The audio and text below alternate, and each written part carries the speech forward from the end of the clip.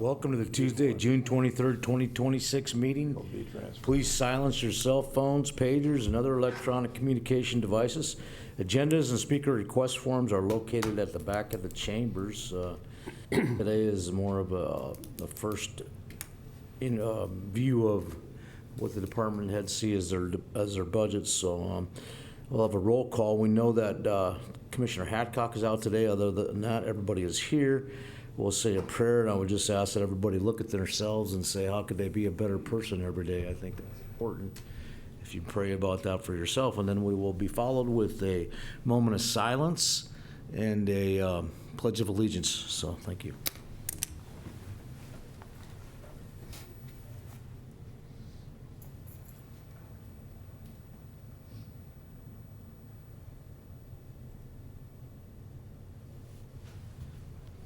Pledge. I pledge allegiance to the flag of the United States of America and to the republic for which it stands, one nation, under God, indivisible, with liberty and justice for all. It makes me feel good to be an American. Say the pledge. Thank you. Today, we're just going to look for a motion to approve the agenda. And I just ask that people be respectful of our time and everybody's presenter's time, so we'll go through everything and be as explicit as you can, get to your point, use your time wisely. So thank you. I'll move to approve the agenda. Second. We have a motion and a second. All in favor, say aye. Aye. Motion carries. We'll start with our commission director, Jordan. Go ahead and let's set the tone here, buddy.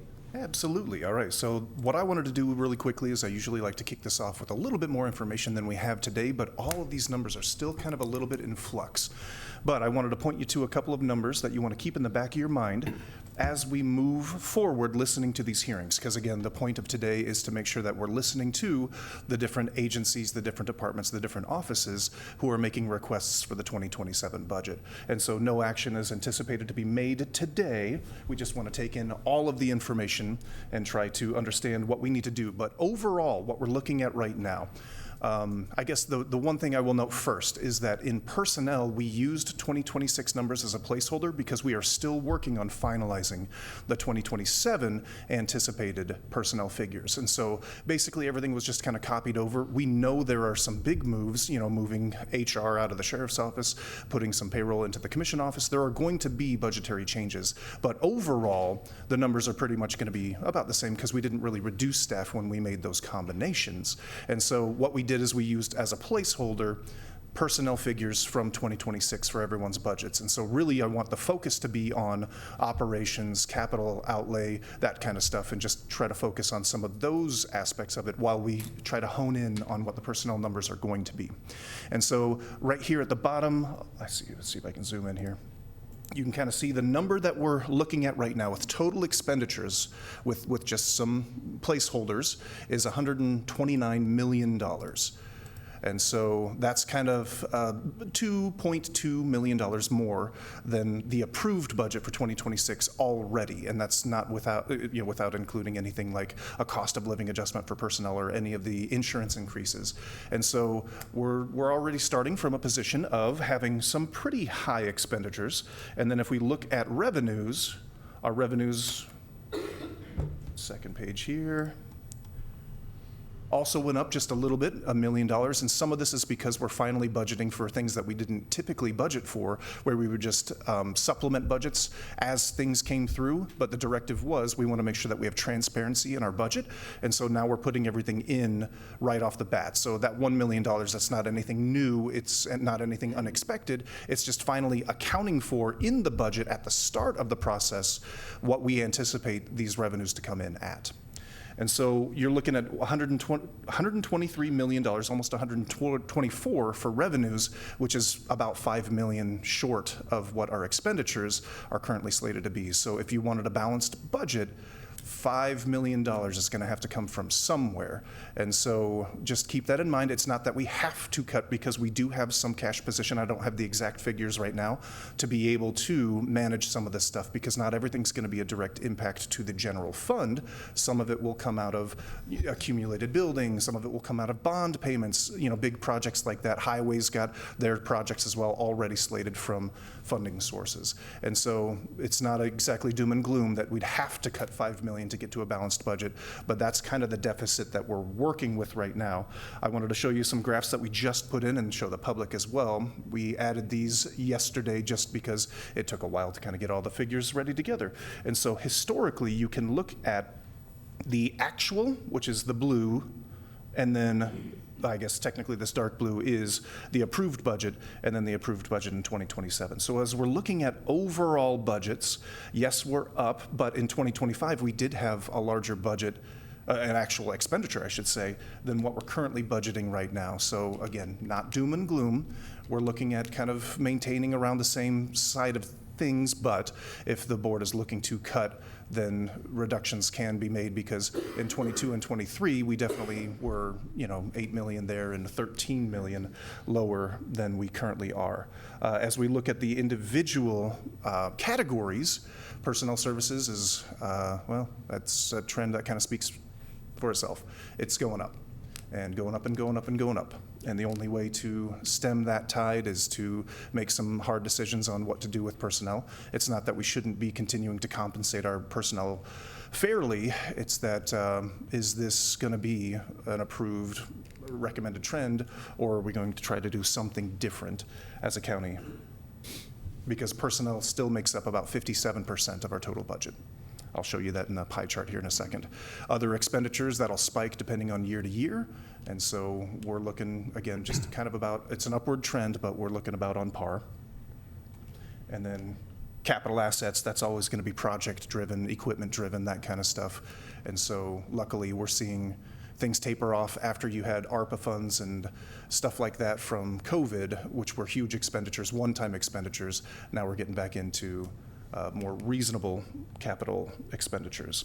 And then debt service is going to be this way for quite a while. We still have quite a bit to pay off the bond.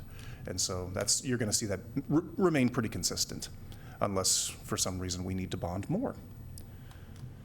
And there is a whole bunch of other things that we don't need to get into right now. So then finally, I just wanted to show this is the percentages I was talking about. So for the $129 million 2027 budget requests, 57% of that is our personnel services. And so our main driving factor right now, it's not projects, it's not other expenditures, it is personnel. And then the rest of it kind of takes up the rest of the chunk of the pie. I will stay in for any questions on that before we maybe kick this off. And yes, sir. Jordan, you're going to email everybody that? It's publicly available, but yes, I can if email it's on everybody Diligent, that. yeah, what am I Yep, it's thinking? already on Diligent. Nope, However, don't waste your time. Okay, thank you. Okay. I think we look good here, so. I think Gary has a. Yes, sir. Question, Jordan. Mm-hmm.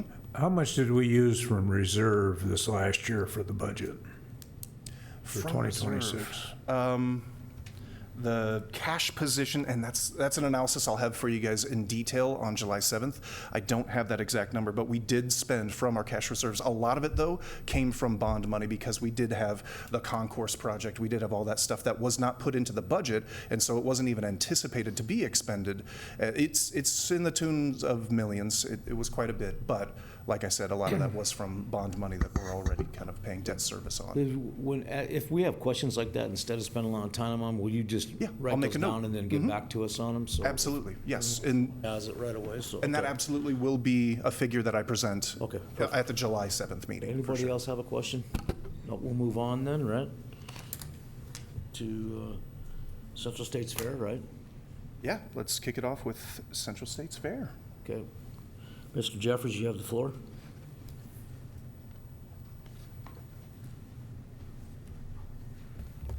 Good morning, Mr. Chair, members of the commission. I'm Ron Jeffries, General Manager of the Central States Fair. I also have with me Ashley Solano, the Assistant Manager for the Central States Fair. Appreciate your time this morning. I see the challenge in front of you. It's not an easy task, but Thanks. That's why we vote you in, is to take care of these tough matters, all right? We've got a few pages of handouts. I don't know how in-depth you want us to go with them, but I'm just going to start with the first page, which is our actual budget request. If you look down into the yellow highlight, we were at $544,648 per year for the 3 years of 23, 24, 25. So we operated without any increase. If you remember, one of those was a year when we were trying to get pay raises to the county employees to get it to a competitive wage for the employees. We stood down our request as well, recognizing that everybody was giving up a little bit. This year we have asked for a 2.5% increase to a total of $558,264. That's the budget request. I've also highlighted in that letter down at the bottom that we've got some large projects that are coming up that there's just simply no way Central States Fair will be able to take care of them in any way, shape, or form due to the dollar size of those. The James Kirstead Event Center, the insulation we put on originally was a batting type insulation. If you've been over and looked at it, it struggles. We have breaches, obviously birds, pigeons are one of the worst things in the event center, and we try to keep them out as best we can. But that insulation, the replacement of that would be $1 million to go to a spray foam type insulation. And also then the James Kirstead Event Center's parking lots. To do a seal coat, to do some preservation on those parking lots. We did have, during Storm Atlas, a portion of the Midway parking lot that was replaced by the city when we did the tree cleanup, and there was some damage to the parking lot, and the city did portion of that. And we did some crack seal last year with assistance from the county's bid process for county highways projects. But those are just numbers that are simply not in our wheelhouse to ever do. I don't expect that you're going to jump up and throw them on the agenda and say we're going to pass these, but I do want to make the county aware that those are projects that will be needed to be addressed at some point in the near future, whether you're going through a bond program or anything else. Any questions on that part of it so far? All right. Mr. Chair, I have a question here. so Ron last year didn't, some other issues with that particular building was your HVAC? Yes, and we are trying to address all those ourselves within the work that we do, within the money. We typically, on a good year, will make about $150,000 net profit. We'll take that money and we just roll it right back into what needs to be fixed, what do we need to replace. But we have one advantage, and I included in that page 2 some of the fixed expenses to look at. But if you look at page 3, one advantage that we have over basically any other city department, or county department, excuse me, is that we leverage a lot of our sponsorships for in-kind services. Last year, the page that I shared with you, it totaled $350,000 in repairs and maintenance to fairgrounds facilities and services that we traded advertising, tickets, promotional value to sponsors to get that work done. And so it's a significant number, but those are benefits that are turned back over to the county when I'll give you just a quick little, for instance, the Gen Pro building, we had an addition of a new garage door and a walk-through door. We traded the Black Hills exteriors in a sponsorship to help get that put in. So it was not hard dollars that were spent, but it was dollars that were added in value to the facilities. And that happens throughout the property, as you can see by the list of things on here. In terms of straight budget, on that page 2, we estimate, and several things we could talk about in here, and I won't take up your time talking about it, but we estimate that's about $2.2 million, $2.3 million that we spend to be in operation, what we call operation, at the fairgrounds.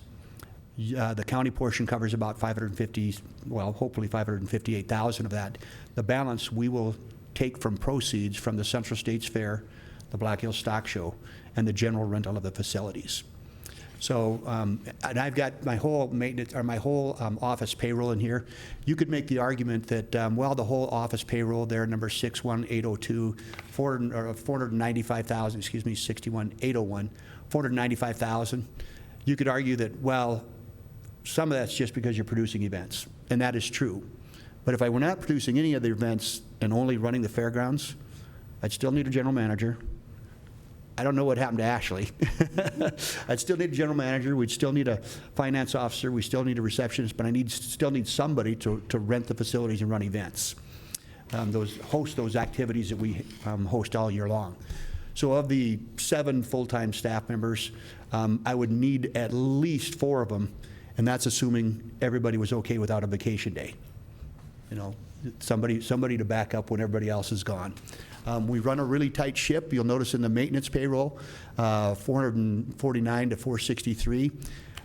For instance, during the Black Hills Stock Show this January, Paul Neeb, our maintenance manager, ran the entire changeover for the event center every day of the show with a total of 5 people, counting him. We're efficient, we're lean, and quite honestly, there isn't anybody on my staff that couldn't walk across the street and get a higher paying job. They don't stay because of the money, they stay because they love working at the Central States Fair. The other thing I did want to point out for you, and I'm going to turn it over to Ashley to talk about, is a little bit about who we are and who we service as an asset to the county. Go ahead. Good morning. Ron and I sit down quite often and talk about just how much we enjoy what we do and how important we think it is for our community. We talk a lot about the small towns that have a community hall and how we kind of operate as such for Rapid City. In the past year, we hosted over 786 events, and those range from, nonprofit organizations, youth groups, agriculture organizations, schools, local businesses, community groups. We do weddings, funerals, auctions, you name it.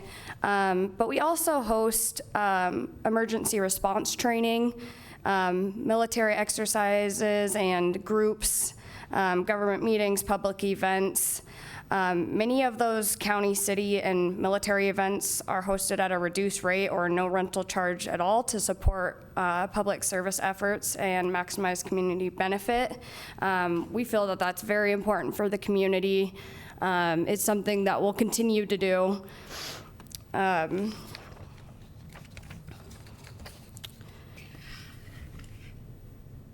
Like Ron was saying, we do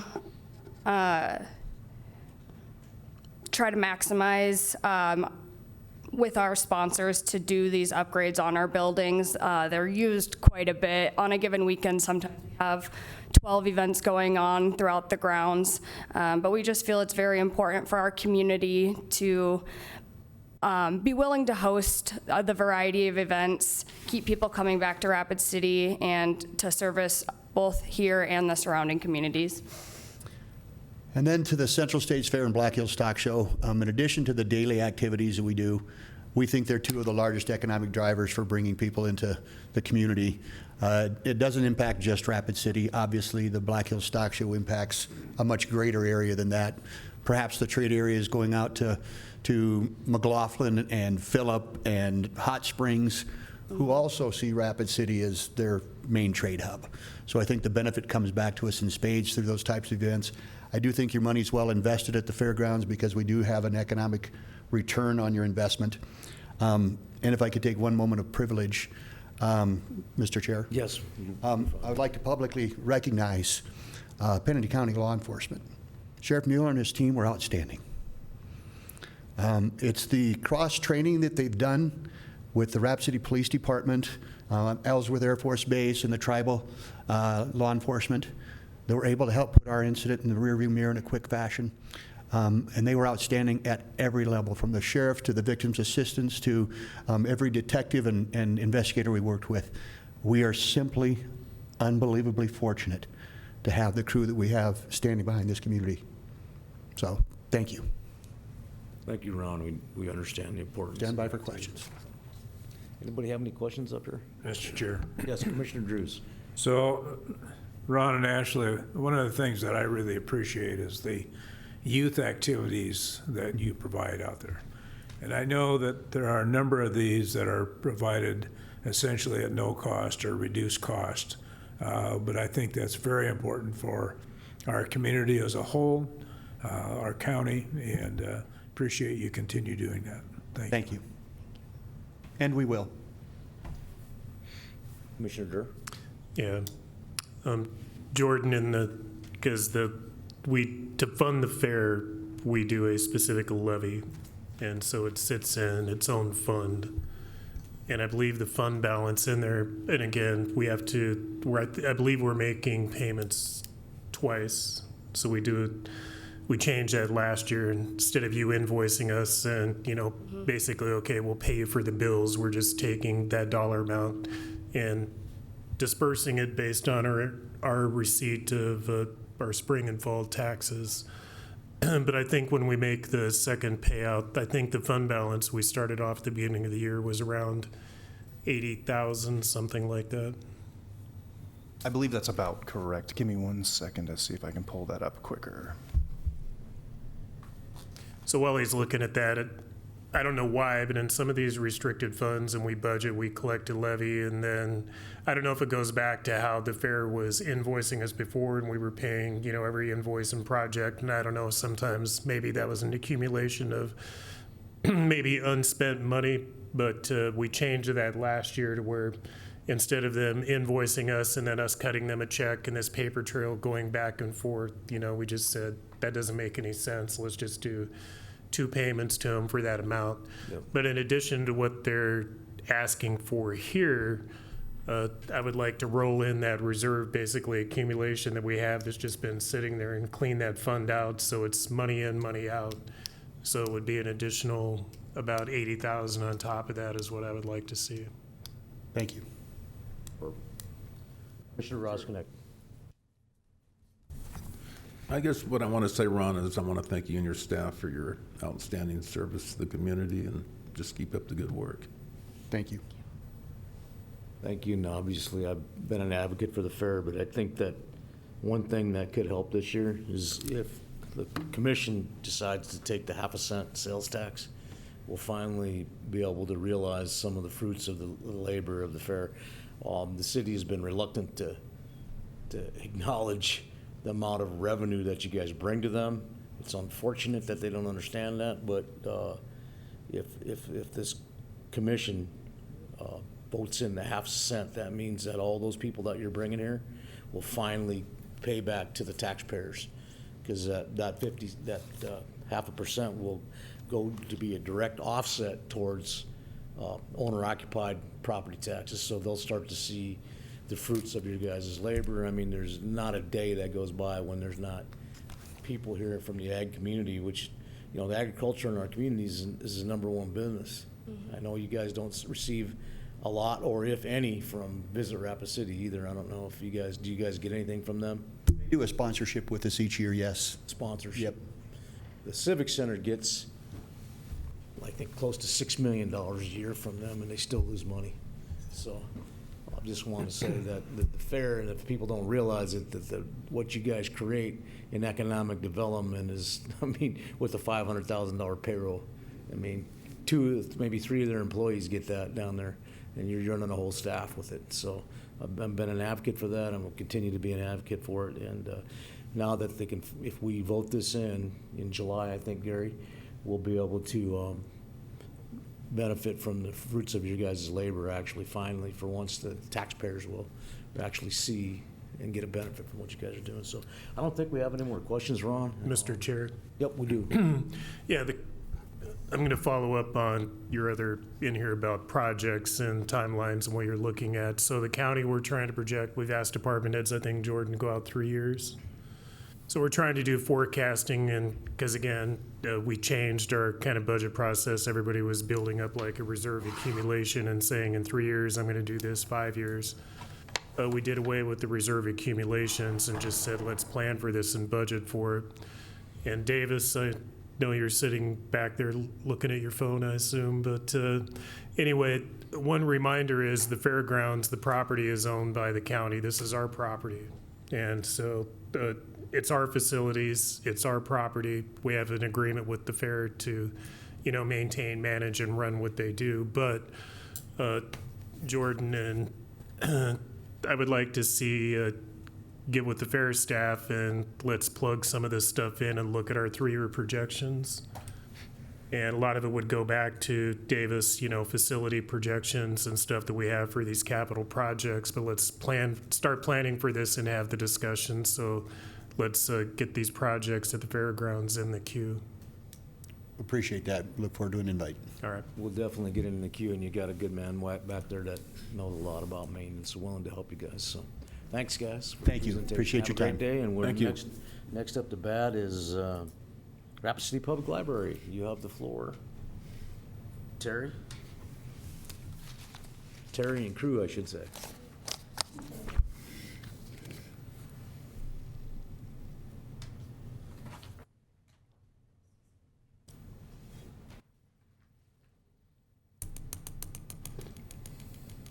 Good morning, Mr. Chair and Commissioners. Terry Davis, Rapid City Library. I'm here with Timmy Buback, who is the Vice Chair of our Library Board, and Beth Breckus, who is the Vice Chair of our Board Finance Committee. And I think, Beth, did you want to launch into a few things? Sure.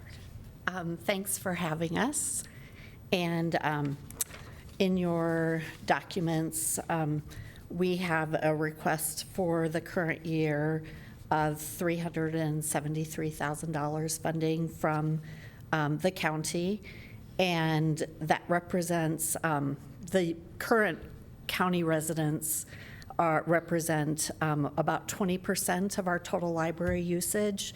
There are over 4,400 current library card holders. And each year we calculate the cost of providing services to each active user.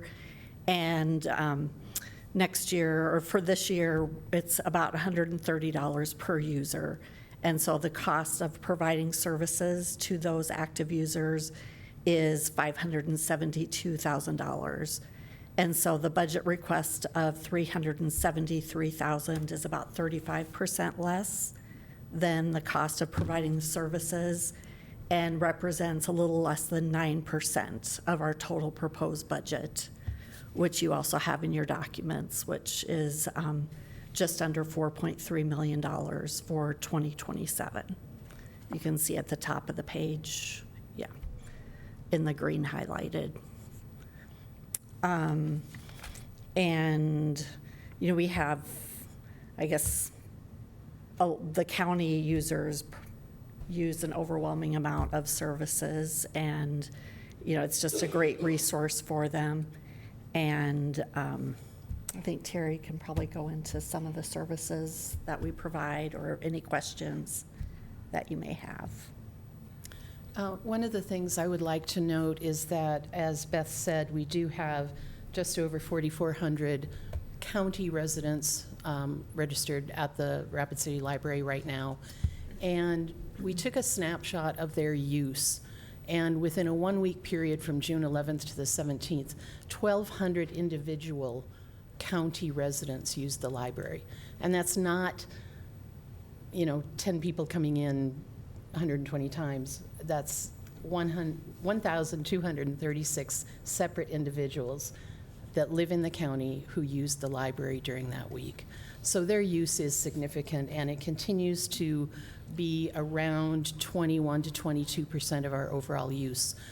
We continue to pull those quarterly reports. I know you don't ask for them now on a quarterly basis, you only want them annually. But that use by the county residents is consistent at that 20 to 23% range. One of the changes we made this year, based on a question that came from you during our conversations last year, was how many of the county residents are rural residents, and how many live in other communities like Box Elder, for example.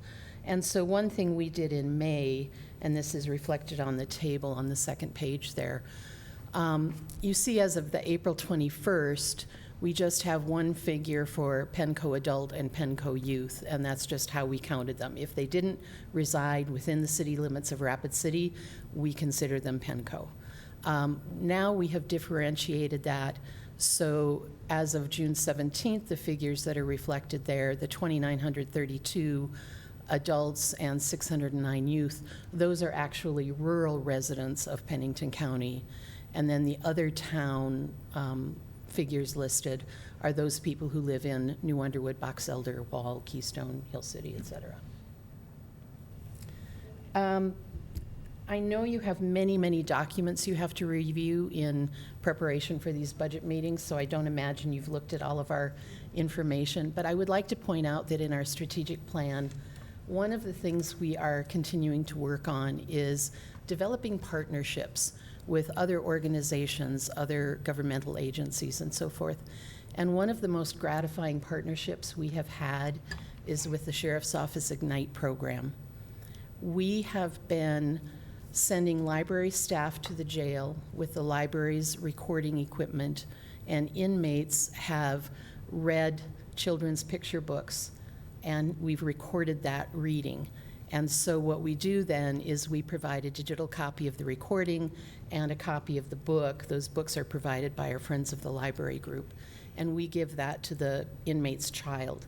And it's a way of maintaining that parental connection and also reinforcing the need for literacy, even though the family might be separated through incarceration. So that's been a very gratifying and very well-received program.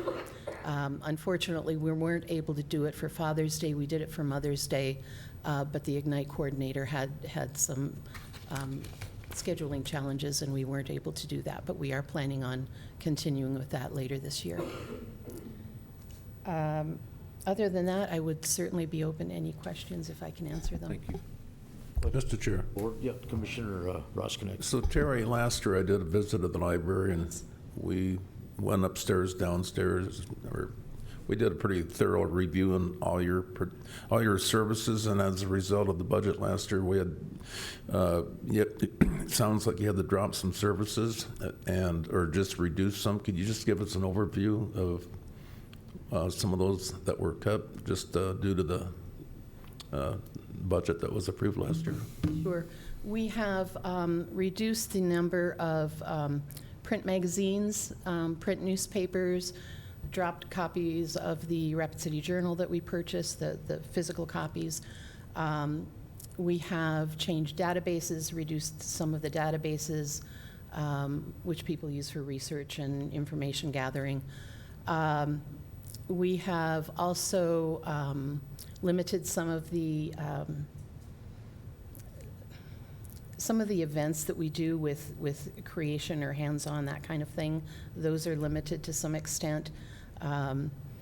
And then we do have one staff position that we just have not filled.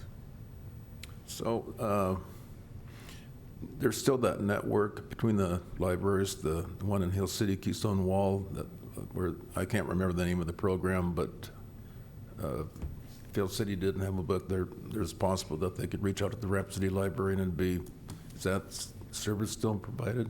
Absolutely. That's a separate nonprofit entity. Okay. It's called the Black Hills Library Consortium. And there are currently 12 member libraries. We are in the process of recruiting a 13th and possibly a 14th. So the idea is to find efficiencies in service for library patrons throughout Western South Dakota, primarily through the Black Hills, but also Western South Dakota. And so what it allows for is pretty seamless resource sharing. We all share a catalog, and so in the table that you just saw with the numbers of Rapid City Penco residents, I also reflected the numbers from the other communities. That I was able to get because of that shared system that we use. So if somebody in Hill City, for example, is looking for a book, Hill City doesn't have it, but they're searching the catalog in Hill City, they might see that Spearfish has it or Rapid City has it, and we can then send it over to Hill City for their person to use. Well, thank you, and thank you for your service, and thank you for your excellent staff that you have. Thank you so much. Commissioner Durr. Yeah, a couple of comments. I know last year we made, we reduced the amount that we were collecting on the library levy. And the library levy, is one of those that goes out and it goes to all the areas, unincorporated areas of Pennington County, wherein those areas are not providing a library service, then they're exempt or they're getting the levy. One thing that did come out of it last year when we made some of those cuts One, there was a little feedback that came from the library and was on your Facebook page and website with information I don't believe was accurate. I didn't appreciate let's go after the Board of Commissioners. I didn't appreciate that because we can have these disagreements about funding, but some of the information that was put out was not accurate. And one thing that did come out of this was the fact that it was discovered that Box Elder community is not providing library services, and they should have been paying the library levy, and they were not. And so as we go through the budget process this year, I asked it last year, I had a conversation with our state's attorney's office about the library levy itself. And Jordan, how much does the library levy generate now? We did reduce it. So the money that basically after we approved our budget, the commission came back and there was a push to give some of the funding back, which was given, that was not approved in our initial budget. And so that's not gonna, that money would have come, that would not have been levy dollars that we gave, that would have been coming basically from our general fund. So what does the library levy now generate? The library levy is anticipated, at least for 2026, again, assuming it all comes in, at about $149,000. And that would be the total money that we would be collecting through the levy for, and that's, not, because when Jordan is projecting what our revenues are going to be, the commission, we have not made a decision on whether or not we're going to, increase taxes through, our growth and our CPI, et cetera. And so that's just kind of a flat tax estimate. So we can't go above what state law would allow. So that opt-out that we had because we reduced the library levy, that opportunity to capture all of that back is gone. And so in my conversations with the state's attorney's office, and kind of it came about with the fact that, it was discovered because we did a check and talked to New Underwood, and I believe New Underwood is kind of contracting with the school district to let the local public there use the library. Hill City, Keystone, Wall provide a library. Mm-hmm. And so what I'll have some of the numbers as we go through the budget, but what I would like to see is the library levy go away, and that we are no longer levying a specific levy for the library, but we're just funding that out of our general fund, and that we do away with that library levy, because again, the library levy based on the, what everybody is going to be asking for is not going to cover, that, so we're going to be pulling out of the general fund anyway. So state attorney came back and said a couple weeks ago, I had a chat with Tyler about this, and he said, yes, you could, in research, then believes we could do away with the library levy. And then this would just be an appropriations that would come basically from our general fund. So, and then this discussion about who's paying the library levy, who's not paying the library, do they contribute enough, do they contribute enough? That discussion I would just like to see go away, and that we're just saying, here's what we need to fund to provide library services, and just roll it up and have that expense tallied in our general fund. So those are my comments. Thank you, Commissioner. I would like to say, too, that we do very much appreciate the revised funding from last year, because what that allowed us then was to not charge county residents a fee to use our library, and to maintain some of the services that would otherwise have been cut, because the cuts would have been far more drastic if you had not done that. So yes, we very much appreciate that. All right. I just got one thing to say, that I've never been personally attacked in my life so much more than people that were on the board at the library. I was very disappointed.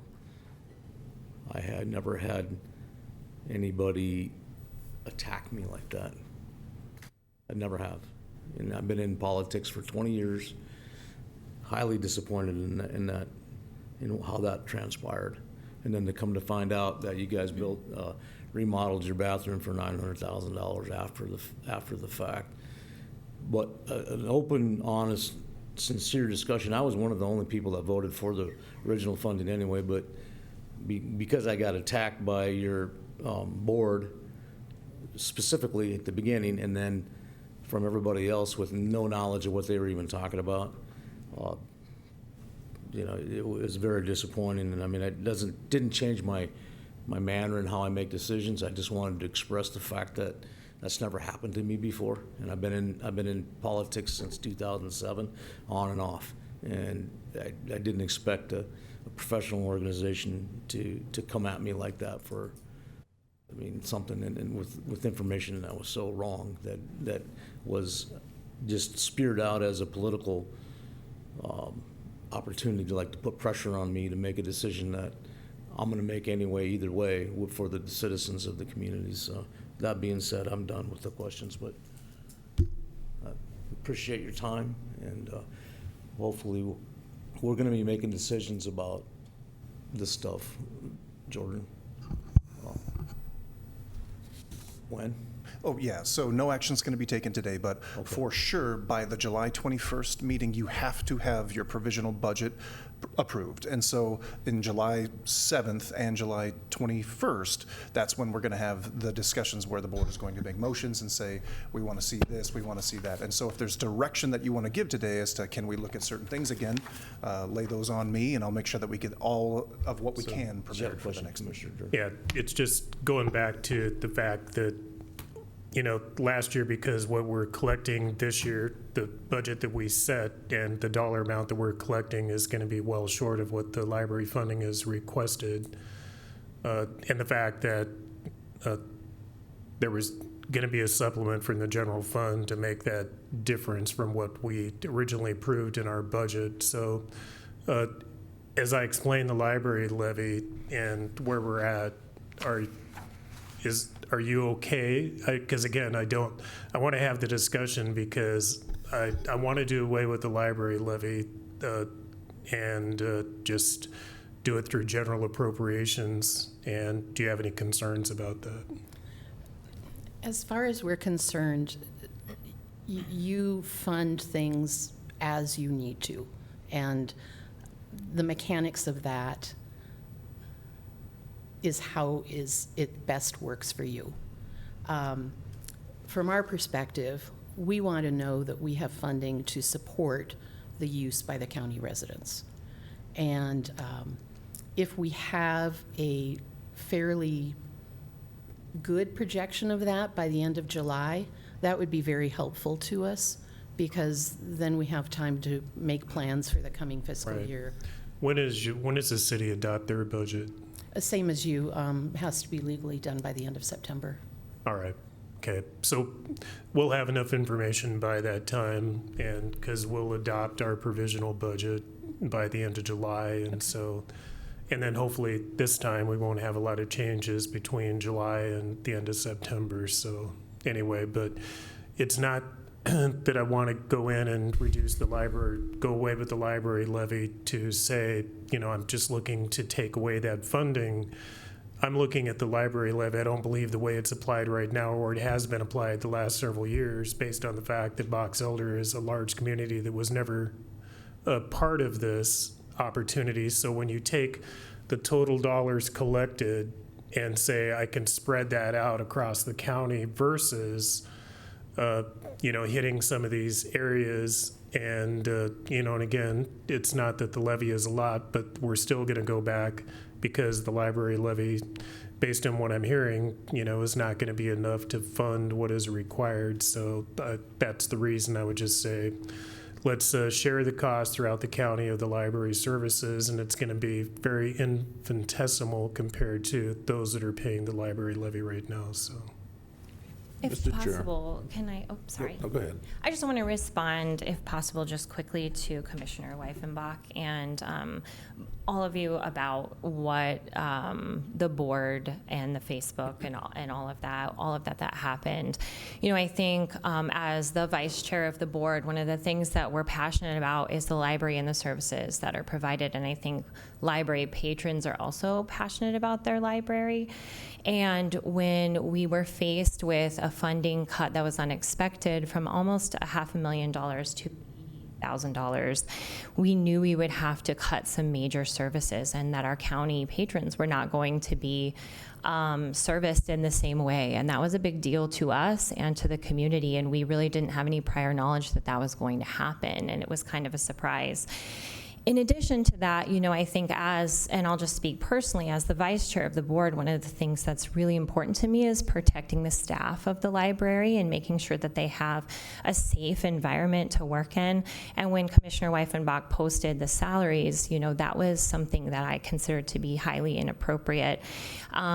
And that we wanted to make sure that we could protect and support the staff in that moment. So I don't want to rehash anything, but I do just want to say. You are rehashing it because your salaries are public record. They're posted on your website. All of our salaries are posted on our website. I just When my wanted a chance to constituents are respond. asking me that, I'm going to post it. If you think it's appropriate, that's fine. That's a conversation we can have. But to attack me like you guys did, and coming from your board members, Facebook posts that were completely wrong. And to attack me about posting your salaries, if you have something to hide, that's a whole different ballgame. But it's all public record. Everything you do is public and transparent. So why would that be a problem? Explain. Why do you think publishing salaries, what you guys already do, and this county already does, is inappropriate? Why? Mr. Chair, let's try to get refocused on Well, budget then discussions.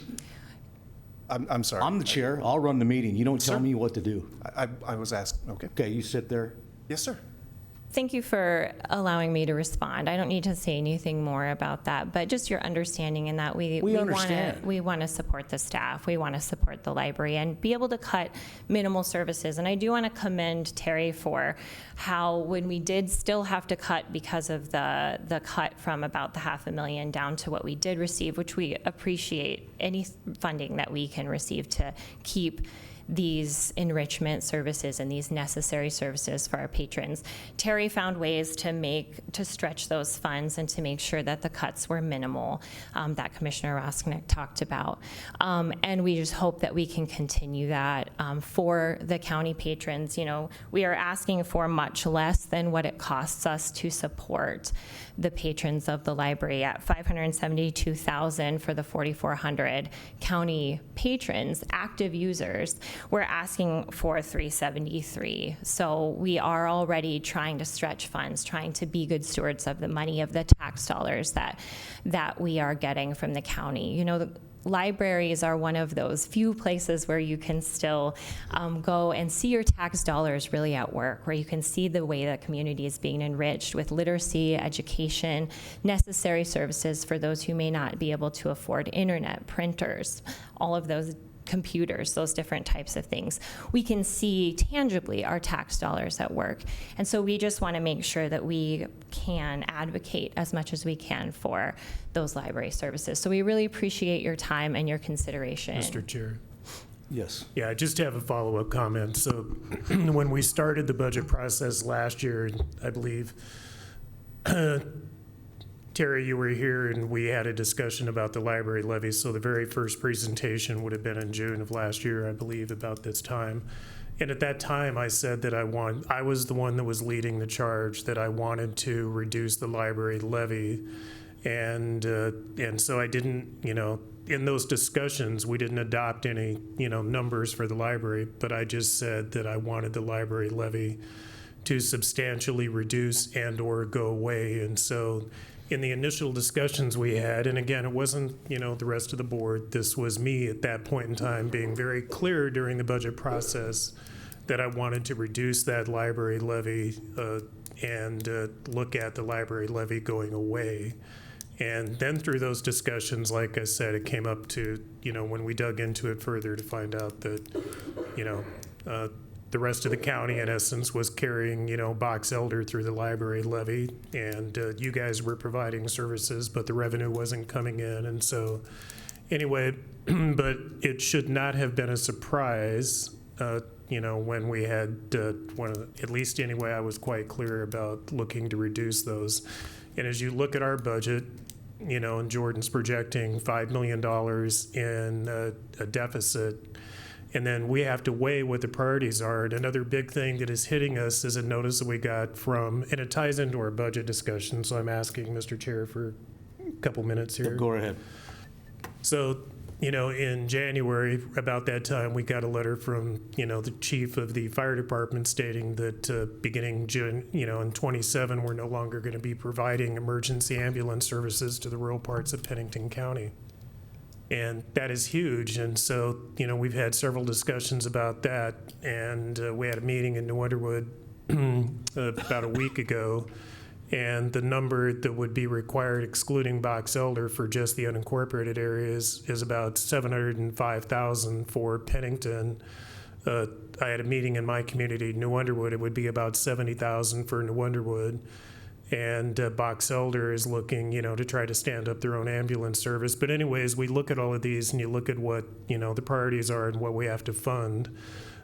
Now we're being asked, really what's going to come down to it is we're going to have to talk in our budget discussions here about how much money that we think that we're going to need to throw in for, just life-saving services. And so those are the discussions, and yeah, it's not an easy discussion, but we have to prioritize what we're doing and where the money is coming from. So Absolutely understood. And,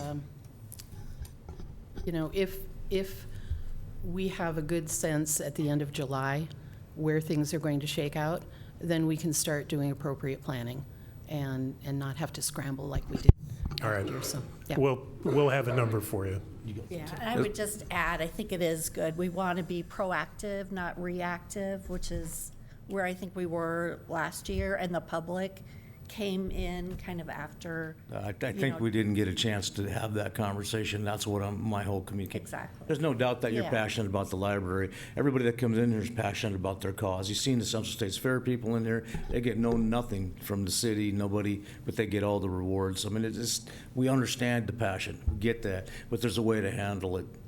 There's a way to handle it. We're professionals here. We understand. We're working through it. We're going to work through it. We just needed an opportunity to not get attacked. And your salaries are public record. My salary is public record. Everybody's is, and that's important because that's an expense that the library hits.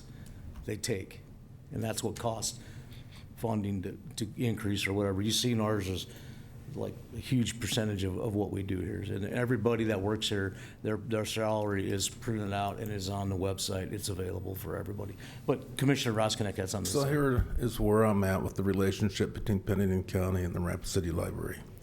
Going forward, I'd like to build bridges, mend fences, and build relationships. And, try to forget the past. It is what it is. Let's just work with each other and get the job done.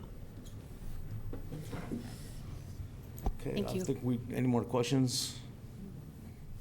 Any more comments, you guys? Thank you. Thank you. We'll move up to the next item.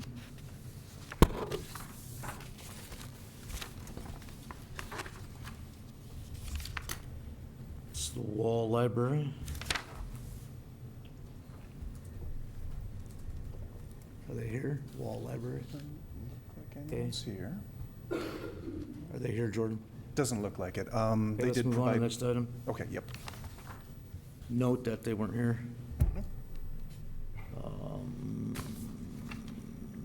Pennington County Council on Aging, are they here? Yes. They are here. Okay.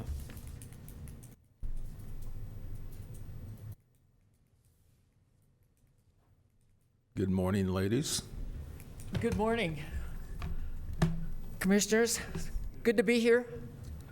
Bright, sunny day. Thank you very much. I'm Dorsan Werlinger, President of the Pennington County Council of Aging, and we are here to ask for money for our Department of Human Services and Long-Term Services, and they would like to have the sum of $7,114.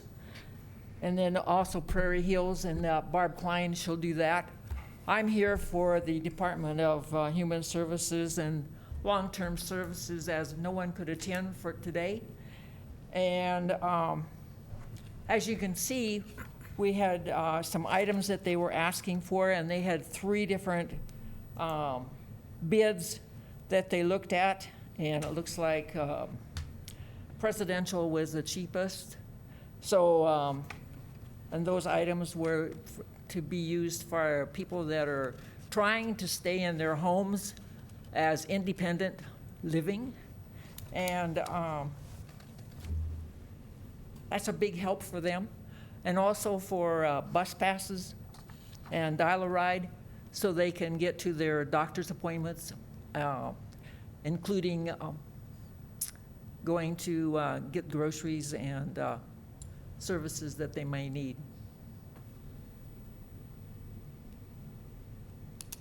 Thank you. Any questions from the commission? Yeah, Mr. Chair. Yeah, Doris, I'm curious. So the funding request, I'm assuming this is something that you guys were previously funding out of the funds you got from the county? Yes, sir. Okay. And then this is a state program, correct? Correct. Okay. So anyway, I guess my comment on this would be, why would Pennington County be funding a state program when they have their budget and their resources? And it's not a question that, you have to answer, but it's just, as I look at this, and again, we didn't see it last year because you guys had been funding them out of your Correct. dollars, the allocations that you were getting. And Jordan, would you explain how the process has changed from last year? And that's why Doris is here advocating for these individuals. That's right, absolutely. And so with last year's budget, previously, historically, the Pennington County Council on Aging had been receiving funding directly from the county, and they were allowed to be the stewards of those funds and to give them to the organizations that they vetted through their processes, through their bylaws and everything like that, and they were able to provide those funding outside of the county budget process. The commission last year decided they were hoping to have a little bit more hands-on experience with this, not giving the money to a secondary organization as a pass-through that then funnels down. They preferred to see the Council on Aging serve as an advisory body, someone who had the expertise, the knowledge, and the position to be able to give the board expert advice saying these are the programs that we believe in the community are going to best serve the senior citizens within Pennington County. And so with that change, now they are presenting these requests on behalf of the organizations who typically went to the council directly, and now the board is able to evaluate those individually as opposed to just giving a lump sum and allowing the council to be the fiduciary agent there. I don't think so. Does that make sense? Okay. And then, Mr. Chair, Yes. with the $15,000 request, and they'll come up and speak to it for Prairie Hills Transit, I know that it might have been late last year or early this year. I don't recall. There was a request to us for the $15,000, but I believe you paid the $15,000 in funding out of the money that you guys had in your organization. Is that correct? I don't think so. No. No, we did not. So you chose not to fund them then? That's correct. Okay, because I think there was a request for $15,000, and then we had some clarity that it would not be coming from Pennington County, but if you wanted to utilize some of the reserves, whatever your fund balance was, to go ahead and pay that, you could do that, and you did not do that then? No, we did not. Okay, because I think there was almost like an affirmation at the meeting that your organization was going to pay that $15,000. I don't recall specifically. Okay. I don't recall that. All right. So how much money how much do you have in the bank right now for the Council on Aging? 21,000 and some. 21,000? Okay. But we wanted to use that only for emergency requests that would come in from the senior centers that were in the area. All right. Okay. All right, any more Those questions? that were in from dire need of something. Yeah, and stuff that, because, I think there was a conversation with Commissioner Roskidak about, if there was an emergency that came up, we didn't want it coming to a commission meeting every month for, $500 here, $300 here, $200 here. So I think that's a good way to handle how you're sitting on your funds. Right. Mr. Chair. Yep, Mr. Ruska. Doris, can you, or Doris Ann, can you give an example of how we use that money that we do have in that account where there was a Meals on Wheels and they needed their oven totally went out and we were able to sit there and take care of that. as a committee within a few days so that we could keep that program going. That's what Meals on Wheels had asked for some money because they had lost the refrigerator. And so we helped them out and got that refrigerator for them so they could get back on their tracks so they could get their meals out for the Right. different areas. I think that was the oven in range and wall. We did one in Wall. You know, that's an example of, once that's gone, it's gone, and there won't be any method to do anything on an emergency basis with the senior centers in Rapid City and the communities. Yeah. And Mr. Chair, my comment related to that is going to be that, you know, those organizations have their own budget, their own projected revenues, their own finances, and, you know. I and agree. so- Meals on Wheels was asked to show up last year, and we got basically a no-show, no interest in showing. He's another guy that went after attacking me for something I didn't even have any idea what he was talking about. He sent out a postcard with my phone number on it, attacking me about not funding him when it was, he never even came to a meeting. I didn't have any idea what he was even looking for. Yeah, it was crazy. So I have no remorse for any Meals on Wheels people if they're gonna run an organization like that. I mean, it's, that, I didn't want to have that discussion, but since you guys brought it up, yeah. I mean, he sent a postcard out with my name on it and phone number, saying I didn't fund him or something, and I'm just like, I don't know what he's talking about, so. So my comment related to the funding request from the county outside of the dollars that you have for Department of Human Services is I would be a no in basically writing a check to the state of South Dakota to fund their program, so. I can't imagine doing it myself, but is there any other questions? Relative to the funding that we're talking about, I think that's something that the state wouldn't participate in, and that's why they come to us. Right. There were items that they wouldn't provide the funds for. I guess in short, I've been part of this committee for 6-7 years. I'm kind of invested a little bit, and I think, you know, seniors pay taxes too, and if there's a way that we can help them, that's what we're really trying to do through this program. We're not trying to rip off the taxpayers. We're trying to look at the seniors in the community and just make sure that their voices are heard too. I did not create Pennington County Conservation. I was just asked to be on the committee, and I've been on it for 7 years, and I'm very proud of being part of that. Mr. Chair. Commissioner Durr, go ahead. Yeah, I thought that the Council on Aging was established like in 1935 and that you were a founding member. Well, pretty close. I was. I don't think so, but maybe. But, all right, so we, There is a second request here that we can have Barb speak to on the Prairie Hills Transit side of things. okay, Prairie Hills Transit is not a state funded, No, they're a nonprofit organization. and that's you? Oh, okay, Nice. okay, so you're just coming with her to, okay. Barb Klein, she's going to take over and do that You part of bet. the presentation. Go right ahead. So Prairie Hills Transit has been in business for 37 years, and we do receive some state money, we do receive some federal money, but as part of the requirements, we go to cities and counties and ask for match for those dollars.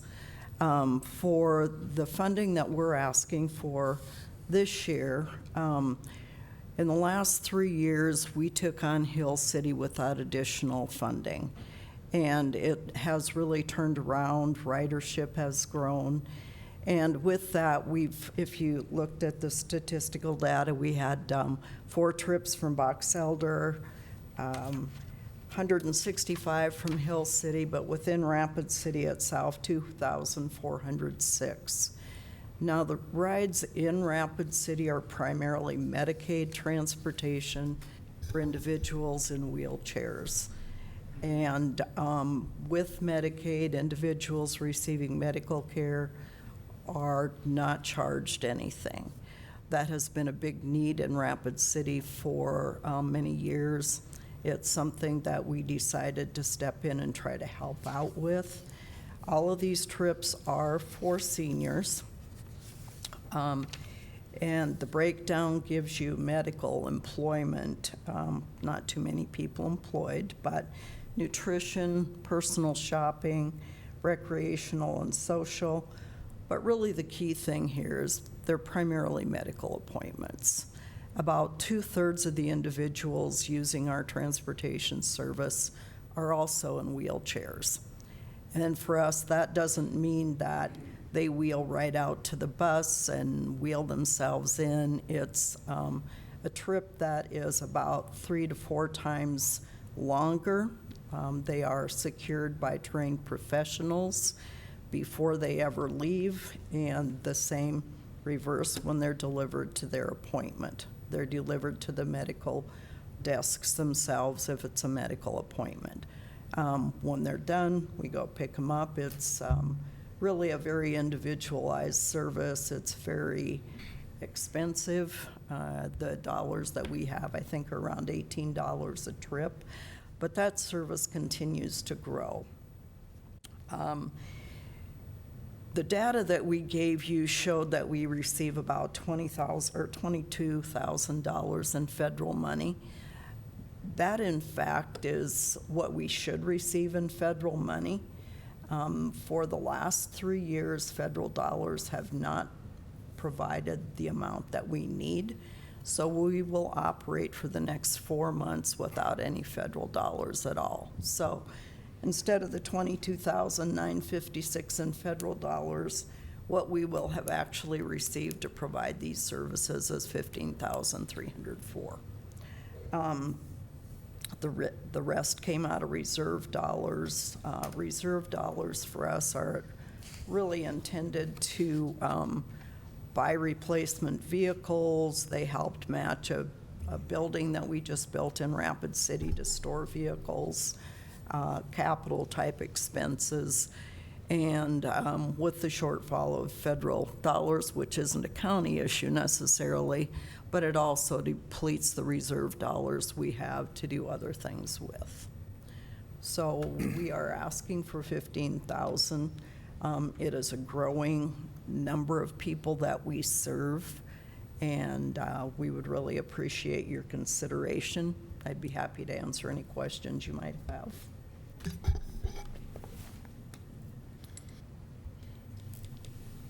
You guys have a grant writer or anything like that available? Yeah, you are the grant writer. Are you proficient at it, or?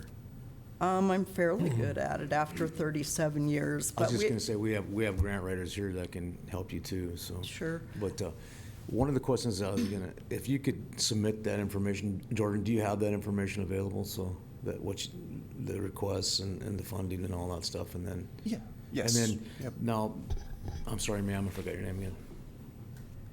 Doris. Okay. You know, you mentioned something about, I'm just going to diverge for a minute, that there's things that they didn't cover. Is there a way you can send those things to Jordan so he can share them with the committee? Sure. On the transportation stuff too? Okay. So, got any other questions up here? Mr. Chair. So, when we decided to change this process, Jordan has been immensely helpful, attending meetings and helping us walk through a process that is a lot different than it used to be, but I really appreciate your involvement, Jordan, and working with us. Thank you. Mr. Any other Chair. questions? Commissioner? Yeah. Jordan, in the documents, it's in the submission request, the online form, and then there's some attachments there. Yes. But when I go to open the attachment, I get submission detail hidden, because I was going to look at their budget.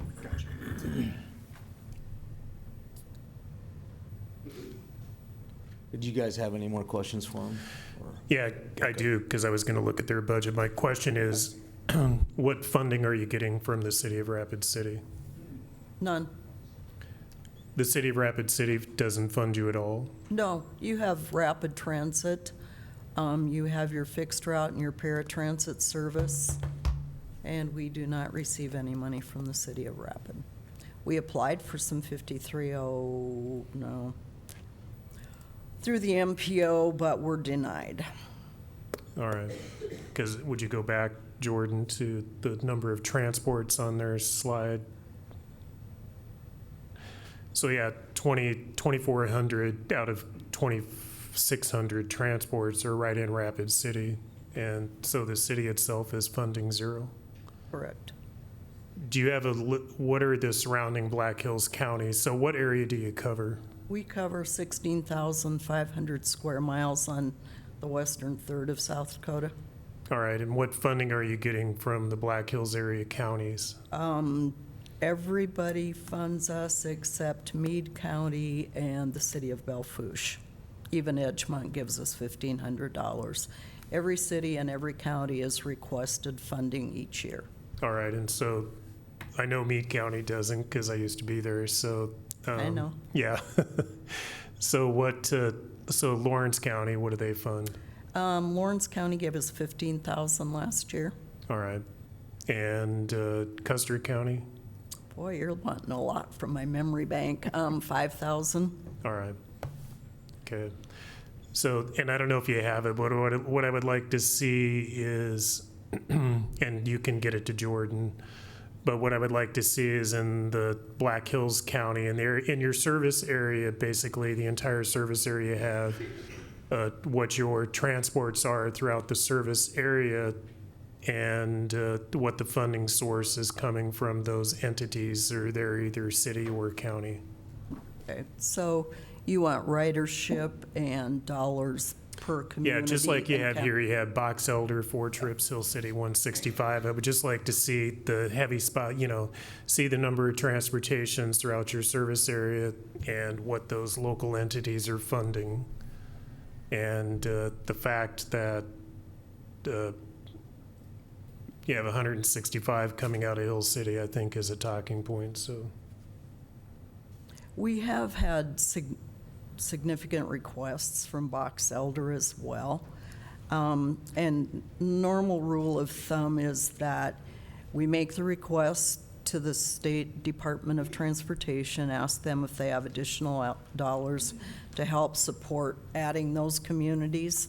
Box Elder, Rapid Valley, New Underwood, and there are no additional federal dollars to help with those communities.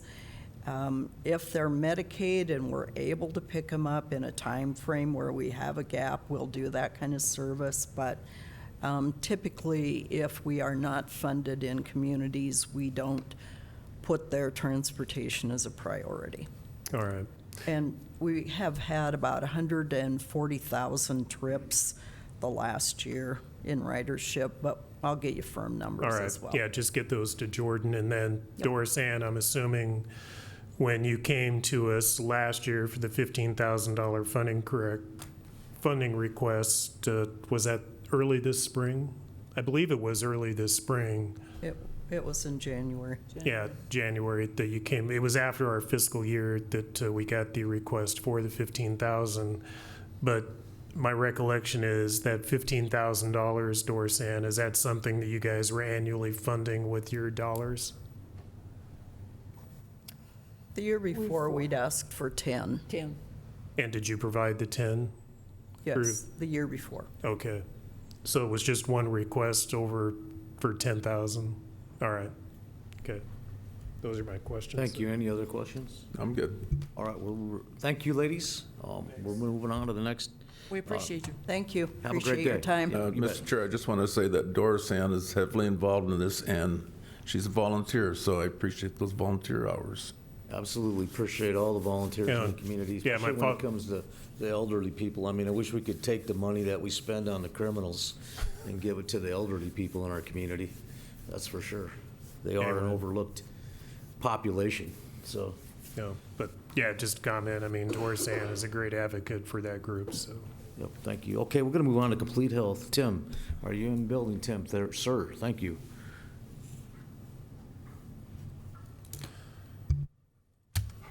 Thank you, Mr. Chair, Commissioners. Again, I'm Tim Trethart, CEO for Complete Health. Thank you again for your time and your partnership. Just as a reminder, Complete Health, we provide affordable primary, medical, dental, mental health, and pharmaceutical care for the residents of Pennington County. And generally, what I always like to impress is the fact that primary care like us is the most affordable option, mostly for healthcare. And that is the reason why we are around. So we are again seeking your support. And the reason for our request, again, is fairly simple. And that's that access for that affordable healthcare has reduced in Pennington County. So as you know, and I think I talked to you last year, over the last 2 years, we've taken some significant steps basically to improve our efficiencies and remain sustainable. We've reduced our staffing by 12%. We've cut a number of support services that our patients had come to rely on that we've eliminated. And these difficult decisions were made to remain financially responsible. But we're also incredibly aware that they've reduced the access for affordable health care for the residents of Pennington County. As many of you may know, last legislative session, the session that just ended in Pierre, the state did agree to increase the reimbursement rates for federally qualified health centers for Medicaid. And so we're very grateful for that. That'll go into place for us in a couple of weeks. And that'll be helpful, and it'll help stabilize some of our operations for our Medicaid patients. But we still know that we are financially, hand to mouth within our place. Our federal funding, which we rely on, has been essentially flat for the last 16 years. And I don't anticipate that will shift in any time soon, which puts obviously a greater burden on the local community. So some facts for you. 2 years ago, Complete Health cared for about 8,700 Pennington County residents. And back then, about 19% of those patients were uninsured. Looking over the last 12 months, that number has dropped to just 7,300 Pennington County residents, but 29% of them now are uninsured. So we're seeing we have less access for patients to be able to get through our doors, but a higher percentage of them don't have any sort of insurance when they walk through our doors. Just 1,500 Pennington County residents came to us in the last 12 months for dental care alone, and 52% of those individuals who came through our doors are uninsured and relying on us basically to help subsidize their care. So the reason I'm here in front of you, obviously, and I know that you guys, our budget total is roughly about $11.5 million a year that we have. And so obviously the amount that we are asking for you is obviously a small portion of that. But local support like yours is incredibly important for us because it's flexible. It allows us obviously to kind of generate more dollars for how we use our Pennington County funds. We use that for our copay assistance program within our pharmacy. And so we're basically able to leverage the dollars you guys give to us for every dollar you guys give to us, we estimate that we can turn that into about $3 or $4 worth of revenue, which allows us to stretch the dollars that you were able to give us. And so obviously when we reduce that, it decreases the amount of revenue by a significant amount that we are able to use. So I know that you guys are facing some difficult decisions. I've heard some of that this morning in terms of that you have to eliminate $5 million. And I think Commissioner Derry, you were saying in terms of some of the life-saving sort of services that you guys have to provide. I'd be bereft if I didn't say clearly one of the ways that you can reduce some of those expenses is by investing in primary care. It's a lot cheaper for somebody to come through my doors and see a primary care provider and get a medication that they need to deal with their heart issue than it is for them to have an ambulance service come to them. We're going to be a lot cheaper than that. And so that's my concern, is in terms of obviously the reduction that we've had, that when I see that reduction in access, I don't think the need has gone away. I just think we have a lot fewer access that I've got fewer providers, fewer sites, and so that just means I have fewer slots to be able to see patients. And so I come to you again today, this year, again, seeking your support. I appreciate your partnership in the past, and I'm here to answer any questions you may have.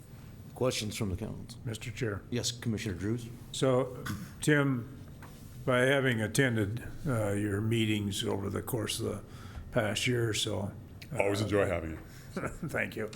I've learned a lot with your operations, and I think that as part of that learning process, I've also learned that the services you provide probably save Pennington County, the county itself, considerable dollars. I've met with Monument Health in addition, and visited with them about what buildings come to the Pennington County because of patients that come through primarily the emergency room. And I think those emergency room visits have been cut severely because of the services that you provide there. And so it's very much appreciated. I like the fact that you're able to take the dollars that we provide you and maximize those, turning them into what you say is $3 or $4 instead of $1. So I think you've done a good job for us, in addition to the general public, and especially for those that financially don't have the means in which to, the insurance coverage, et cetera, to go other places. And you've really filled a huge void there. So I appreciate it, Tim. Thank you. Any other questions? I'm just going to echo Gary's comments. I think all of us would feel the same, and we've had a good relationship with you, Tim, and what you guys do over there. You do stretch every dollar. You're pretty well-oiled machine over there, and save the county taxpayers a lot of extra dollars and mandated services that they need to have. So I don't think we have any other questions for you, Tim. Cool. Thank you, guys, as always. Thank you. Thank you, Tim. I may seem a little fuzzy-headed today because I got a floater in my eye, and every time I look around, it's like it floats down in my eye. And so, but we're going to move on to the next item here, West River Mental Health.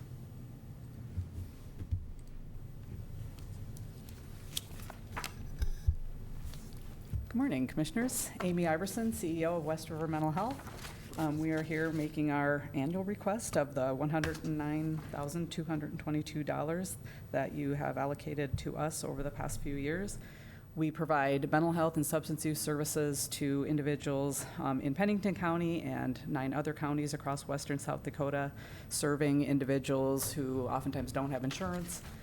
We look to access other funding streams like Medicaid, state funding when we can, but some of the individuals we serve don't qualify for that, so the funding that we receive from the counties helps us offset those costs for the services that we provide to those individuals who do not have a funding stream and do not have the ability to pay for those services.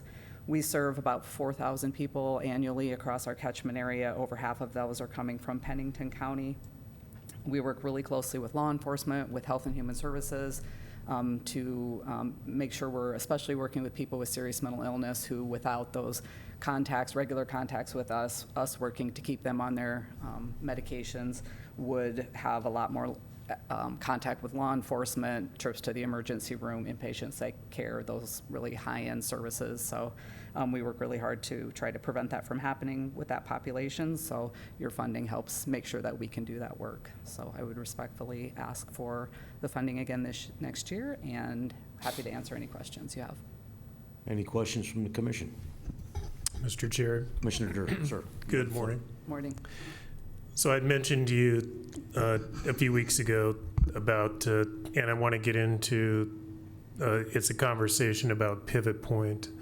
And so with Sanford Health moving into the community, but I believe I know maybe one or more commissioners have had a conversation with some Monument leadership about gets back to mental health and the fact that Regional West is subsidizing the hospital, basically. I call it Regional West, but with those mental health commitments that don't follow through and actually get committed by the mental health board.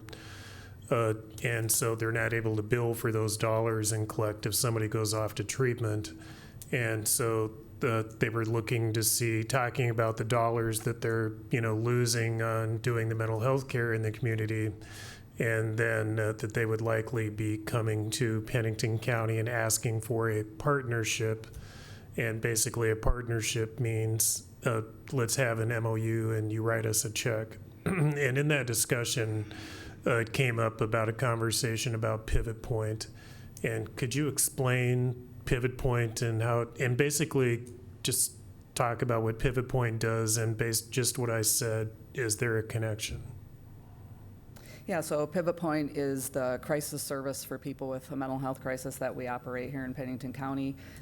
We serve our whole catchment area, so we serve people outside of Pennington County, but the vast majority are Pennington County residents that we're serving.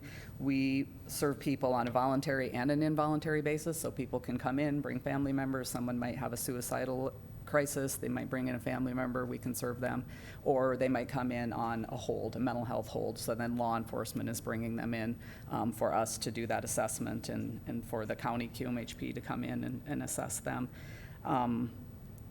We served over 1,500 people during the last calendar year, so that's individuals coming in. We initially provide an assessment on the front end to determine kind of what's going on with them. Do they need to talk to a med provider? Do they need to talk to a counselor? And then we'll make a decision on whether we can just do some work with them on a few hours basis, or if they need to transition over to the stabilization unit and actually stay in a bed. Of the people that go to the stabilization unit, we assessed over 1,500 individuals. Just under 800 of those went into a bed. The rest we worked with and then discharged them, so they stayed with us less than 24 hours. And then we get people connected in the community to ongoing services too, so that's a piece of what we do, and hope they don't come back continually having those crises. Individuals that are admitted to a bed, our average length of stay was just under 5 days during the last calendar year. So Pivot Point is currently funded through some state funding that we're able to access, and then some grant funding that we have access to. And so we don't ask for county funding for Pivot Point because we're fully funded with those two mechanisms. Monument has also given us some one-time funding that we are using. I can't say that's going to continue forever. We're working with the state on kind of how these types of services will be funded into the future. So right now, they have a pot of money that we're able to allocate up to a certain dollar amount, and then we backfill any expenses that the state doesn't cover with those grant funds, Helmsley funds and some monument funds. And we've been able to up to this point, and through the next year, we'll be fine. We're working with the state on the ongoing funding. They will likely do it different into the future, so that's a piece that we're working on with them. I'm hopeful that the state will fund Pivot Point fully, but I don't know if that will be the case or not. Yes. Yeah, just to follow up, but Pivot Point is operating out of a county building. Yes. So I believe anyway, the county does have skin in the game, so. Absolutely. All right. And then could you, how when you talk about the people you service to come to Pivot Point, so how does somebody differentiate between like law enforcement or somebody in our community saying, this person, I have concerns, I'm going to fill out the paperwork for a mental health hold, or, law enforcement, et cetera. So how do they make the decision to go to Pivot Point versus the Monument Health Path? That'd probably be a better question for law enforcement. I think they use both, and it probably depends on who the officer is. And sometimes we are full at Pivot Point, so it could depend on that. Not very often are we full. We're usually able to accept holds. Sometimes in the overnight hours, they'll go to the emergency room because we don't have a QMHP on staff, but we will still take people if they come to us, and then we'll just wait till the morning to get them assessed. So I think law enforcement was just under 200 people came in via law enforcement to Pivot Point during the last calendar year of that 1,500 plus that I mentioned. All right. And most of those were Pennington, not all, but most. All right. And just one follow-up comment. Did your organization just get an award?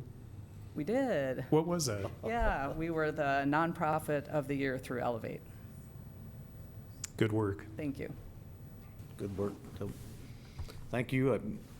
We see no more questions. We appreciate the hard work you guys put in. I know year after year you guys stretched a dollar or two, and we appreciate that. It saves the taxpayers a lot of funding moving forward. So thank you. Thank you. Thank you. We appreciate the partnership with the county, the funding we get, and the work with Pivot Point. I think it's a distinctly earned reward. So thank you. Mm-hmm.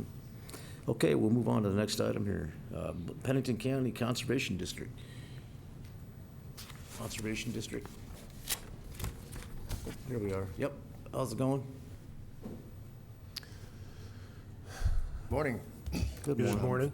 Sean Freeland with the Pennington County Conservation District, and appreciate what you guys do. And I think we are in a difficult time right now. We're missing an employee, and our only employee's been gone since April. So the board members are taking care of everything on what the Conservation District does. You guys are familiar with what we do. We sell trees and do no-till plantings, and also manage the employees through the lakes and the Black Hills for watching for zebra mussels. So we're doing the boat checks there. We do some thinning grants partner with DNR on thinning grants in the Black Hills and around on smaller properties. But one of our struggles has been paying an employee enough to do all the work that the Conservation District asks them to do. And another thing that we see on the horizon is our tree program is old. It's very old, so we need to reduce some infrastructure there, the tree cooler, and just transportation with the pickup and that sort of thing. But the district itself could use an update, I guess, is what we're seeing. But so that would just be on the heads up for the coming year, I think, and appreciate you guys knowing what we do. So, any questions for me? Mr. Chair. Yes, Commissioner. Yeah, so the cooler, where are you storing your trees at now? We store them in a semi-trailer on donated property at Mark Kiefer's ranch. All right.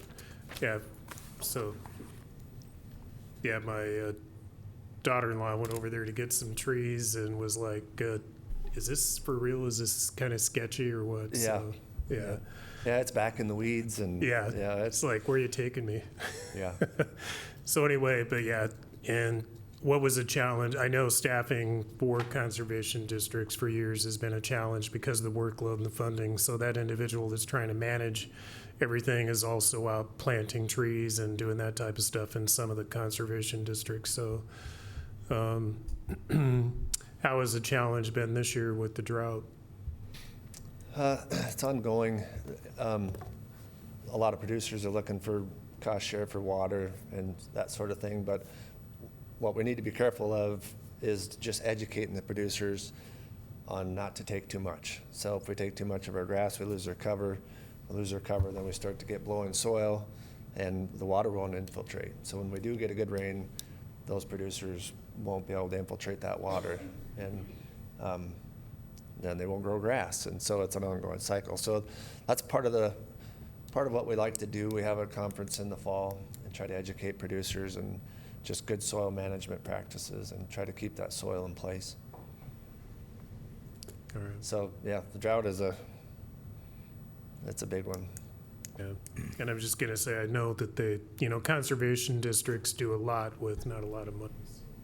Yeah. They need any advice on managing dirt with no rain? Commissioner Dirt. It never rains on his property. I don't care. It doesn't rain. He's in the computer triangle. It Yeah, doesn't rain correct. there. He's in. Yeah, just split like the No last matter few what days. happens. Yeah, I'm not That's- far from there. It's the number one thing you can do for soil is keep it covered up. If you can keep it covered up, you when the rain falls, it doesn't splatter. It'll soak in Keep the it ground. in one spot. And then the temperature of that soil will be 15 to 20 degrees cooler if it's covered up. What's interesting is all the people that enjoy the conversation, they enjoy it, but they don't want to participate in help making it happen. It just, It's a thing, for sure. We're soil health school at my place tomorrow and Thursday, and just bring producers out and show them what they can do to try to improve their soil and their health. And it really is it's a pretty amazing thing, the soil. If you can keep it alive and living and healthy, it will pay you back dividends. you ever heard biochar by chance? Done a little research on biochar, but not a lot. Okay. It's Didn't know. I know that's something they're working on to help the soils versus fertilizer and stuff like that. So Yep. we're getting Yep. some big It's- production happening in. Biochar is carbon, and Yeah. you can store carbon in your soil just by having living roots, having plants. And so the sunlight is there, and those plants will put that in the soil, and through the biology, you'll start to build carbon. So it's similar. All right, I see no other questions here, so we appreciate your time. And we know you're a busy man, and we'll let you go, so. Yeah, well, thanks. Thank Thanks, you. you guys, for Thank your you. service. Oh, wait, I'm sorry, you got one more question here. No, I just wanted to say yeah. thank you, yeah. Okay, all right. Good. Awesome. I didn't Thanks, want to you cut guys. anybody off. Thank you. Thanks. Have a great day. Yeah, you too. Mr. Chair. Yes. Yeah, I just have a comment for Jordan. So some of these presentations that are up here, last year we had their budget information. We don't have it this year. For some of them, yeah, it all depends on what they provided. So, Yeah. So I just know last year I remember looking at some of their budget information, and this year the submissions do not include their budget. And I would just like to, every outside entity that's applying for county funds, I believe before they can be considered, they should support, Just make that an ask in the future. they should submit their budget. All right. We'll just make that an ask. East Pennington County Conservation District, is that the same deal? it's a different Different one. conservation district. So this is then there's the East Pennington County Conservation District. So, Eastern Pennington County. nobody? Okay. Okay. Working Against Violence, Wavy, hello. Hi. It's the Wavy people. Good morning, Chairman and Commissioners. Thank you for the opportunity to speak with you today. My name is Carrie Berard. I'm the Chief Financial Officer for Working Against Violence, and joining me is our Chief Executive Officer, Linda Schroll. Wavy has been serving survivors of domestic violence and sexual assault in Pennington County since 1978. We operate the region's only domestic violence and sexual assault center and provide emergency shelter, victim advocacy, crisis response, legal advocacy, and prevention services 24 hours a day, 365 days a year. Today, we are respectfully requesting $47,000 in county support, along with the continuation of marriage and divorce fee funding, to help ensure these critical services remain available to Pennington County residents.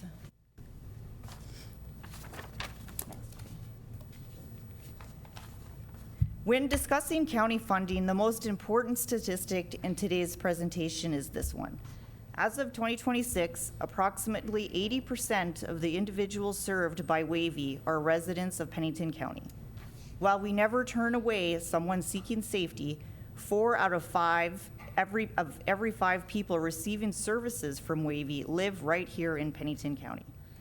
This demonstrates that county funding is directly supporting local residents, helping families in our own community access shelter, advocacy, and safety services when they need them most.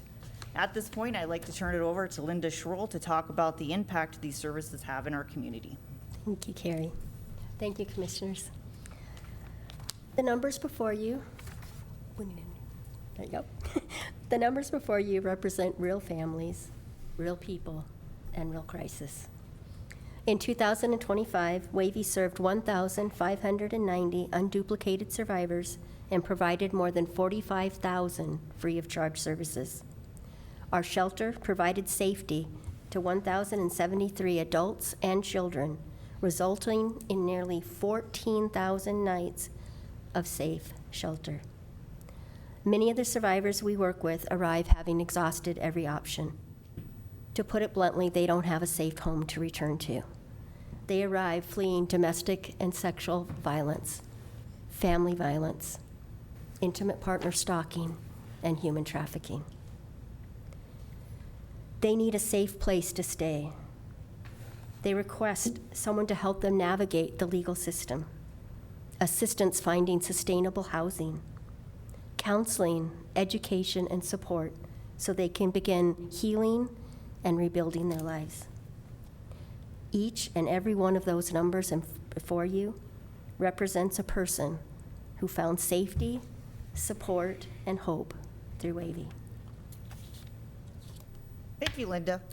Based on our request and the number of Pennington County residents served, the funding request equates to approximately $36 per county resident served. For that investment, survivors gain access to emergency shelter, victim advocacy, court support, crisis intervention, safety planning, and connections to community resources. As federal victim service funding continues to decline, local partnerships become increasingly important in helping us maintain these services for county residents. As you can see, Wavy's work far extends providing just shelter. Every day, our advocates, our staff, work alongside law enforcement, prosecutors, healthcare providers, schools, and community partners to support victims and strengthen outcomes. When survivors have access to advocacy and support, they are more likely to remain engaged with the justice system, participate in court proceedings, and access the resources needed to achieve long-term safety and stability for themselves and from their children. County funding helps ensure these services remain available. It helps strengthen the network of support that protects our community's most vulnerable residents.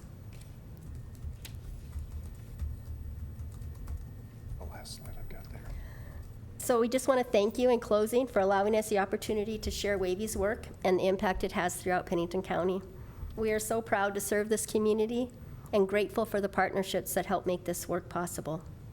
We again are respectfully requesting $47,000 in funding and the continuation of marriage and divorce fee support so that survivors and their children continue to have access to safety, advocacy, and critical services when they need them the most. Thank you for your consideration, and we'd be happy to answer any questions. Thank you, and I'm going to call for questions or comments. Mr. Chair. Commissioner Durr. Jordan, would you go back to the slide that speaks to Pennington County served? This one? No, the other slide, 12. So this will work. Yep. So 1,272 Pennington County. So of the 1,272, are you tracking if they're Rapid City residents, Box Elder, et cetera? If they provide that information, but not tracking it specifically. But now we just went to an electronic database, so we should be able to start tracking that better. So when you say 1,272, just kind of like Prairie Hills Transit, saying that we did X amount of transports last year, 6, excluding Hill City, 4 in Box Elder, et cetera, but 2,500 in Rapid City. And so it's, that would be something I would want to see. But the other one, going back to when you're saying, and we don't have the dollar amount in here, but I think it's in the 40s, but because we have a mandated fee that we collect, which you mentioned, the marriage and licensing. That was $40,078 last year. Okay, and so I do believe, and so we're projecting probably again about the same amount, 40,000. Anticipated between 40 and 44,000 is what we typically budget for. That is mandated by law that we collect those dollars, and providing that service is Wavy, and so those dollars go to Wavy, and we collect that through marriage and registration fees, et cetera. It's in statute. So, and what we did last year was, I believe the sheriff's office was funding part of Wavy out of his budget. State's attorney's office was funding part out of their budget. And that is one thing we kind of looked at last year, was the fact that the county is funding out of our general fund, or coming out of this fund, which is, it's not a restricted fund, it's going into our general fund. The domestic abuse is a restricted fund. Okay. So anyway, we're paying it out of these funds and then supplementing out of our general fund these other dollars. And so what we try to do is get down to say, if an outside agency is going to get funded, then you will have that request directly to the commission, not that the sheriff or state's attorney or somebody else would put those dollar amounts into their budgets, because it's hard to wrap all of that up and try to track it. So anyway, I'm still, in favor of leaving our funding request to that is just coming out of, what we're mandated to fund by law at that $40,000. So and that's the dollar we funded. How much for 26? For 26, it was just the amount that was coming out of the domestic abuse fund. Which is what? We budgeted 44,000, but it's probably going to be around 40,000. It's in the 40s area. All right. So those are my comments. You do great work. So thank you. Thank you. You guys have the facility on 5th Street too, right? Yeah. Quincy. Quincy. Okay. And 6th Street, I guess. Sixth, Yeah, yeah. is our admin building. Okay, perfect, okay, Yeah. thanks. I mean, you've been around for a long time and do it. Since 1978. Yeah, it's a fantastic job for the city and the community around here, because some of these people would have nowhere to go, like you said, in the middle of the night or whatever. These domestic violence situations unfortunately happen, and there's hope that they can, get through another day so they can find some help, or whatever. We appreciate all your efforts. Thank you. Thank you. Yeah, We have no thank you. further questions. Thank you. Let's move on to Dakota Plains Legal Service. Mr. Chair, could we take like a 5-minute break before we Yeah, fire this up? we're going to take a 5-minute break if you don't mind, and then when I come back.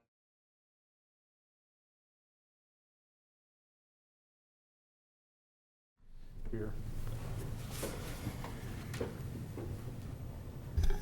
Good morning. Good morning. I'm Paul Brankin. You probably remember me. We sure do. Yeah. If we continue, it'll be my 25th year. 25? 25. Yeah, I started in 2002. Okay. This, this project here. But as you know, we do conflicts for the Public Defender's Office and other criminal legal representation as appointed by the court. And we're here to continue that. Last year, as the letter points out, we served 518 clients. And I always got to point out, and I always bring my prop here. I've got 2 files that I have currently going, and these are 2 individuals, but there's 20 files between them because the people have multiple cases going. So when you see a number like 518, it's in the thousands, actually, of actual cases. Because it's going to be multiplied. Yes, I mean, like, they have multiple files, they pick up new ones, so, but we count that as, for our statistics, as one, because it's one individual. Right. Because otherwise, he becomes quite laborious.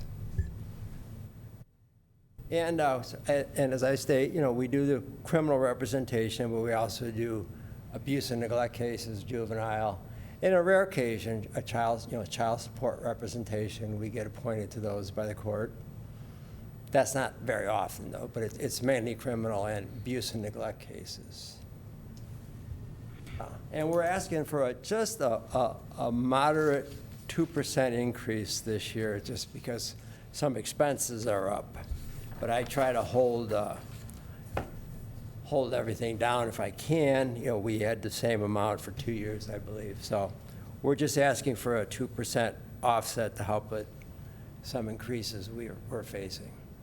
We have 3 full-time attorneys and 2 full-time paralegals on that, coming out of that salary, or that amount that we are requesting. I'll leave it open to the commission for questions. Commissioner Durr? I don't have any. Oh.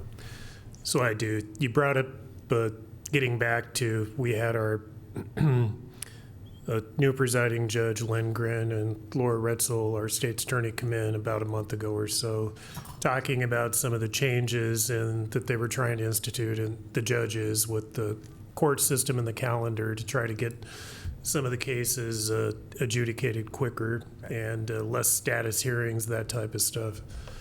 You brought up a point with one individual and about 10 different charges or multiple charges, and I was talking to somebody in law enforcement and they were talking about morning court, getting through some of those, starting morning court in the morning and not getting done until 4 in the afternoon, and that one individual in there to go for morning court had 10 different cases, various arrests and charges, all different. And so that comes back to, and I guess I support your request, but this is more your knowledge. Mm-hmm. And so what do you see, or, do you have input on recommendations anyway? if you were to wave a magic wand, how could we lower these individuals through recidivism, having 10 different charges, never being adjudicated on one, and then they're getting, because of conflict cases, they're getting different court-appointed attorneys and then different calendars, and then we have to haul them to court, multiple times, and then they're sitting in our jail. They might get out, and then they reoffend before that's how this stuff is happening, because they're getting out of our system, and they're not showing up to court, and then they're reoffending, and so they're getting picked up on another bench warrant or something on a crime they've committed, and then a hold on the previous charges, and it's just a cyclical event. So it is, and one of the things Judge Lindgren's talked about, and I think it's going to be very helpful, is currently, if you have a felony charge, you're in front of a circuit court judge, because that's the jurisdiction. And then you may have 4 or 5, a DUI and some other, misdemeanor charges, and you could be in front of 3 different magistrate judges. So now what they're trying to do, or we're planning on doing, is if you have a felony charge, all your misdemeanors are going to come along with it. So then you would be in front of one judge, who has the main control over the bond. You can have, like you said, you keep getting out, and the misdemeanors usually don't have big bonds, or, they have small amounts tagged to them. Well, if you have numerous files and you get in front of a circuit judge, they may be able to hold you until all the matters are resolved. So that'll be very helpful. And that'll cut down on hearings and different judges in different courtrooms, and because some days you can have the same individuals have 3 different hearings going on in the courthouse at the same time in different courtrooms, because they have an abuse and neglect case, they have a magistrate hearing, they have something in circuit court. So this will hopefully eliminate a lot of that. Any other questions from the commission? No, we appreciate your time. Okay, thank you. Have a great day. thank sir. you. Thanks. I'll send that. Thank you for your service. Okay, we'll move on to, And yeah, just a follow-up comment I have is I do support their 2% request for increase. As a note, CPI for 2027 is anticipated to be 2.5%. So just keep that in the back of your mind as well. thank you. Tammy Barrows, you're next, Humane Society.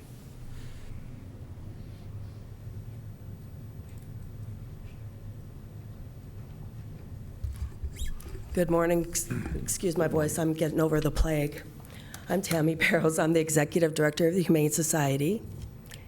I'm Jim Rowenhorst. I'm the President of the Board of Directors for the Humane Society. So we provide animal services for Pennington County and Rapid City and Box Elder. Those are the only outside contracts that we have as part of our budget. The rest of our budget, the majority of our budget is done by fundraising, and about 17–18% of it is based on shelter revenue for boarding fees, licensing, things like that. We're asking for $172,000. 2 years ago, they came up with this amount. Last year, you guys came in at $138,000, kind of met it halfway from what it was before. So we're asking for the $172,000 right now. The animal control services that we provide are not duplicated anywhere else in the city or the county. We take in between 3,700 to 4,000 animals a year. With the animal control, we pick up skunks and snakes and rehome them. We take care of the bike quarantines. My animal control officers do a lot of work in the community with neighborhood disputes. So that's a lot of the different dog barking calls, things like that. We don't get any contracts from the government, and there's a misconception that since we're a humane society, we get money from the national organization, and that's incorrect. Any questions? Any questions from the commission? Mr. Chair. Yes, Commissioner Roskinek, sir. Is there an active contract with the county and, Yes. Yes, it's for $138,000. okay. Mr. Chair, I believe that's with the sheriff's office. Yes. Okay. And then I see it on your annual report cover, but could you talk about the new building that's being built over there? Yes, we have started on this building called Kitty City. It was all it's funded by a private donor. We plan to be open at the end of August, beginning of September. That's going to be a very important part of our business because stress is a silent killer to cats, and our cats are like right next door to the dogs. So we'll move all of our cat and our exotic animals over to Kitty City once that's finished. And last year we got a $50,000 grant from the Black Hills Area Community Foundation to create a community education outreach room. Once we move our organization over to Kitty City, we're going to move our adoption room, and that will be the adoption that's currently now will be our community room. We want to make the Humane Society kind of a staple of the community. Like with us, we don't have a place to meet for our meetings, so we're going to, we'll have that room available for nonprofits to meet for meetings. We can do fundraisers, cat yoga, kids painting pictures of dogs. I mean, it's really a use that kind of whatever we want. And then we plan to refurbish the other cat rooms to expand on our dog areas. Commissioner Drew wants to sign up for cat yoga. Oh, I was just going to ask Mr. Drews if he could explain that to us. I don't think so. We will make sure there's no cameras there. Yeah, Unless you want there to be. I heard people were doing it, so that's cool. They're involving their pets in what they do. So I mean, I just wish more people would take that seriously when they have an animal and get them neutered or spayed and just give the animal a little bit of respect. And I know that's what you guys aim to do, so we appreciate that. So. We are rolling out a shelter neuter release program. I did get funding for that. We're having a town hall tomorrow at the Minnaloosahan at 5. That will be where people will bring in trapped cats, and we will spay or neuter them, vaccinate them, and clip their ear, and then they go back into the cat community. So that's kind of one of our ways to. You say when they go in I got a stray cat in my neighborhood, but trap him, bring him in. Hate to he's living pretty good. I mean. Well, all this will do is make sure that cat cannot reproduce, and once they're vaccinated, we're putting healthier cats out into the community. Okay, would he go back to where he was? Yes. Oh, he would, okay. Yep. Well, then maybe I'll do that then, because he's living in a drain, and I'm like, he's never gonna. Yeah, yep, so we're. Mice in the area, and I know one lady feeds them, and so. Okay. Yep. Yeah, South Dakota actually made it so it's not, it's legal to put feral fixed animals back into the cat community. Well, he's got a great life up there. I mean, absolutely. Nobody bothers him. He's got no absolutely. stress. So, interesting. Okay, I appreciate it. I see no other questions, so. Okay, thank you for your time. Thank you guys. I learn a lot from sitting here. You guys get to hear some interesting stuff. Yeah. I mean, if people would sit, I mean, it's kind of boring. I guess they can sit at home and watch it on TV afterwards, but you can learn a lot about what we go through, and everybody's passionate about their cause. They are, yes. I get that, and so we understand that, and we try to be respectful both ways. So, I mean, just like, people with animals are passionate. Appreciate that, because you have to have that passion to be able to do that. Yeah, I did. Yeah. Thank you. All right, we'll move on to one of my passions, one of the things I think in the community is really cool, and I understand they're busting at the seams, is 4-H. Are you guys here? Just referred to. Yeah, 4-H. I heard from Ron Jeffries at the stock show. He said that the 4-H program was growing hugely, and it's cool to watch families in our community participate, because it's a whole new world for these young people that I feel bad for people they're urban, that live in the cities and don't get an opportunity to hang out with a cow, So go ahead. Mr. Chair. Jordan. Do we have a Children's Home Society? Oh, I missed somebody. Yeah, Children's Home Society. I didn't believe they were going to be in attendance, but if someone was, they could have. Yeah, sorry. They're not here, so. I had. Okay, just wanted to make sure we didn't miss that. Well, I'm a psycho. I knew they weren't here. All right. Psycho. Well, good morning, Commissioners. I'm Matt Odden. I'm the current chair of the Extension Board here in Pennington County. I appreciate the opportunity to come and chat with you this morning. This morning we've got one of our members, Savannah Suko. She's got a little presentation for you, and then I'll give you some numbers. We'll give her the floor. Hi, I'm Savannah Suko. I have been a part of the Rushmore Riders and Explorers 4-H Club, Black Hills Shooters 4-H Club, and Black Hills Archery 4-H Club for 11 years. I recently graduated from Central High School, and I am finishing out my last summer in 4-H. Over the years, I've created and built projects for the fair, completed thousands of hours in community service, many of which were at the 4-H office, a hazard of having a mom that works there. 4-H taught me how to shoot BB gun, air rifle, shotgun, and my favorite, archery. I am here today to tell you my 4-H success story. A few years ago, Pennington County 4-H hosted a workforce series, and welding was one of the careers on the list of jobs that we could go look at. I was very interested and got to talk to the owner at Great Plains Welding Academy. When we visited the academy, we got to lay some beads, and I've been hooked ever since. Each summer at Great Plains Welding Academy puts on a workshop for 4-H. And each year I attend and learn something new.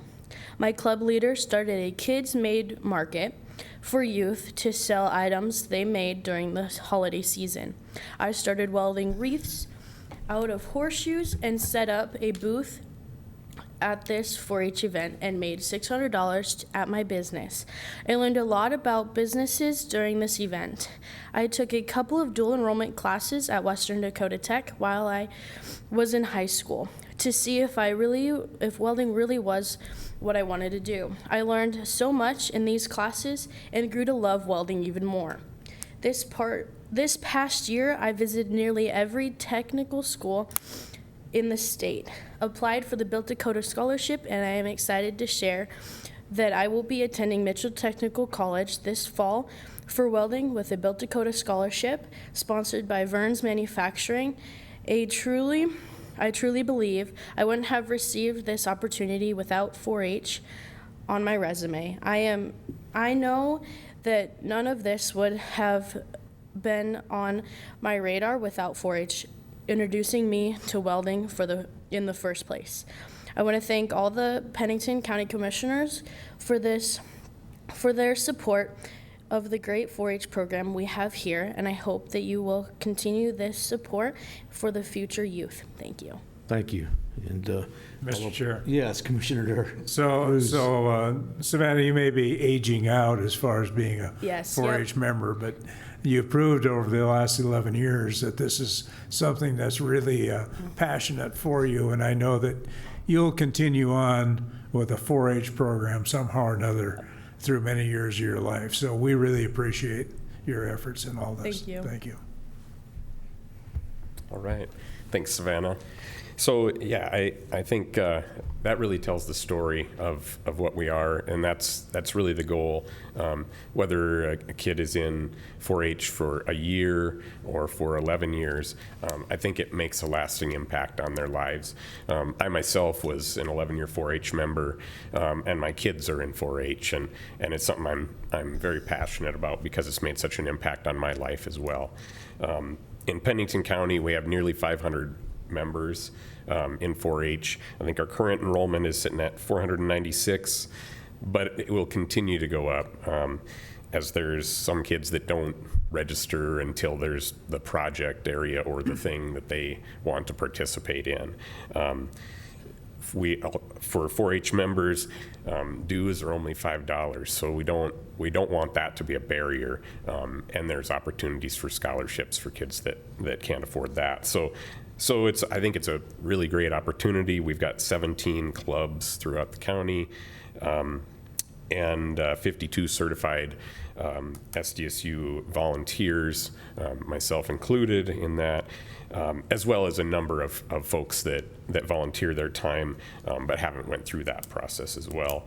And 4-H is for youth ages 5 to 18, and I think it's just a wonderful program. Our current budget request is very close to, we're essentially at what we were for 2025. Basically the increases in the budget are all salary related increases that are, you know, dictated to us. And so otherwise we have done a pretty good job of always being pretty conscientious of and mindful of our budget, and we do try to make sure that we did move some things around within the budget this year just to match what expenditures have been, just so that it more accurately reflects what we do. But other than that, the salary increases are really the only changes in there. So I appreciate your time and your consideration of our budget request. Are there any questions for me? Yeah, Mr. Chair. Commissioner Dirk. Yeah, I'm just curious, are you tracking what is a trend in 4-H as far as youth participation? Is it stabilizing? It has increased, decreased? Pardon me, I've got cold. So our 4-H numbers have stayed pretty constant since I've been involved. I think they were when I've been on the board for around like 12 years, and I think they were 400 something, and now we've been up around 500 more recent years, and that's been pretty stable. We'd love to get more kids involved, but that's the challenge with everything is that there's just so many opportunities. So getting them, and there's still this stigma that 4-H is only for ag kids, which, I mean, I grew up as an ag kid, but my kids really aren't, and there's opportunities for everyone. You know, a lot of the things that I did throughout 4-H weren't necessarily ag specific. They translate to ag very well, but, you know, they're general learning skills about public speaking and leadership and things like that. So we're trying to keep getting the word out there. That's something that we've been discussing in our at our meetings, and also the Leaders Association has been discussing as well, is how do we put the word out? Right. What are ways that we increase that? And so Okay. we're open. All We're right. open if you have thoughts. So just one thought related to that would be that we have in our commission office, we have a communications position, and he does a great job at telling the story and doing that information. And so he does videos, he does interviews, he does different things. And we have we started this a few months ago, but we have a spot on KOTA twice a month called County Focus. And so I think it would be a good thing, Jordan, if Cody could work with your 4-H team and go in and have a segment on KOTA and just talk about the program and the benefit. And again, I know it's been mentioned many times, but investing in our youth is better than investing those dollars in incarceration and different programs that we have to fund. So absolutely. And my follow-up to that would, and again, because I know you have a Facebook page for 4-H, but work with Cody and probably do a focus on the 4-H program, get on KOTA, and he does a great job of putting that information out there. So yeah. And then secondarily, my question relates to, it kind of ties into our getting a look at 3 to 5 years down the road as to, and again, personnel is one thing, but our capital projects, that type of thing. So my comment, I guess, is how is the 4-H building holding up? Well, there have been quite a few improvements or maintenance issues that have been resolved in recent years. So we work with buildings and grounds on all of that. I think currently things are in pretty good shape. There were some issues, like several years ago, it was found that the back wall was essentially going to fall away. Well, they resolved that, did some foundation work and resolved that. The roof got repaired a few years ago. I think the building at this point is in as good a shape as it's been in years. The only thing I can think of, I'm Kimberly Succo, the 4-H educator at Pennington County, would be that our stage is not handicapped accessible, and we do have a club leader who's in a wheelchair, so she can't hand out awards up on the stage, things like that. So that's something that we've looked into. We've worked with the Sheriff's Department, has a grant writer. We've worked with her to help write some grants to try to get some funding to replace that stage or modify it even. We haven't had any luck so far, but we're kind of working on that in the background. So that might be something that in the next few years we could think about. But And I guess, Jordan, would you make a note of that? And I think it's worthy to bring up to our Buildings and Grounds director and have that conversation with Davis Purcell. He's very helpful. I mean, you'll find that he'll bend over backwards to, he could probably even handle the project, so. Sure. Okay. Yeah, that'd be great. We don't want him not having access. That's a bummer. He just walked in the door. He just walked in. Davis, we're talking about you, brother. So. He's a psycho too. All right. Yep. Okay. But no other questions. I guess we'll move on. Thank you. Okay. And appreciate it. Yeah, thank you for your time. Work with Cody in promoting your program. So he loves that too. You'll find that he'll be very helpful to you, and maybe get you some more website presence. And he knows how to do all that stuff and get some good shots of what you guys are doing and promote it on our big beautiful website. So thank you. We will go to Human Services, Alex.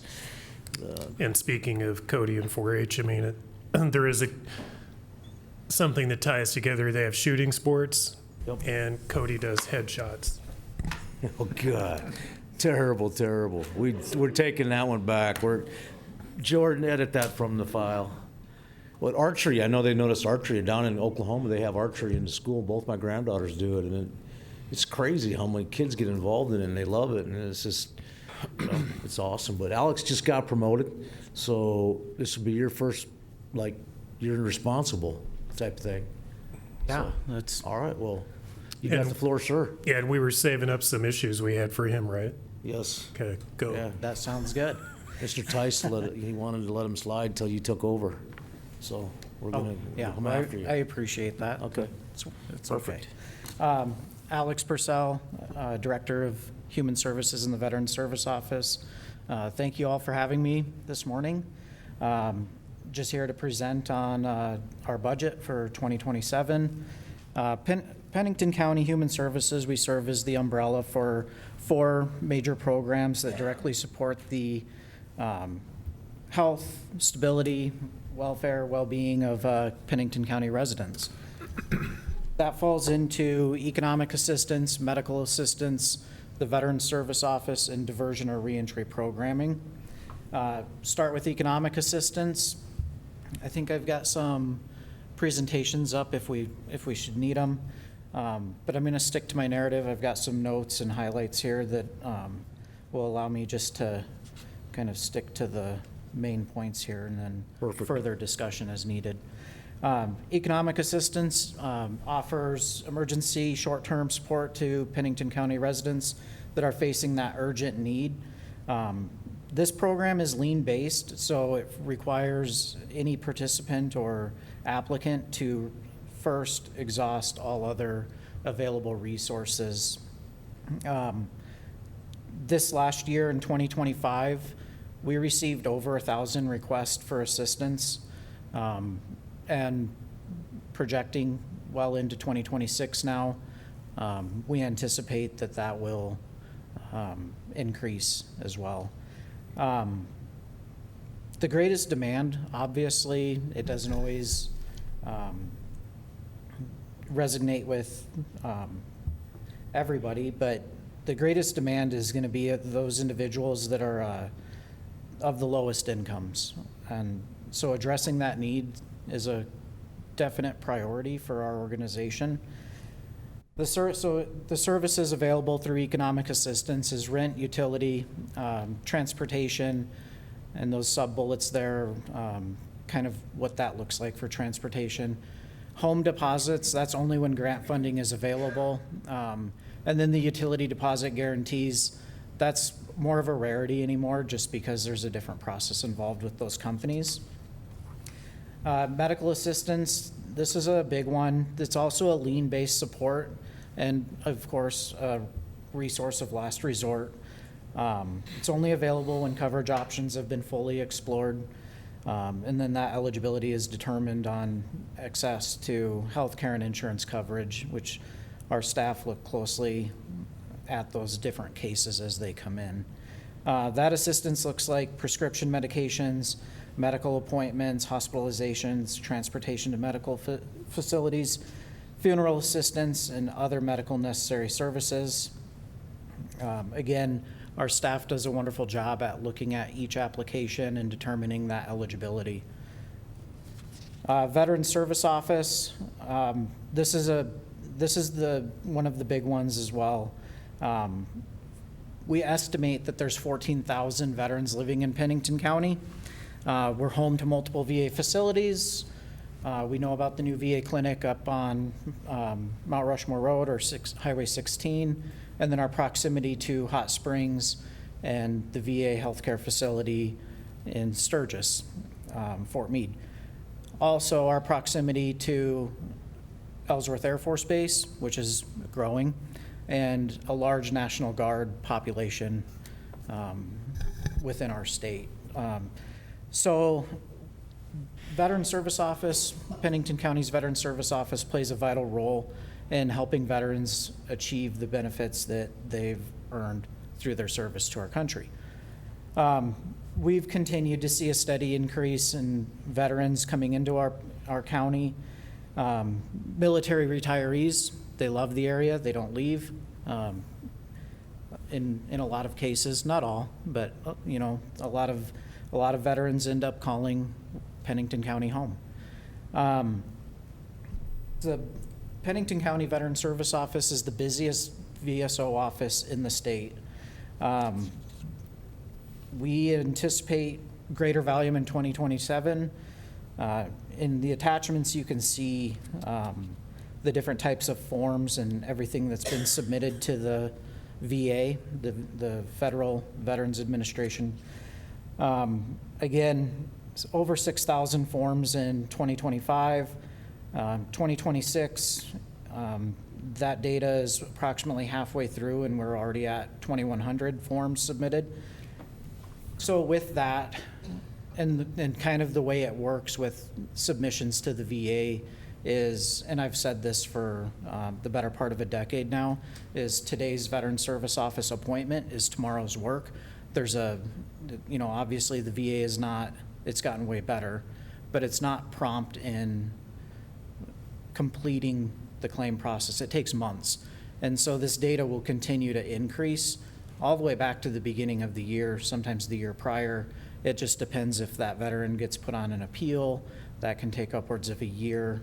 So again, the numbers are always increasing in that regard. Well, you know, we track a lot of different data throughout our office, not just in the VSO realm of things. As you can see, in 2025, monetary awards generated nearly $2.5 million in ongoing benefits for Pennington County veterans, along with roughly $6 million in retroactive payments. Those payments have to go back to date of submission. So that puts us, you know, just over $8 million in claim in monetary benefited claims. So with that, it becomes difficult to track because that veteran, you know, that's what we see as the core number, but those veterans are receiving that compensation monthly. And so we don't stack totals. That number is considerably low, but we like to be on the conservative end of things when we consider the monetary amounts coming in. Just for transparency, we don't want to see a huge huge number that's hard to detail out. So that's the very core basic number. 2026, again, like I kind of alluded to earlier, those numbers are going to continue to increase. You know, we're just now seeing the beginning of the year stuff kind of become finalized just through the VA's process. It's a lengthy process. And so we'll continue to monitor those trends and update our data monthly as we do. Again, VSO, they're experts. They're hands down experts in all areas of the VA. They attend advanced training to be able to deliver these benefits to our veterans of Pennington County. But those areas, healthcare enrollments, that's a huge piece. Disability compensation, non-service connected pension, widows pensions, education, voc rehab, appeals, death and burial assistance. One thing that I always like to point out with the VSO office is they don't just have the veteran come in and, oh, what are you here for? It's a solicitation of all benefits that that veteran has earned. And so that appointment usually takes upwards of an hour. There's a considerable amount of work on the tail end of that. But they are looking at all benefits that the veteran would be eligible for based on their military service. Reentry programming, 2006, Pennington County Human Services led the state in an innovative way of launching the Rebound program. It's the first reentry program in the state of South Dakota. There's a critical need for post-incarceration management, case management. So our Rebound team really works hard with individuals reentering the community. That core mission, obviously, is to support individuals who are at high risk of the revolving door reoffending. Through our work, we can make sure that with individuals that are willing participants of this programming, that there's not such a cliff effect as they get out of the Pennington County Jail, where they would normally just, you exit, there's nothing in place, there's no support, there's no referrals, education on how to successfully reenter the community. That's one gap that we fill. It's a phased approach, so we start with relationship building, visiting with individuals who are incarcerated while they're in the Pennington County Jail. The goal is to visit each individual who we're potentially going to be working with 3 to 4 times before they exit the facility. We've worked over the years, we have a messaging system, so we're able to use the kiosk on each cell block to create dialogue with individuals who are incarcerated prior to them getting out. React, it's a class that we teach at the jail. Case managers go over there, Rebound staff goes over there and teaches those classes. And then we also do a validated risk assessment tool, the LSIR, which helps us navigate each individual's needs as they enter the community. It's an 80-plus questionnaire that takes into consideration kind of what brought them there and what they're going to need to be successful when they get out. Pennington County Jail and our partnership with the Sheriff's Office has been really well-rounded. That's kind of when it comes to reentry programming, that's kind of our flagship programming there.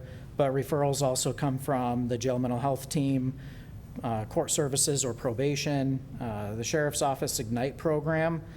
And I'd just like to touch on that briefly, is that really helps us out quite a bit because they're in that Ignite programming, Sheriff's Work programming, building purpose prior to release.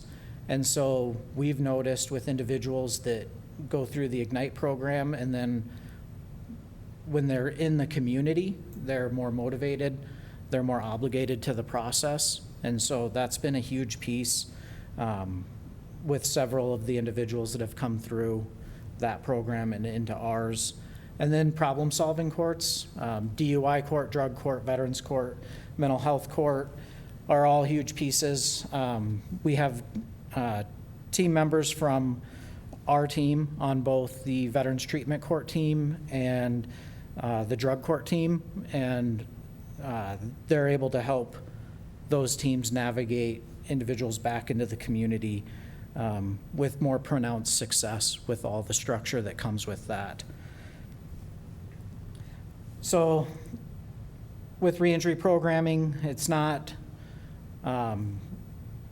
anything that is just, you know, we're just giving stuff away. I know that this says food, clothing, shelter, but those are the basics, and that sometimes helps motivate people to change. I don't want you to think that that's just an immediate thing that's just given. We're talking, if somebody has a interview for employment and their barrier is non-slip footwear to work in a restaurant, well, we can accomplish that through grant funding, really looking at employment resources and tools, continued treatment, substance use treatment, medication, and just connection to things that would make individuals more successful as they re-enter the community from incarceration. Transportation, home visits, follow-ups. We try to keep everybody connected and accountable to the programming.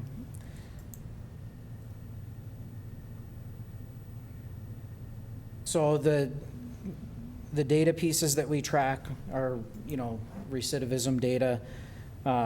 We see about a reduction of 50% in rearrest through our programming, which we're talking thousands of individuals that have gone through our programming since its inception.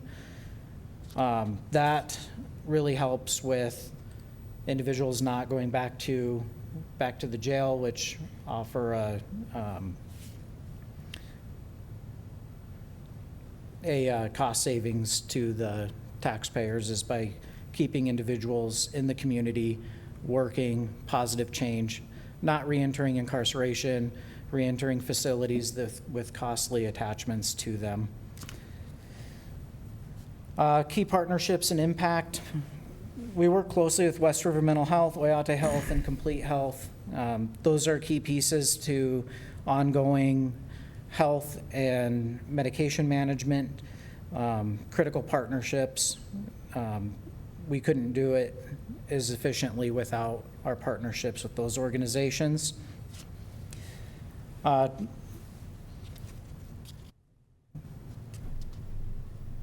Again, I don't really have too much else on, I mean, it's all here in the narrative. I told you I'd kind of stick to the basics, and I'm trying to do that. I've got a lot of highlighting here. Perfect, okay.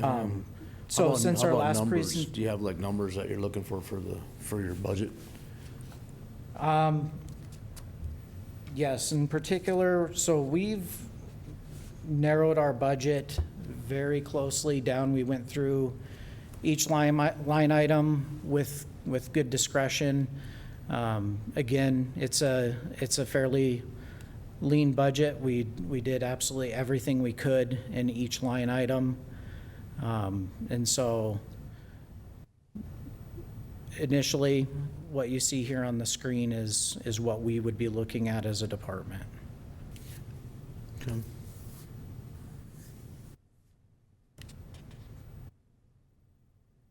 So you're actually looking at a 2% decrease? Yes, sir. Okay. Wow. Mr. Chair. Who's hired this guy? Yeah, the comment I would make is the personnel is flat, even though I think yours might be under what was initially, for 2026.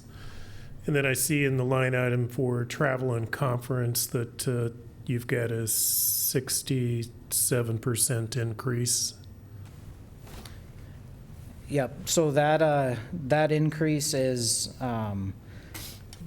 there's a conference that we've attended every other year. We've funded it through Bureau of Justice funding. Historically, the last 2 times that our department has been able to send representatives, and then that also includes training for VSO, Veteran Service Officer Training Conferences.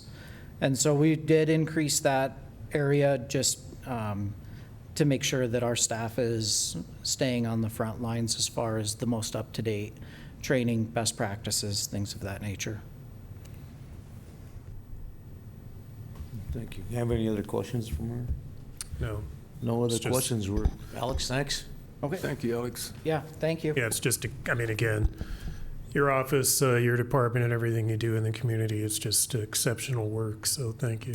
Yeah, I appreciate it. I wish that, I mean, I could sit here and talk for quite some time. I didn't quite get through the whole narrative, but, you know, there's a lot of stuff that we do, and we always look at that positive impact. We look at our partnerships, and we just want to make sure that that's sustained to the best effect possible for the community, for the taxpayer, and for everybody involved. 100%, Alex. And I think that we'll have, I think in January, probably have 2 more commissioners coming on board, different ones. So we'll have them spend some time with you guys, because it's just very, very broad what you guys do, but it's very important to the community. So, And, yeah, just one follow-up.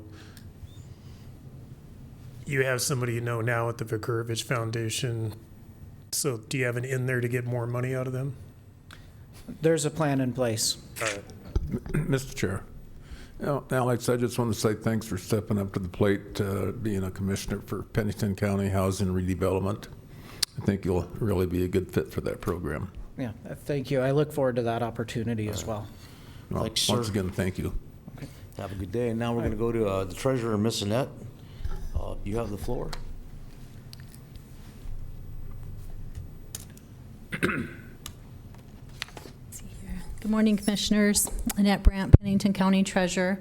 I've submitted the budget information for the public to read as well, and I just added a narrative here that I'd like to support the information that's already been provided online for them.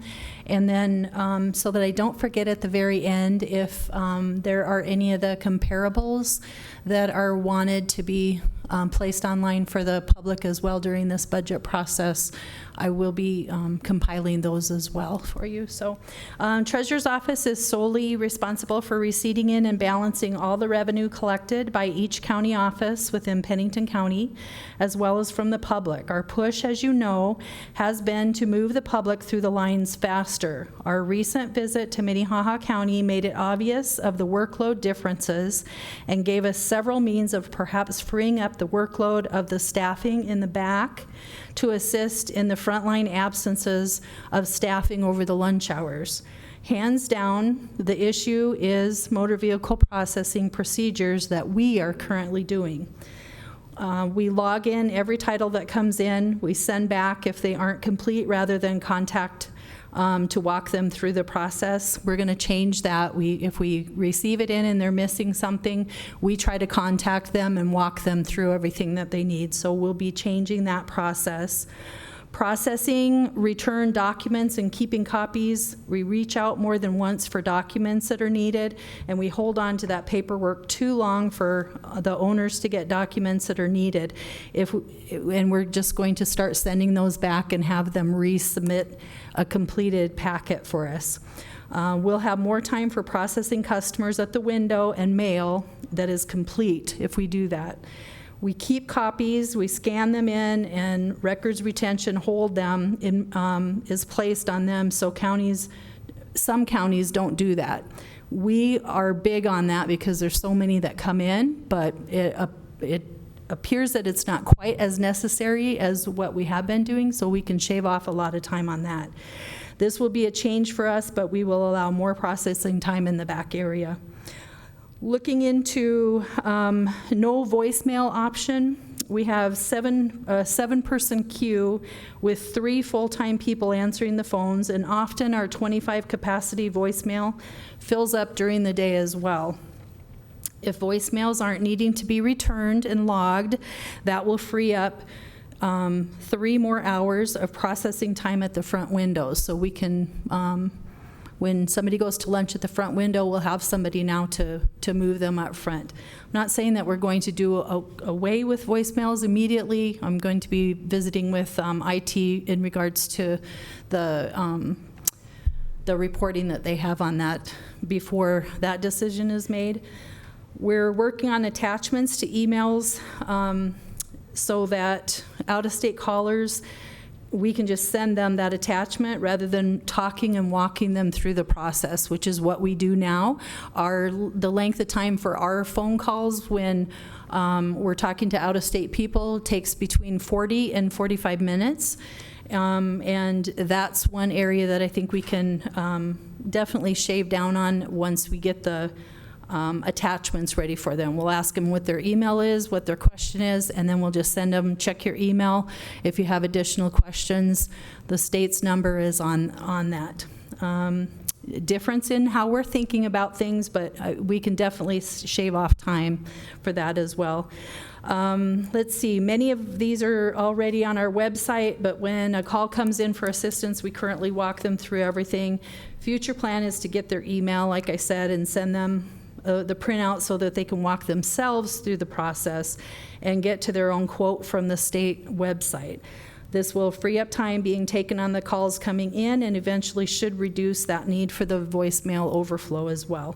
Minnehaha procedures has been a big topic. They give quotes only at the window if the documents are all present. They also give out blank forms for their visitors to complete and come back with, where we do spend a lot of time filling out the documents for the customer that's right in front of us, explaining the process, what they need to come back in for. We can shave off some time there too with giving them blank documents and then contact information to the state so that if they have additional questions on how to fill it out, they can get that taken care of with the help from the state.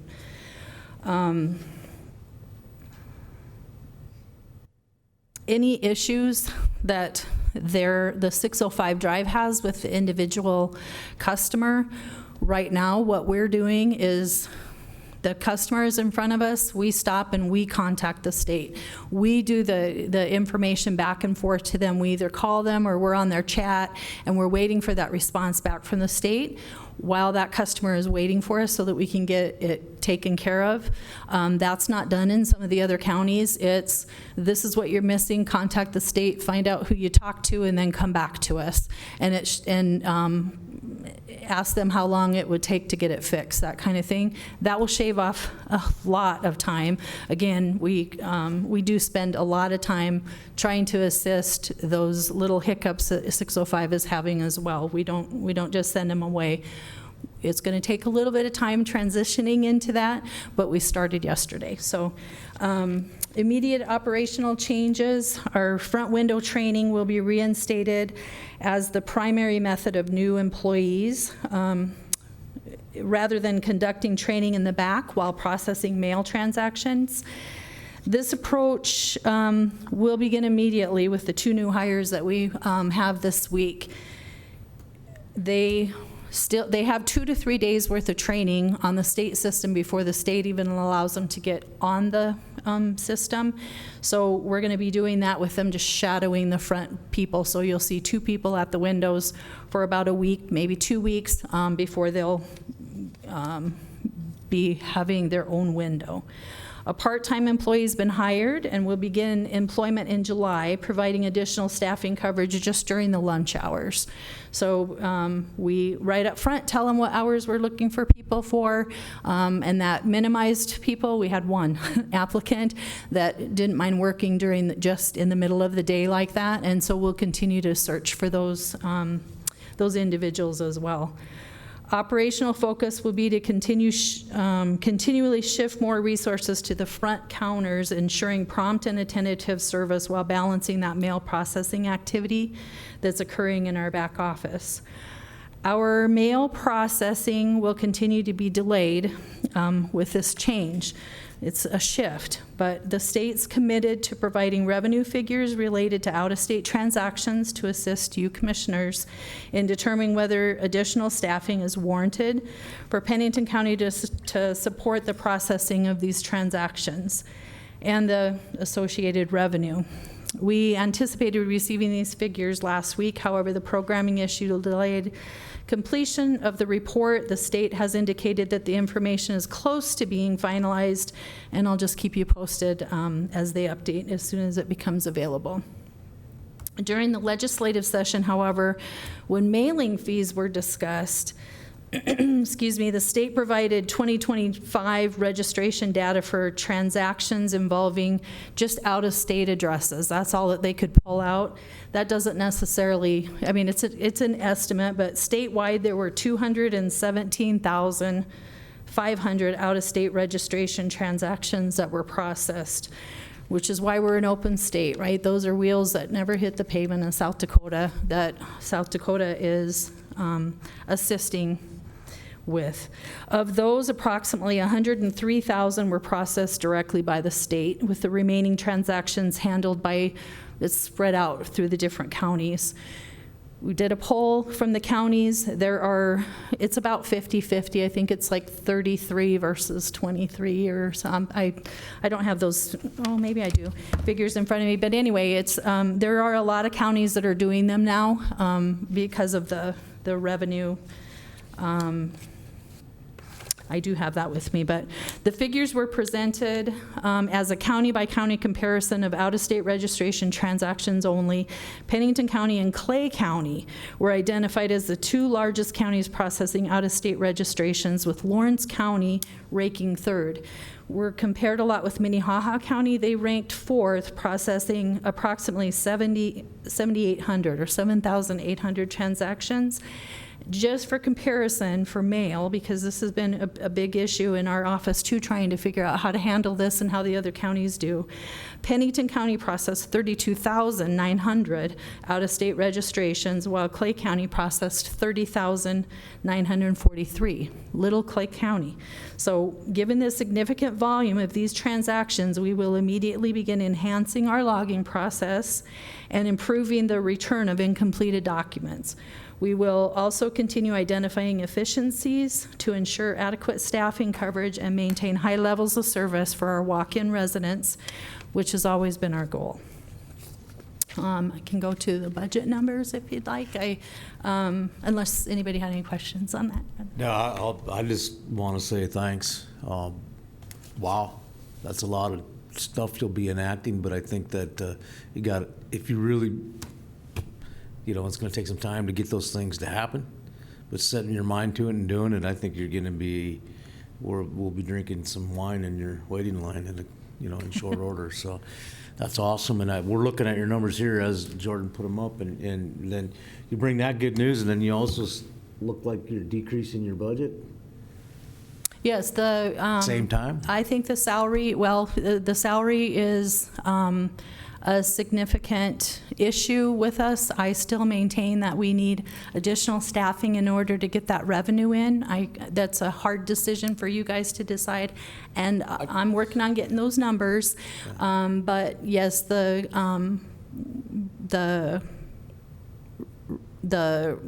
budget request, I went over every single line item in there, and I'm just hoping that you're not saying that it doesn't end up saying everybody cut 5%, because I screwed it tight as I could as I went. So well, you're the only second person that had a decrease so far. So, but I'm just excited about all the changes you're going to make too, because I think that's going to reflect in the end result. So Jordan had it. I don't want to rain on anyone's parade, but to explain the reduction in the treasurer's office budget, it's because the Tyler Technologies software had been being pulled out of the treasurer's budget and the auditor's budget. Okay. We've moved that over to the IT budget now. So it's still a reduction, but not as big of one as you see there, because that was tens of thousands of dollars that is now in the IT's budget. Okay, well, perfect. And still, we're heading in the right direction. Still being spent. That's all the commission can ask, is that, you seem excited about the changes that are going to happen.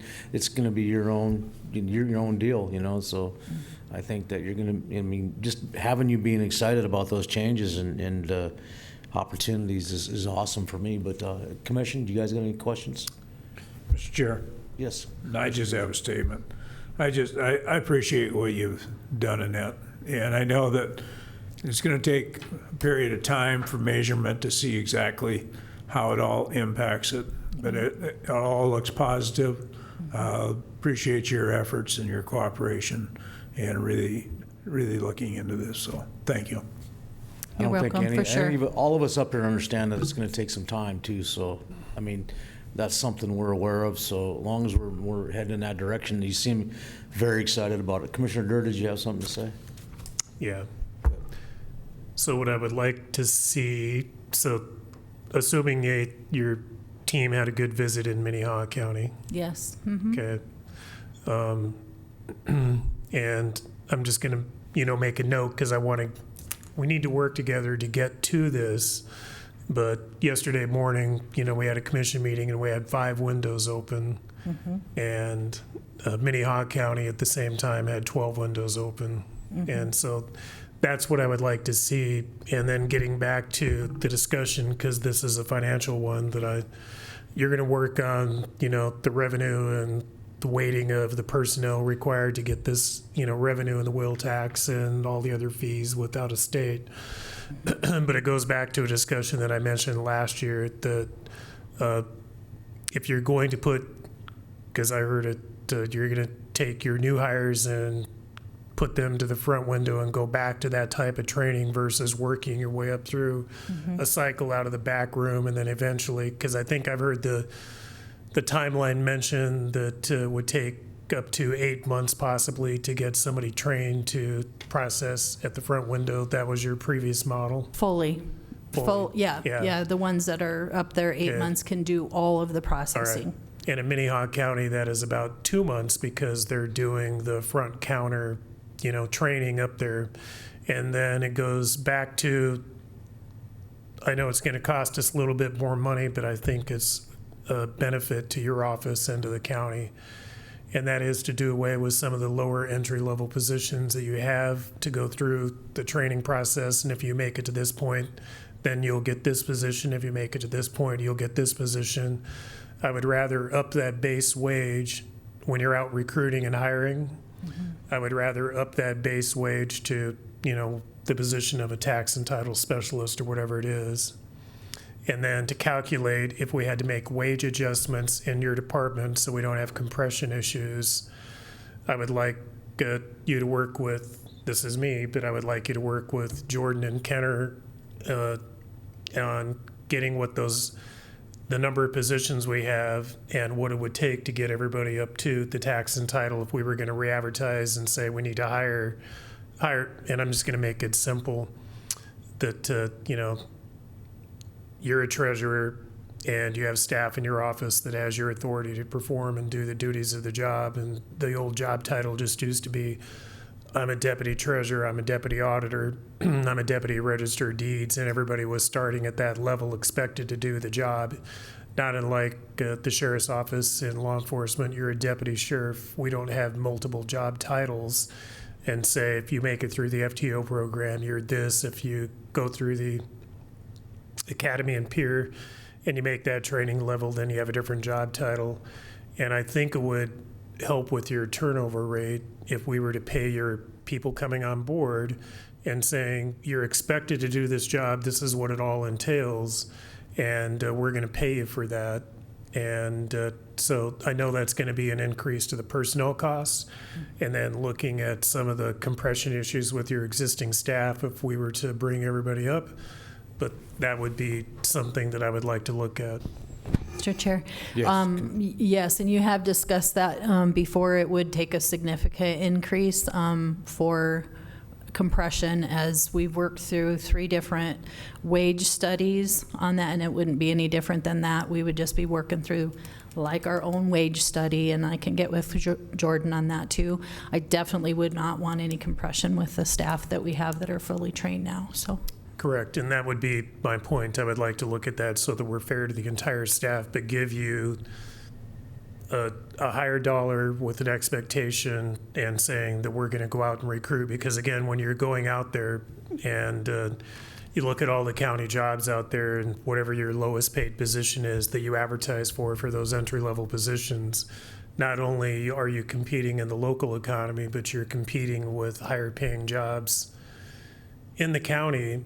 And then you also have the expectation, that you're going to be sitting at the most public facing office, the most customer service office in the county, and sitting there for your, tenure and your daily work activity going next. It's a heavy workload, it's a heavy expectation, and I think we need to pay appropriately.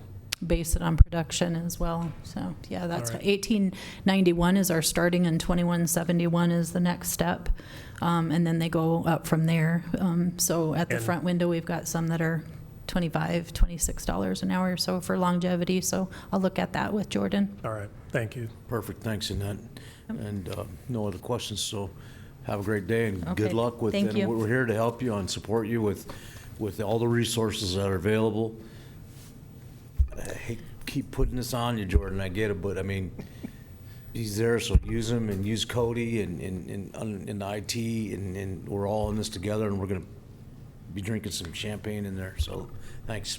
Mr. Chair, also just for clarification, are those numbers needed before, I mean, as this, for this budget? We Am I- would like to, I would think. Yeah, Needing to- yes, because I think we're going to do provisional in July, but we have until, if we're leaning that direction, we know we have until the end of September. But I would like this is me, but I would like those employees and those pay increases and that opening job description to be higher. Yeah. And I think that will help because, again, it's no fun when you train somebody and they leave. No, definitely. Okay, I And so, but appreciate no, that. I'm Thank you. looking at having this as part of your 2027 budget. Okay, Yeah, to I add think to one the of numbers I requested. Yeah, Thank one of you. the things moving into what you're trying to do too is trying to stabilize your environment in there to make, so Mm-hmm. you have a lot less turnover, and that's one way to approach it. So I think Gary would probably concur, and I know Ron would concur if he was here, so. And I have one follow-up to that. Sure. And so, we're, 6 months into our budget, coming up on 7 months, but as we look at this, and if it's a change that we need to make in this fiscal year to help with your office and to better serve the public and take care of the employees, it would be something that I would even like to have as a discussion if we get the numbers together, what it would cost us in this fiscal year to make that change. That clarifies it. Thank you very much. Yep. Okay, perfect, thanks. thanks. Thanks, Annette. Dustin, what does the commission want to do here? Dustin is here, so we can move on with him, and then, because I know Gary's gonna have to exit at 2, so let's get in as many people as we can before he leaves. It's up to you guys, so. Yep. So we reached out to the department heads, and it looks like we can definitely take, Mr. Willett's here, and then also Equalization will probably be able to perform, but then we do have a hard break because there are a couple people who can't make it until after 1. That would be the sheriff, that would be state's attorney and stuff like that, and also one more outside agency who couldn't make it for the morning session. But we can at least hit 2 more before we take a quick break. Okay, perfect. Dustin, you're in, you're up.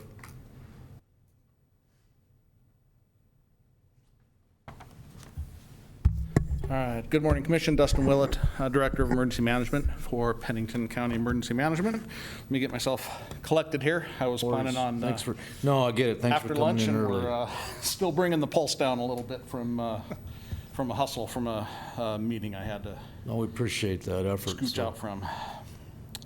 we'll let Jordan give you some CPR if you fall over. You're right.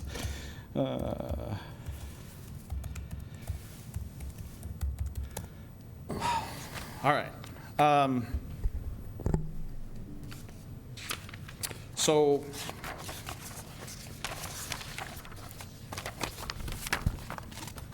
there are increases in my budget for 27 compared to 26. The 2 biggest drivers of that are the adding back in that 4th FTE position that we did earlier this year that is grant funded.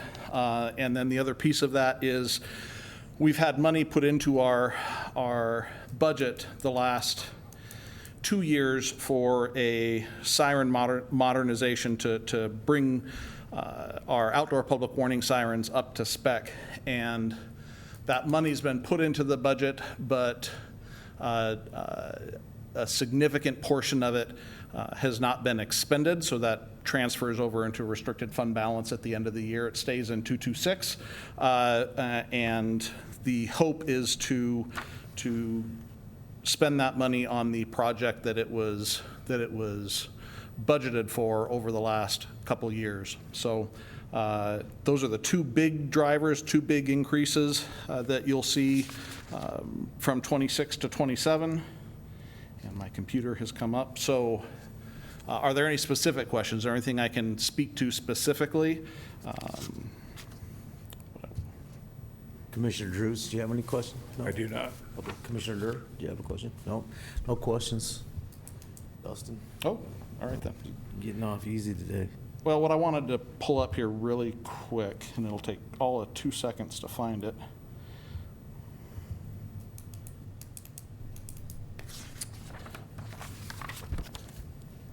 Is the amount of money that I am requesting to, from the general fund, basically, from tax revenue, the amount of money that I'm requesting to support my budget ask for the current year budget for 2026 from Pennington County. That amount was $253,797, so just under $254,000. What I'm requesting in 27 is $256,000, so about a $2,000 overall increase from what I'm requesting from general fund or tax revenue from the county. So the overall budget numbers reflect a larger increase in relation to the actual increase that I'm asking for from the city and the county. Thank you, sir. Yeah, I do have a question. Okay, It goes back to our funding from the trickle down from the state. So how do you see that going in the future? I wish I felt better about it.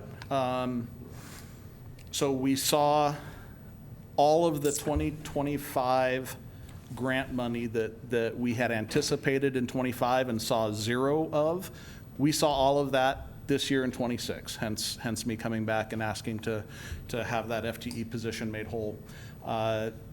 The notice came out last week that FEMA has funded this year's EMPG grant, which is again that grant that goes through the state. So currently we're on track to receive this year's money, although there are no hard time frames, but it's been approved. The NOFO's been released by FEMA, so this year is looking good.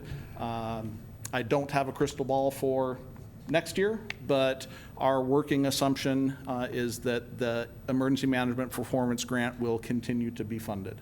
Congress historically sees the value in that. The White House recently has pushed back on that, and currently that program remains funded. But do I have warm fuzzies about it's rock solid and we don't have any concerns whatsoever? Absolutely not. And what is that dollar amount, Dustin? So we are seeing about $65,000 a year right now from that, $62,000 to $65,000 a year right now. Not huge. No, it's been lower and lower and lower. It's less than half of what we used to see out of that grant fund. But again, I've been looking for other sources. The CRI grant funding has been a boon, trying to not expand, just replace some of the grant funding that's been decreasing. We pursue other grants to make up for that. All right. Thank you, Dustin. Have a great day. Trevor, oh God, Trevor, you're up next, sir. Thanks for Appreciate it. making a switch. We're interested in your budget mainly. We know what kind of services you provide and everything, so anything that's changes, we're more interested in all your budget's going to be looking. So, okay. But you have the floor, sir. All right, sounds good. Trevor Abernathie, Department of Equalization. And I'll just kind of skip some of the stuff that we provide. You're well aware of our office's duties. One of the challenges that we've had in the past is just continuing to be staffing and maintaining a full staff. We've had a lot of turnover in the recent years, but we are fully staffed right now, which is a great spot to be in, so I'm thankful for that, especially stepping into this role. The most changes that we had on our budget were really due to changes in software and then some adjustments to some other line items. So the biggest thing on the software was the Tyler software for the planning and zoning building permit software that they're implementing this September. So we were working with them to to have the initial software purchase and a lot of the training involved with that. We will all be users in my office, so it is still something we're going to be paying for, but that initial cost was for this year, and next year it's going to be going down. So we're going down to just a subscription and maintenance costs associated with that. Overall, the salaries are going to be going down by about $38,000 just due to staffing changes, retirement, and the like. The biggest increase we're requesting is with the consulting line item. This is the line item that's fairly new to our office, where we were anticipating some more complex appraisal issues and appeals, and have hired outside appraisers to assist with some of those more complex appeals. So that we do have an increase in that one there. The vehicles was another one.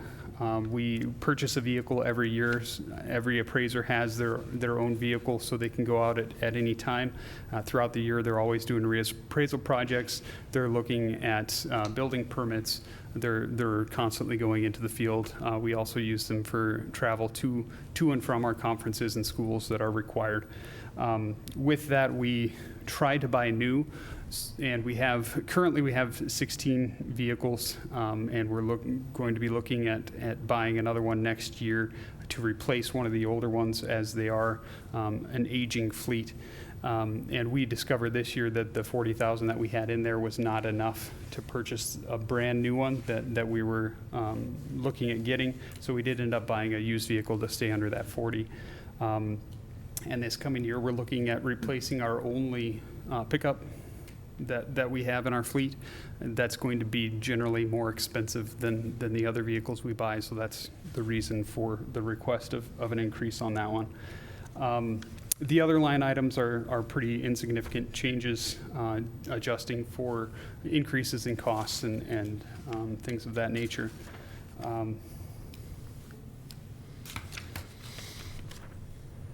So we do communicate with IT as far as when we're going to be replacing computer equipment. It won't be next year, but will likely be in 2028, so there will be an increase in the budget for replacing the staff computers at that time. And we also look at ways that we can incorporate technology into our assessments to decrease man hours, increase productivity. We are looking at a company right now thinking about 2028, and there might be some costs associated with that. And in addition, in the long term, our CAMA system is going to be phasing out its current status as of 2030. So I am anticipating some increased costs in software starting in 2029 to get that implemented. But I don't have the full details on the expenses on that at this time. So just wanted to bring that up. But if you'd like, we can. I also have a request for a full-time employee as well, which I have a little presentation for. But if you want to go through line by line, if you have any questions on the budget first, I can give you my support for that request. Commissioner Durden, you have a question or comment? Yeah, Trevor, going back, you said every appraiser has their own vehicle. That is correct, yes. Okay, and I guess I would ask question, is there a way that, not particular to your office, we're trying to get a handle on fleet management throughout the organization? Sure. And just a first blush of looking at this last year is that I believe the county is overfleeted. Okay. Meaning we have too many vehicles that we could be utilizing to share. And so it would be a question, I believe anyway, not every appraiser is going out every single day. Is there any way to have a pool of vehicles and instead of everybody having their own vehicle? I could definitely look into that as an option. Right now it's complicated as far as during the summer, every appraiser is out frequently every day. There's a lot of the week where it's kind of just the office staff in the office because they're all doing reappraisal field work. Same with permits. Everybody's out looking at their permits at the same time. So it is a little bit more complicated in that regard. However, we do have a flexible schedule in our office where some people are still on a 4-10 schedule. So I'll have to do a little bit of math and looking into that, but I could definitely review that to see if we could split cars between those people. But again, that's just, they're only overlapping on Monday and Friday, so the in-between might be difficult to get that accomplished, so. Thank you. Any other questions?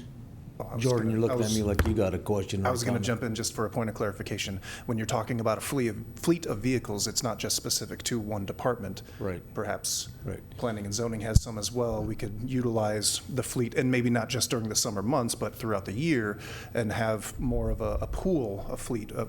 Maybe we just get an inventory together and figure that out from there to see who has what and what uses really are on them, so. But you'd mentioned other software. I mean, you guys are going out and physically viewing these properties when there's satellite imaging available. I mean, I could get on the satellite and actually take an image of somebody's roof right now and tell you the square footage of that house. Yep. And Yep. the amount of square shingles on the house. We are physically inspecting the properties. The primary issue comes in condition of that property. So from an aerial view, if you're just looking at the top, you can't determine what the depreciation should be on that property. So we're needing to physically be there. However, we obviously don't look at all properties every year in So it's a person. 'cause there's, rotation. and You it's have rotation. You have a schedule of that rotation, because We we do. seem to have missed that in the past, like, we hadn't touched wall for 7 years, and so do you have an actual schedule that you work with, or? We try to look every 5 to 7 years is the goal. That's the industry standard, is every 5 to 7 years looking at each property. So we have it on a rotational basis, and then we study how close our assessments are to the sales each year to determine which neighborhoods need to be looked at first. Because if our ratios are poor and our measure of central tendency is poor in the statistical measures of that neighborhood, it indicates that it needs to be looked at because we have something wrong in the data. In addition to that, all the permits that we get, so every single new building permit, we need to determine not only how far along is that project, but was it built to what was planned? Because sometimes we don't want to just take the plan at its word, because we could assess based off a plan and that's not actually what's there. So we need to verify all that information as well. Okay. Thank you. No other questions? You're free to go. Thanks. Well, Hold on. Yeah, he's. I do have one more thing to add, Okay. because our office is asking for another full-time employee. So I was. figured that was just to fill your position or something? No, it was not. So we've already done that, but it wasn't a new position. It was just filling one as I moved to a different position. So we still have. So you're asking for another FTE? Correct. Period? Okay. Yes. So I wanted to give you this information just with that request. So our office has not added a new full-time employee for 11 years. During that same period, the county has experienced a steady growth of both the parcel count and the assessed value. And the request is to ensure long-term effectiveness of our staff. So over the past 10 years, if you want to go to the next slide there, the number of tax parcels has increased from 53,386 to 58,199. So that's 4,800 additional parcels over the last 10 years. And we continue to add parcels at a rate of about 1% per year. And it's a modest growth, but it compounds year after year and adds to the increase in workload. At the same time, the valuation has increased from $10 billion to $23 billion in dollars. And that's a 130% increase. So we're responsible for managing and defending valuations of more than twice the amount taxable value than they were a decade ago. That growth is driven not only by market appreciation, but also just the growth of the county and the cities in general. So if you look at just Rapid City, they've experienced particularly strong development in the recent years. In 2018, they set a record for the highest valuation of building permits. They surpassed that in 2020 with $363 million in permitted construction. Again in 2023 with $393.5 million in construction. And the first 5 months of 2026 alone, we're looking at $236 million. So they're on track to break that again.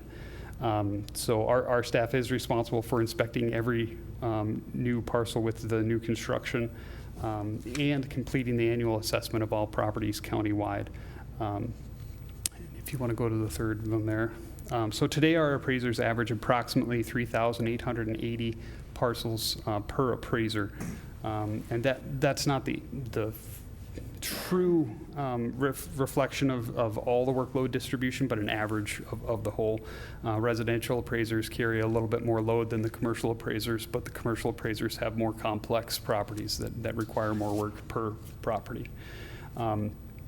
So what I'm planning on doing is having adding an additional appraiser to our commercial staff to have a 3 commercial staff full-time in the office, and that's just pulling one of the residential appraisers to the commercial side.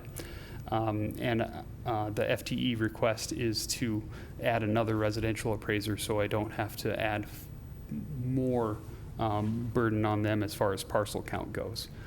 If you want to go to the next slide for industry standards, IAAO is the International Association of Assessing Officers. They've done a number of studies on this, and they, with our jurisdiction size, they're around 2,973 to 3,000 parcels per employee is what the recommendation is. Right now we're at about 29% more than that per appraiser, and indicates that we've not kept pace with our staffing as high as the growth has gone. You can look at technology as well if you want to go to the next there. Our office is actively reviewing additional technology tools that may increase efficiency and assist staff with these growing levels. But even with technological improvements, that 30% gap is going to be pretty hard to hit with just adding some technology. So that's the reason for requesting that additional staff member. I just wanted to give you a background of why we were requesting that, just looking at industry standards and the workload that's involved in the growth. That's fair enough, Trevor. I know that we've used, for one of our industry standards, we've kind of used Minnehaha County. Is there a way that you can get their org chart and their parcels, and we can go? I know Mr. Roskinek, I'm not going to speak for him, but he's going to ask this question, and he's going to want to know that same number. Sure. How, per appraiser that you had on there, how does that reflect in regards to what Minnehaha County's doing too? I can definitely get that for you. I don't know that off the top of my head, but I'll get that I wouldn't for expect you you to. But It's as disappointing. I think we're. Yeah. You did a good job, though. I mean, you seriously done a good job for your first presentation. I'm impressed. So, I don't think we have any other questions. Yeah, Mr. Chair. You do? Okay. Yeah, of course. Commissioner Durr. So, I should have known, right? getting back to I'm a it psycho, I can read no, your mind. good presentation on, the request for the employee, and that it would have been an echo to kind of compare to Minnehaha County and look at some of that. The other counties, I know that have had substantial growth. Neighboring us, many, but Meade is one, and I kind of know what their staffing is. But the comment I'm going to make about, and you have your numbers in here to show the growth in parcels, and what I keep hearing is, Pennington County has grown so much. Pennington County is growing. We have to grow. And Pennington County, employee-wise and budget-wise, has far outpaced the growth of Pennington County. And so when I was in Minnehaha County last week, and I mentioned it the other day at the commission meeting, but Ken went down to Minnehaha County to look at the treasurer's office last Monday, a week ago Monday, and I had a meeting with their commission office director, Jordan's counterpart. And outside of the public safety sector, Minnehaha County has only grown 15 employees in 20 years. Okay. And last year sometime I was down to the city office and again talking to the city planning office, et cetera, on some stuff, and then saying, you know, if you guys are really outgrowing your office space or if you had to add staff, and again, with the growth in Rapid City, they've not seen a change in their staffing levels. And you've done a good job of putting together, you know, per employee what the workload is as to why, you know, in 10 years you haven't had any change and you would be requesting it now. But it's all too often that we just hear Pennington is growing and we need to grow. And if you go look at our budget, we have far surpassed, you know, the growth populace in Pennington. You know, we've put our budget on steroids. So, and my other comment to that was I would lean towards supporting your additional FTE if you could figure out a way to do some fleet management. Okay. All right. Thank you, sir. Thank you. I like your enthusiasm, so. Jordan? I've got plenty of All right. Dude, you've been doing some heavy-duty research, man. I appreciate it. I really do. It makes our job, I love the way everybody's coming forward. We're working out the bugs. I like the fact that Jerry's done a lot of research. You've done a lot of research, Jordan, so. We've got one person in the audience. Is that the Hill City Library? No. They're not going to be here until 1 o'clock, and so we could take a lunch break, a recess until 1 p.m. for our afternoon sessions. And there's going to be state's attorney, public defender, sheriff's office for all of their law enforcement, and then, yes, the Hill City Public Library, and that should be it for today's agenda. Lunch. All right. Lunch. We'll be back at 1.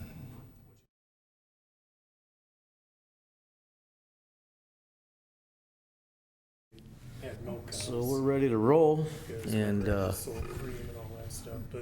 come back for our lunch break, and we're ready for Hill City Library. Holstein cows, and Basically, we're just interested in I might have been like kind 15 or of your numbers, and maybe we'll ask you a few questions as.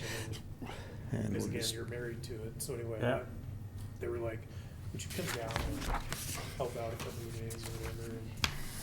And so anyway, yeah. Well, how long are you guys going to be gone? We're just going to go. Lock the wheels. Yeah.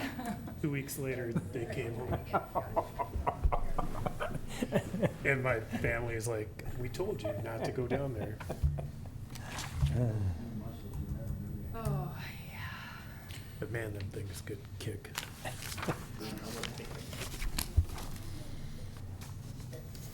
hello. hello. Stomp it on when you go. Give us your name for the microphone, and we'll be good. Tammy Alexander, the director of the Hill City Public Library. Michael Lewis, the president of the school board, of the library board. Thank you. And Tammy's going to give a thumbnail sketch today of where we are now and where we hope to be in the future. Okay. And you can see that being a library director is a contact sport at this point, so. Just a sidewalk and a broom. Yeah, we get it. Not a good combination, and graceful me, so. Go right ahead. Right, all right, so you have the paperwork that I sent. You know, right now, we're just focusing on programming. I'd like to expand more of our adult programming. I'd like to get some gentlemen in our programs, do some leather works, or do something that more than yarn work and things like that.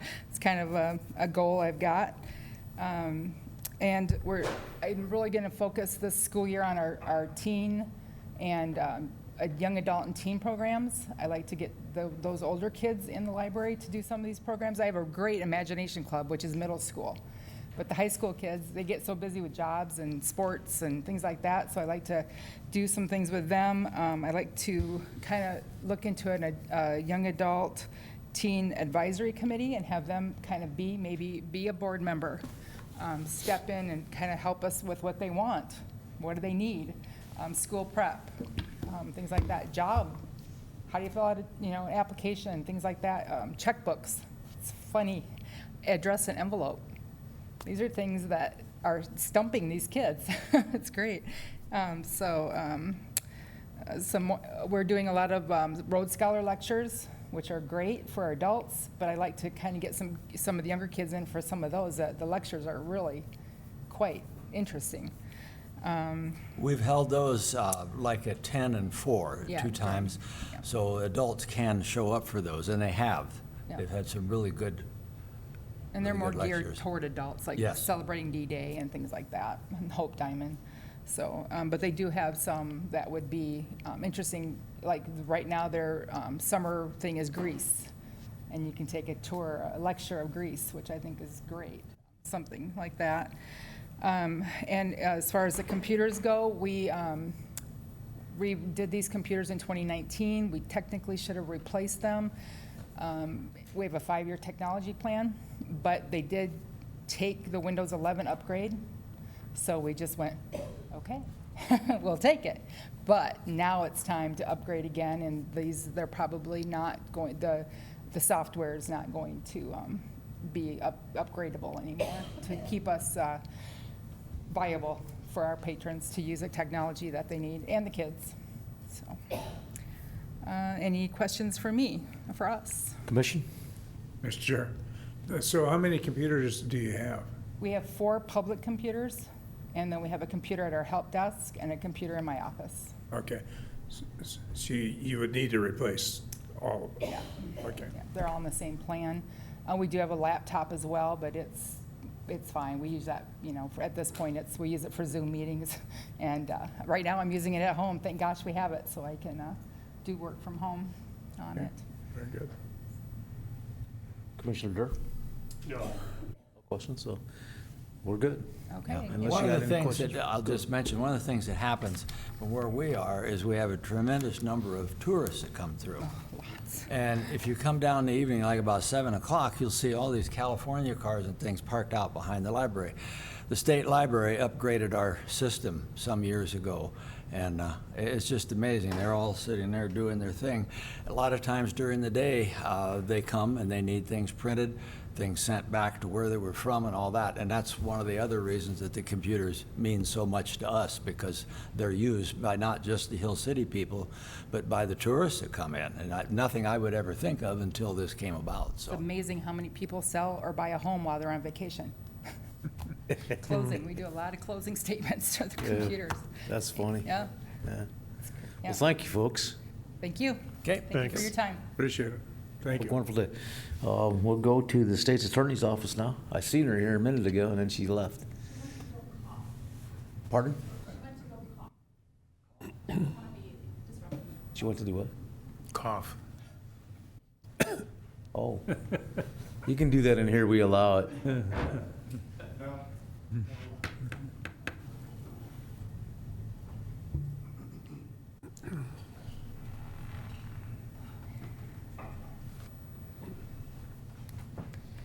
Are you from the public defender then, or? What's that? How long does it take Are you you? to get to Pier? You can start the presentation if you like.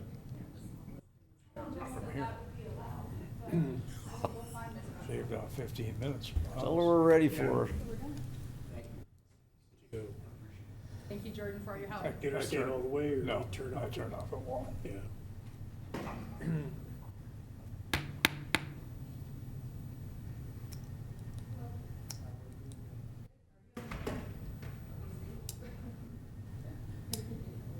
It's a sheriff. If she needs to take a break, we'll, oh, here she is, okay. Good. And you? Miss Laura, we're ready for you. Ready for me? Yep. I did.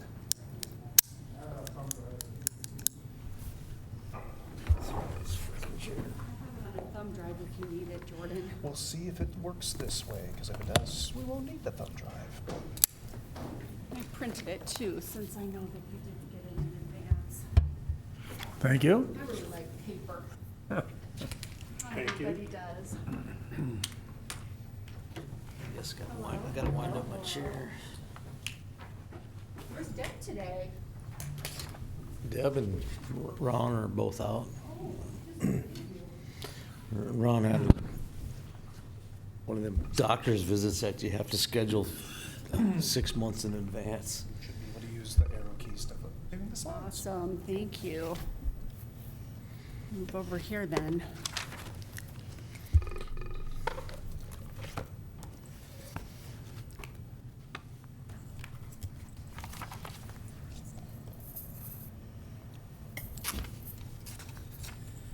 All right. Well, good afternoon. Thank you for your long day of budget hearings and yet another one to come.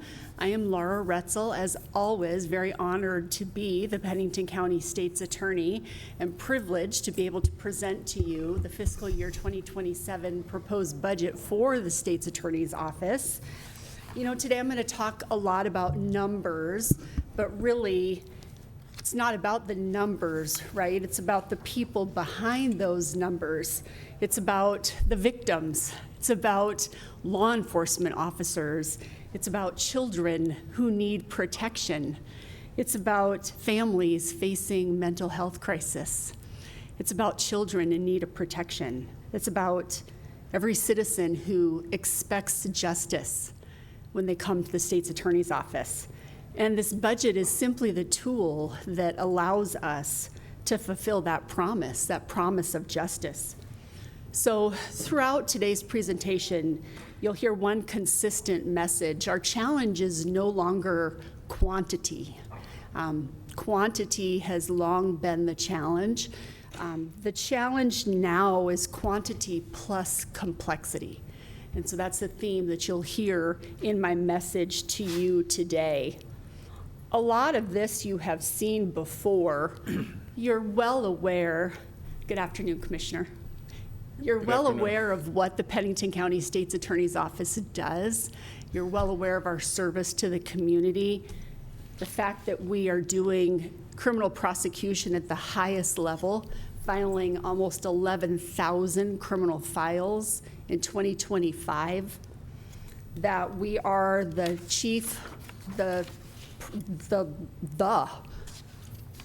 criminal prosecution for Pennington County. But of course, our service extends far beyond the courtroom. We represent the county in civil matters. We protect abused and neglected children. We support victims. We oversee diversion programs. We participate in treatment courts. And every one of those files, you know, that represents a citizen, that represents a person. These numbers are real people that are coming to us on their absolute worst day. So as we move through these slides, they're numbers, but again, there's so much more significance behind them. When you see 2,000 felony cases coming out of Pennington County, 70 people doing all of that service. When you see almost 1,000 felony drug cases, 1,000 people addicted to drugs in our community, mostly methamphetamine, as you know. Violent crime continues to be a problem. 8 homicides in 2025. We represented 100 of the worst violent crimes in the state in 2025. Almost 10,000 misdemeanor filings. And misdemeanors, you know, you think that those aren't important. They're just misdemeanors. Misdemeanors represent some of the most important cases that happen in our community. Those are domestic violence cases, simple assault, intimate partner violence cases. Those are DUIs.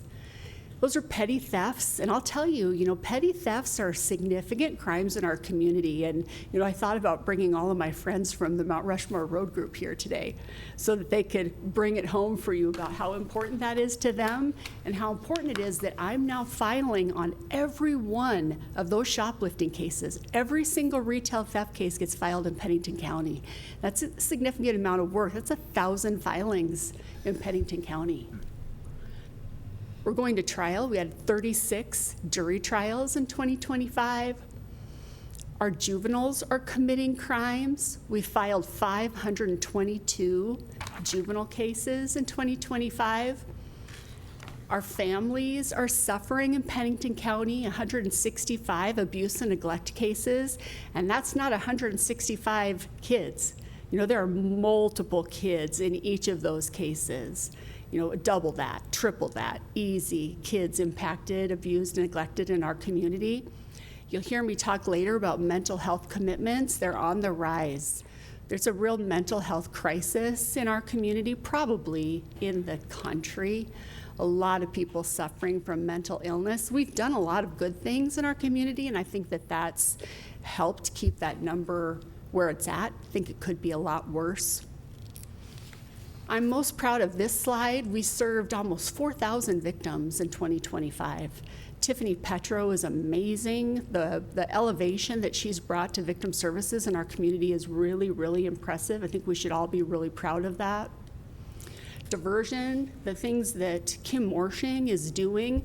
You know, it's important to remember that this slide, when you look at those 516 adults and 425 juveniles, those are cases that aren't in those other statistics that I just talked about because we pulled those out. Those weren't cases that were filed because we brought them into diversion. So that's almost 1,000 cases, 1,000 people that we kept out of the criminal justice system. That's a good thing that we kept out. And look at how successful we've been. 86% successful, 85% successful in keeping people out of the criminal justice system. It's amazing. And treatment courts, you know, there's controversy around that because it's so time consuming. It takes me one full-time deputy state's attorney to staff that. Almost 40 hours a week to staff those courts. But they work. They're very well received. The community loves it. They're pretty successful. They change lives. I'm in support of them. But you know, that's one of those unfunded, quote, mandates. We're not getting any money from the state for those. And it's taking one of my deputies to staff it. So here's my budget. You know what it looks like. This was my 2025 number at 7.8. My 2026 number was, I think, 8.2. The number I submitted to you this year is 8.3. It's about a 9% operational increase. I'll talk about why a little bit later. You know, 20 years ago, prosecutors read a police report and they filed a charge.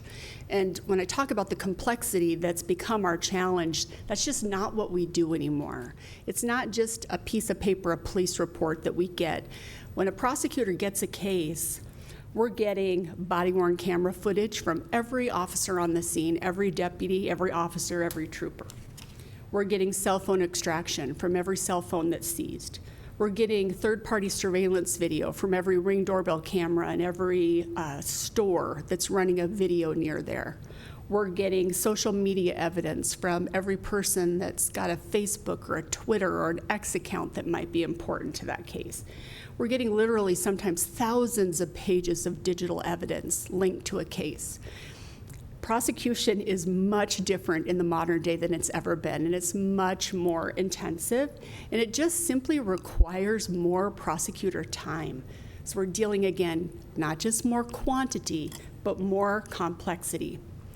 You've given us some technological improvements, and you gave me that last year with the implementation of our CARPEL, our PBK case management system, which is going very well for us. You're going to see a slide in a minute that, of course, they've increased the cost of that. So that's a little bit what you see in the increase of my operational budget. You gave me last year an improvement to my Axon, which is the prosecution side of that body-worn camera that my law enforcement is running. You gave me an AI feature for that that's helping my prosecutors view that a little bit more quickly. There's an AI component where they can highlight most important things and they're not having to watch all of it, so I thank you for that. Last year, you gave us an improvement to our Westlaw Co-Counsel, which is our legal research, something that our public defender's office had that I coveted, so I appreciate you giving me that. It helps us work a little more quickly and more efficiently because it has that AI component So we're doing everything we can to work more efficiently. The problem now is I just need more people. I put in every efficiency that I can. You heard me come before you and talk about the efficiencies that we're working in the courtroom. These are the efficiencies I'm working with my technology. I just need more bodies. I don't want you to think that the performance in my office is suffering. My people are outstanding. We're doing fantastic work. Go do a Google search of the outcomes of the trials that my attorneys have done this year. We haven't lost a murder trial in years. We're doing high-profile violent crime, homicide cases over and over again. We're very rarely not in a high-profile trial, and we're having outstanding trial outcomes.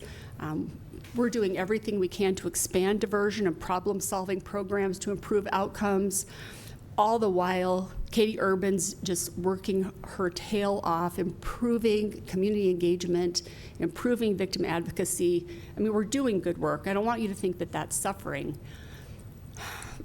We are asking for a little bit more money. This is on the operational side where you're gonna see it. It's in the prosecution by Carpel. Our case management system, of course, has raised their rate a little bit.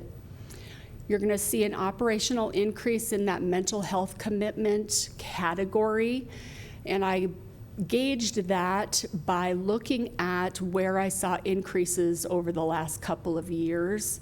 We're just seeing more volume in involuntary commitment proceedings and a growing demand for that expense. And the other place I saw a rise was in that grand jury operations. I am running a third panel, so I do 2 panels, and I've done historically 2 grand jury panels. I have added a third. I use it mostly for major crimes. I'm not running it right now because, quite frankly, I don't have the space with the construction that I'm under literally outside my door. I don't have a place to do it, so I'm not running it right now, but I'm really need to. So as soon as I have the construction done, I'm going to add back in that third panel. I think that's where we're seeing that increased cost from convening that third grand jury. There's just more expense in the coordination and operation of that. So that's where you're seeing my operational increase.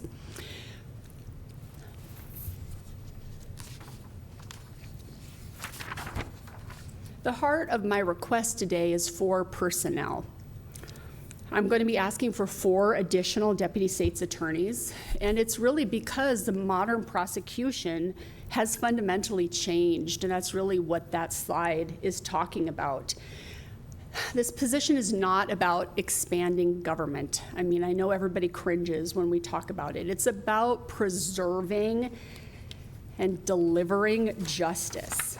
We're talking about improving trial preparation. We're talking about improving victim communication, mentorship, responsiveness to law enforcement, public safety. We're talking about just kind of the fact that excellence should not depend on exhaustion. And that's really where we're at in my office. If we want excellence, it's going to be on the backs of very young prosecutors who are absolutely exhausted. You know, whenever the government asks for additional resources, I think the citizens have a right to know why we're asking for that. What is the public safety impact that I will provide if I'm given additional resources? And this is what I represent that those additional bodies would provide to the citizens that I serve and that you serve. It's stronger violent crime prosecution. I need to be able to spend more time on the highest level crimes in this community, because what's happening, commissioners, is that I have 3 or 4 attorneys with the experience to do those crimes. And those same 3 or 4 attorneys are my supervisors, who are also responsible for training and mentoring the younger attorneys. So they are called upon not just to do violent, highest level homicide, rape prosecution, but they're also called upon to be bringing up and mentoring and training, which is also very, very demanding. We need to improve trial readiness. We are scrambling, doing everything last minute. We don't have the resources to be able to do things in the timely fashion that we would want. So we're not ready in in the time frame that I would want. We really need to enhance victim services. Victims often have to wait to talk to their lawyer. We just don't have enough lawyers for them to be as available to victims as we would want. Our cases are not resolving in the time frame that I would want, so faster case resolution is a public safety impact that we could deliver with more attorneys. Attorney development, in a minute you're going to hear about the efforts that we're making to train and mentor young attorneys, but while they're carrying full caseloads, they're trying to be mentored and be developed while also carrying a full caseload, which is a lot to ask. And then in order to be able to sustain my diversion programs and to be able to man my specialty courts, I mean, I'm not going to be able to do those things for much longer unless I have more staff. So that's what I would give or be able to improve if I had additional staff. You know, we do have grant funding, and you know what that is. It's in my budget. It's on this slide. Also, if I had more staff, I might be able to do some things more creatively. You know, one thing I don't do, just to drop one thing, is bond forfeiture, which could be a potential revenue source. I don't have an attorney to do bond forfeiture. But if I had 4 more, that could be another potential revenue source. I'm always looking for grant funding. Thank you for Jennifer Williams-Curl. She's always looking for me and trying to find sources. So I do appreciate when you make those things available for us to explore. Where are we going to be in 3 years? I hope I'm going to have more staff. I'm really excited about our new space. Thank you for that. Thank you for Davis Purcell and everything he's doing to give us the space that we need. We're no longer going to be working out of closets, so that's such a blessing. And then, you know, that really kind of brings me back to the heart of my ask, which is I really want to point out to you, as I've done before, that we are working far beyond state comparison to what they're doing in Minnehaha County, National District Attorney's Office recommended standards, a comparison to another state, Colorado, that's near us. We're just doing more than can reasonably be expected of us. And sometimes I think that maybe you get tired of hearing me say it. So I'm bringing in a guest appearance to briefly give you another perspective. And so I would introduce Alexa Mueller, who is my misdemeanor training supervisor, to just give you a little bit different view. Thank you. You have the floor, young lady. Good afternoon, Mr. Chair, Commissioners. As State's Attorney Roetzel said, my name is Alexa Mueller. I am the Misdemeanor Supervisor and Training Director for the Pennington County State's Attorney's Office. I kind of wanted to give you just a little glimpse in the day in the life of our young attorneys. We have court every single day. It starts at 8 o'clock sharp. We need to be in the courtroom at 8 o'clock so that we can talk to people who are charged with traffic offenses and see if we can resolve those cases before 8:15.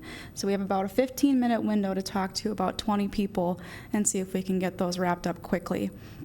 We have court from 8:15 until 9:30, 9:30 until 10, and the 10 o'clock court is people who are in custody. That court hearing lasts anywhere between 1 hour to 3 hours. Then we have court again at 1 o'clock. And that lasts anywhere from 2 hours to 3 hours. On top of that, we have to attend court trials if people set their cases for a trial before a judge. We also cover hearings that are called preliminary hearings, which is a probable cause determination in felony cases. Our misdemeanor attorneys are handling those. So they're getting their toes wet in felony cases. On top of that, they're carrying caseloads, as you see on this slide, of 1,071. At one point, I, as the misdemeanor supervisor, training director, and senior deputy state's attorney, had 1,600 misdemeanor cases alone. That's quadruple the NDAA recommendation. My effectiveness as a trainer, as a supervisor, and as an attorney for our county was not up to the standards that it should be, and with more staff, it could be. We can lower that number so we can be effective. On top of those 1,600 cases, as State's Attorney Roetzel mentioned, I also carry a felony caseload of sex crimes and at least one homicide at this point. So I myself have a heavy caseload, and we are working very hard to train them. Part of my job as training director is to make sure that we have implemented a new onboarding plan where we check things off to make sure that we're meeting benchmarks for each and every attorney in our department. That's difficult when I have to be the person that is covering court so that the attorneys in my department have desk time to work their cases. But we want to get there. We want those young attorneys to receive the mentorship that they deserve, that they need, so they can grow within our office and become those prosecutors who can handle high-level cases so it's not falling on the backs of those of us with more than 3 years of experience. I say that as a prosecutor who's almost 32 years old. I am young as well, but I'm handling those cases because that's what we're called upon to do. I would stand by for any questions, and I'll let Ms. Roetzel wrap it up. Commission? I'll finish it, and then we'll stand for questions. You know, hearing that day, they work so hard. And, you know, the one thing she forgot to say is we come in to start charging cases at 6 a.m., and we're expected to have all of our paperwork over to the clerk of courts by 8:15 so that it can be ready for 10 o'clock court. So these young lawyers are also in the dead of winter coming in at 6 a.m. To make incredibly hard charging decisions. That's one part of it that I would add to that incredibly difficult workday that she had. You know, people are coming to us on their worst day, and we really want to be able to give them our very best. And we're working so hard to be able to do that. And I really hope that you'll consider our FTE request. I know it's so hard when you have so many budget demands, but this really is a long time coming, and the positions would be well utilized within the state's attorney's office. So thank you for hearing us out. I'll stand for questions. Mr. Chair. Thank you. Yes. So Laura, going back to the performance metrics, which is on the screen right now. I understand the NDAA recommendation of the 150 and the 400. I understand the Pennington County is probably actual, the 183 and the 1,071. Tell me what the Colorado average, how does that work? So Colorado started a dashboard of every single one of their counties, and I'm actually striving to have a public-facing dashboard as well. It's one of the things that Katie Urban is working on, where we could have performance metrics that people could see on our website. So every single county, you can go to Colorado's website and you can see this is kind of an average of all of the Colorado counties and how many cases that their prosecutors have on average. Okay. So we don't have that average, though, for South Dakota? We don't. Okay. I do know that Minnehaha has significantly less than we do. And I can get that number for you if you'd like. Okay, I'd appreciate that. Thank Yes. Yeah, we've been kind of asking everybody to do that. We seem like they're our benchmark for, we appreciate that. Just get it to Jordan for us. And, Sure. Commissioner Durr's pulling up his mic. Yeah. So who put the presentation together? Katie Urban. Excellent. Thank you. Very good. So getting back to the caseload per attorney, and so we're saying that on average, then your staff, your misdemeanor attorneys have 1,000 misdemeanor caseload. And I guess my question to you is, I mean, how is that even manageable? Yeah. And so let's just say, you know, one individual has 1,000 cases. How do you even get through 1,000 cases and get that through the court system? Or, you know, how many of those are actually into the court system? Or, you know, they go away, or we plead them out, or whatever the case may be, because, just managing 1,000 cases, even with, you know, some staff assistance, logically, it just doesn't compute as to how it could even be managed.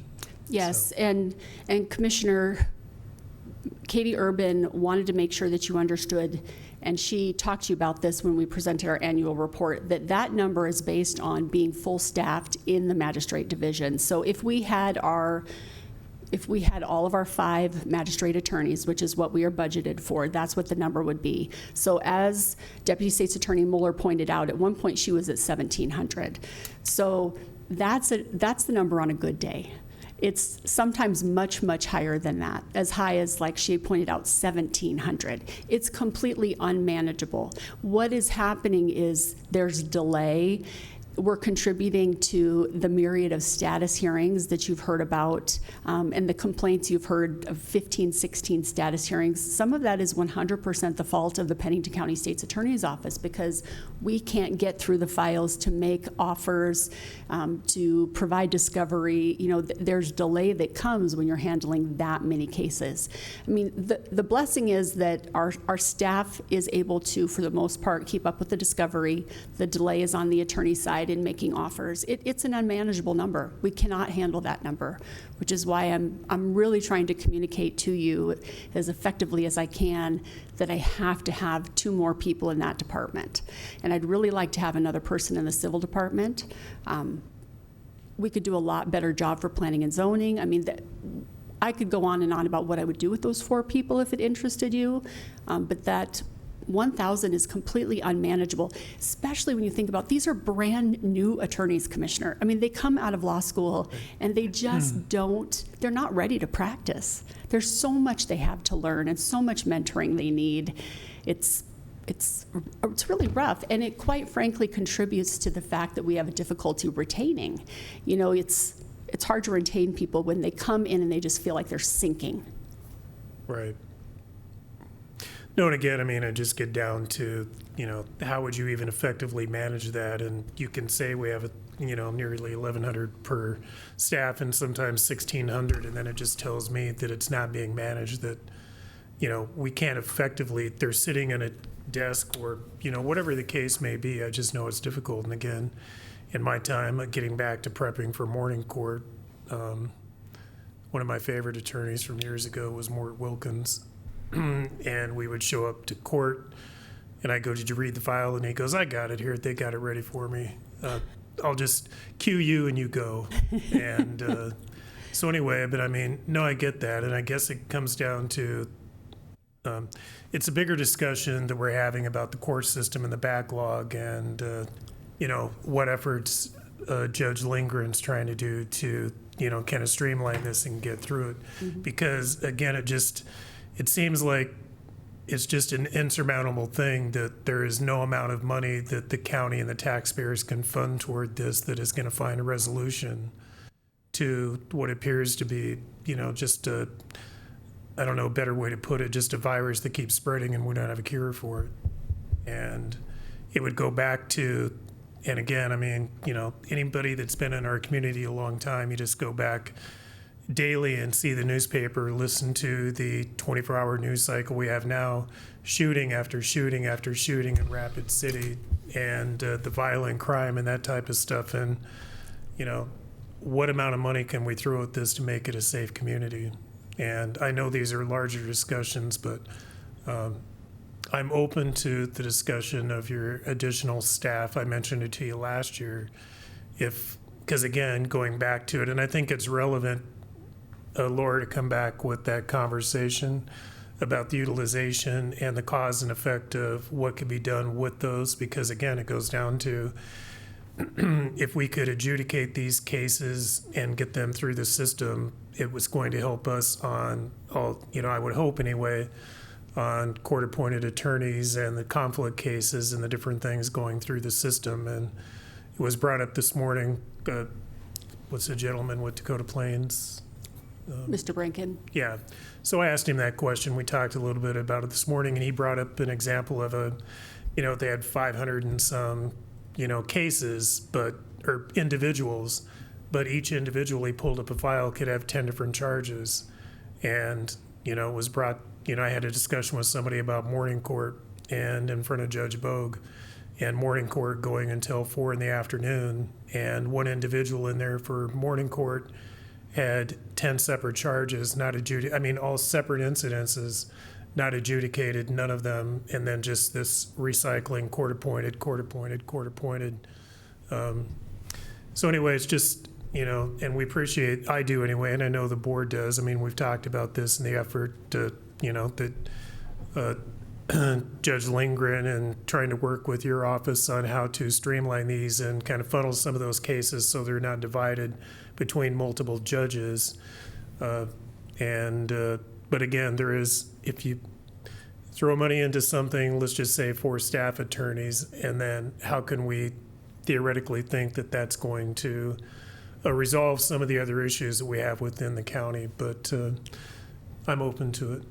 Thank you. I appreciate that. And I think the efficiencies are key, and I think that's why it's important that we presented on that point to you. And I hope you heard and understood what I was talking about with our new probable cause unit, and the fact that I was able to pull in and recruit an experienced attorney back from the Attorney General's office to have that thought moment back, to do that screening back in that probable cause unit. And I won't repeat it all again, but I think that's going to make a huge difference in our office as well. We should just make it illegal to commit a crime. It seems like what we're doing, because it's just the numbers are crazy. And we see it in the community, but the narrative has always been the crime is down, but it's obviously not down. Getting them through the system's been a point of frustration, obviously. Allowing people to commit 10 crimes, whether, you know, presumptive parole, all the knuckleheads that back in 2013 that passed it, now they're trying to fix it. It's amazing to me. But, you know, we're definitely going to have to do something to Mr. Chair. get your office. Well, Laura, I think you did a good job stating your case. You know, unfortunately, we've talked about this earlier today. It's a shame that we got to spend this much money on attorneys and whatnot, and we couldn't be helping the seniors more, but it is what it is. My question is, this performance metrics, would that be 2026, if there was a date tied to that? So what do you expect 2027, 2028, 2029, 2030 if we don't get these 4 full-time employees? What's that going to look like? I mean, to me, it's just a train wreck waiting to happen. Yes, Commissioner, I don't have projected data, but I could try to get you some of that for the next budget hearing. But we could go back the last 5 years and, you know, use that for some kind of a basis. But I'll have I'm Katie work assuming on that that. it's not going to get better. No, with the population growth that we're anticipated to have, and the fact that even though violent crime is down, crime overall is not going anywhere, I'll try to get you some projected data. Thank you, and thank you for your Either service. that or we could stop hiring sheriffs and police officers. They just can't arrest anybody. I mean, it's crazy. I agree that it's something we need to address, so. Mr. Chair? Yes, Commissioner Durr. Yeah, and the other question, and again, I know when you're out looking for attorneys, I mean, is that even, I don't remember how many open positions you've had in your staffing this year for attorneys, and I know it's a difficult thing to fill, so are you optimistic if you were given the budget dollars that you could even fill it? Commissioner, yes, I have been really successful lately, and I am one person short of full right now, and I would really like to be able to start recruiting that new class right now, so that I could hire some. You know, this is the time in the fall is when we start hiring for next May, which is when I get my new pool of people, and we've been really successful in recruiting fantastic people this year. I feel really good about it. You're so positive. Yeah, you know, when you do the job that we do, it's imperative that you stay positive, isn't it? Going forward, how do we handle that? We're really not securing our budget until like September, but does that put you behind that curve? I think what I might do is ask for a couple more unfunded, depending on how late we get in the fall with our budget presentation. Right now I have 2 unfunded positions that I can fill. I may come to a point where I ask for a couple more unfundeds. depending on how things You look. guys want to make a move on that, or do you want to, I mean, No, I want to see it with the rest of our budget, but, I mean, it's a talking point to look at. it's just one of our common things that we have to do here, so we appreciate it, Laura. I don't think we have any more questions, do we? No, just tell Katie, great presentation. Oh, thank you, Commissioner. Thank you. Yeah, thank you all. Or next up to bat is, let me see, State's Attorney, Public Defender. Is it Joanna? Is that correct? Okay, Joanna. Lawler. Or do you want me to control it from over? I can control it. So you're filling in for, That's correct. Good afternoon, Mr. Chairman and Commissioners. My name is Joanna Lawler, and I am presenting for the Public Defender's Office today. I am the Assistant Director at our office, although for about the past week and a half, I've also been serving as the Interim Public Defender. Mr. Witcher has left us. And I have given him a hard time about the timing of that departure of his, but he did help prepare the materials that the Commission has. And so I will be doing my best. we're flexible too, we understand, so. Thank you.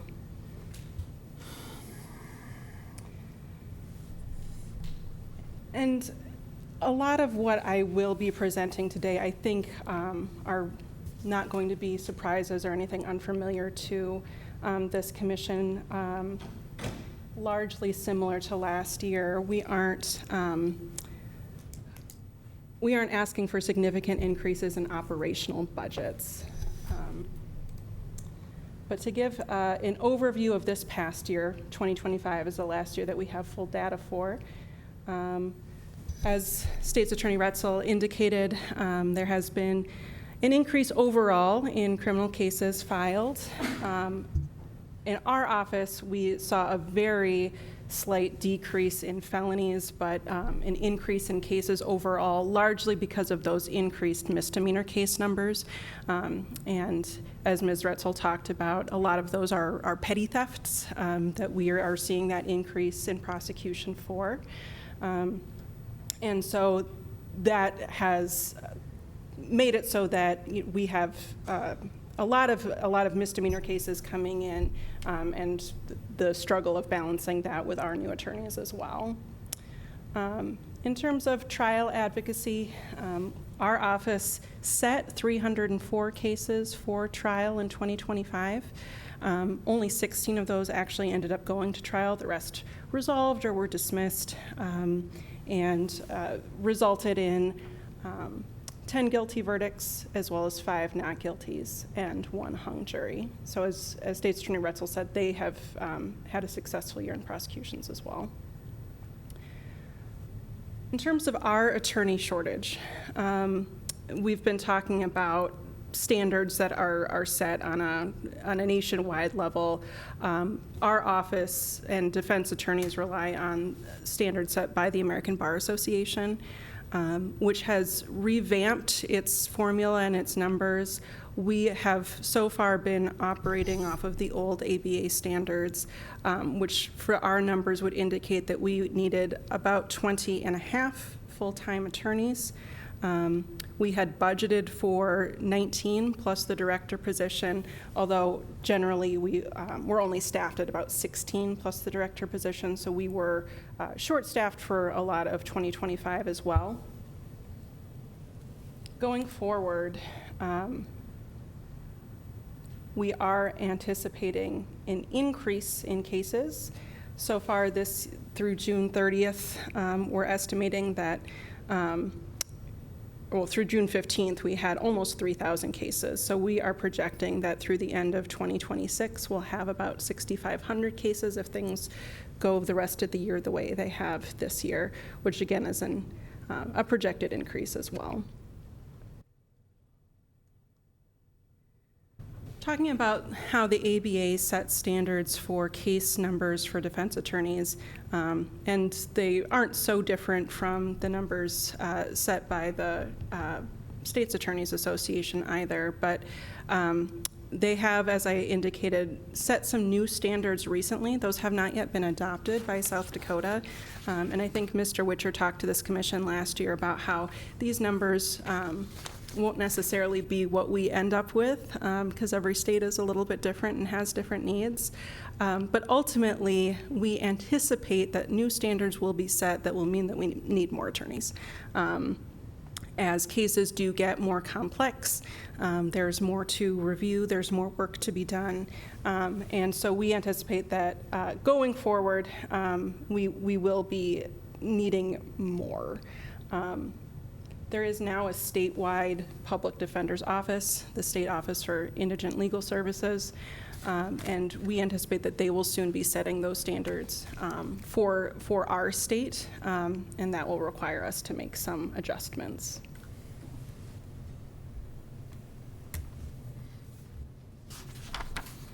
This again is based on those old standards to determine the number of attorneys our office would need under those old ABA standards. Ultimately, I think the important number is that had we been following those standards in 2025, we would have had about 22 and a half lawyers, as opposed to the 19 plus director that we were budgeted for. And again, we expect that number to go up. Looking forward to 2027, we anticipate that those misdemeanors will likely keep increasing.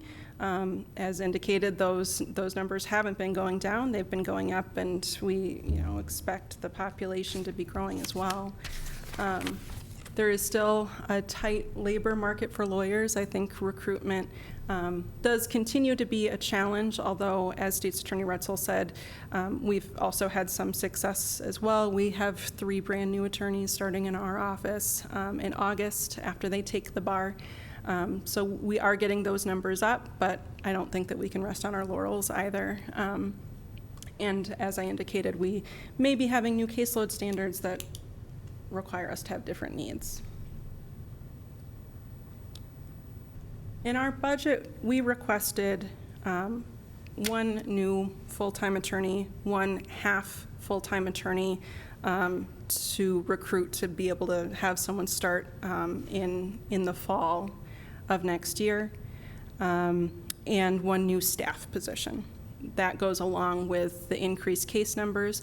We try to get our staff, who is excellent, to do as much of the work as possible, the administrative work that attorneys don't necessarily need to do.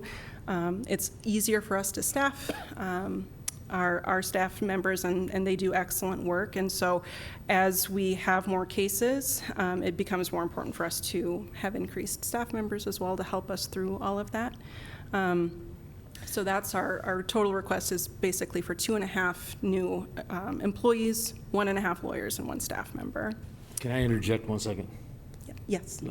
What does the half attorney look like? So I'm just kidding. Yeah. Yep, similar to what State's Attorney Roetzel was saying, the easiest thing for us to do is recruit in the fall to hire someone to start a year and then later. I guess my question is, you said earlier you were 3 short. Are you? I mean, you're going to hire 3 starting in August. Does that bring you to full capacity, or are you still going to be short? I think depending on how things go for the rest of the summer, we will be almost at full capacity by then. We're in a little bit of flux because Mr. Witcher has just left. We don't know exactly who will be replacing him, so we might still have some needs after that, depending on how that goes. And that replacement's put in by a board? Right. A specific board of judges or whatever? There's a public defender board who will be hiring his replacement. Is that board put together now, or are they? Yes, yes. Oh, you guys are on that board. Oh, okay. I have to influence you, right? Quit messing with our board, right? Don't mess with the board. I'm sorry. Okay, I just had to interject because I was trying to think through what a half an attorney looks like. I know a lot of them probably operate like they're half, but to physically see 1.5 is interesting to me. We consider our current attorneys to be full powered. Okay, all right. But yes, a half attorney means just for I half get you. the year. I'm just teasing you. No, Sorry. well taken. It was bad. I'm sorry. It was a bad attempt. I'm not as good as him over here with his headshot stuff, but Our hope is that we can get a great young third-year law student to come join us next year. It's so great to be able to offer someone that position in the fall so that they can go through their 3L year knowing that they have you're a job basically on a secured. timeline too, then much like what Lara had said. Okay.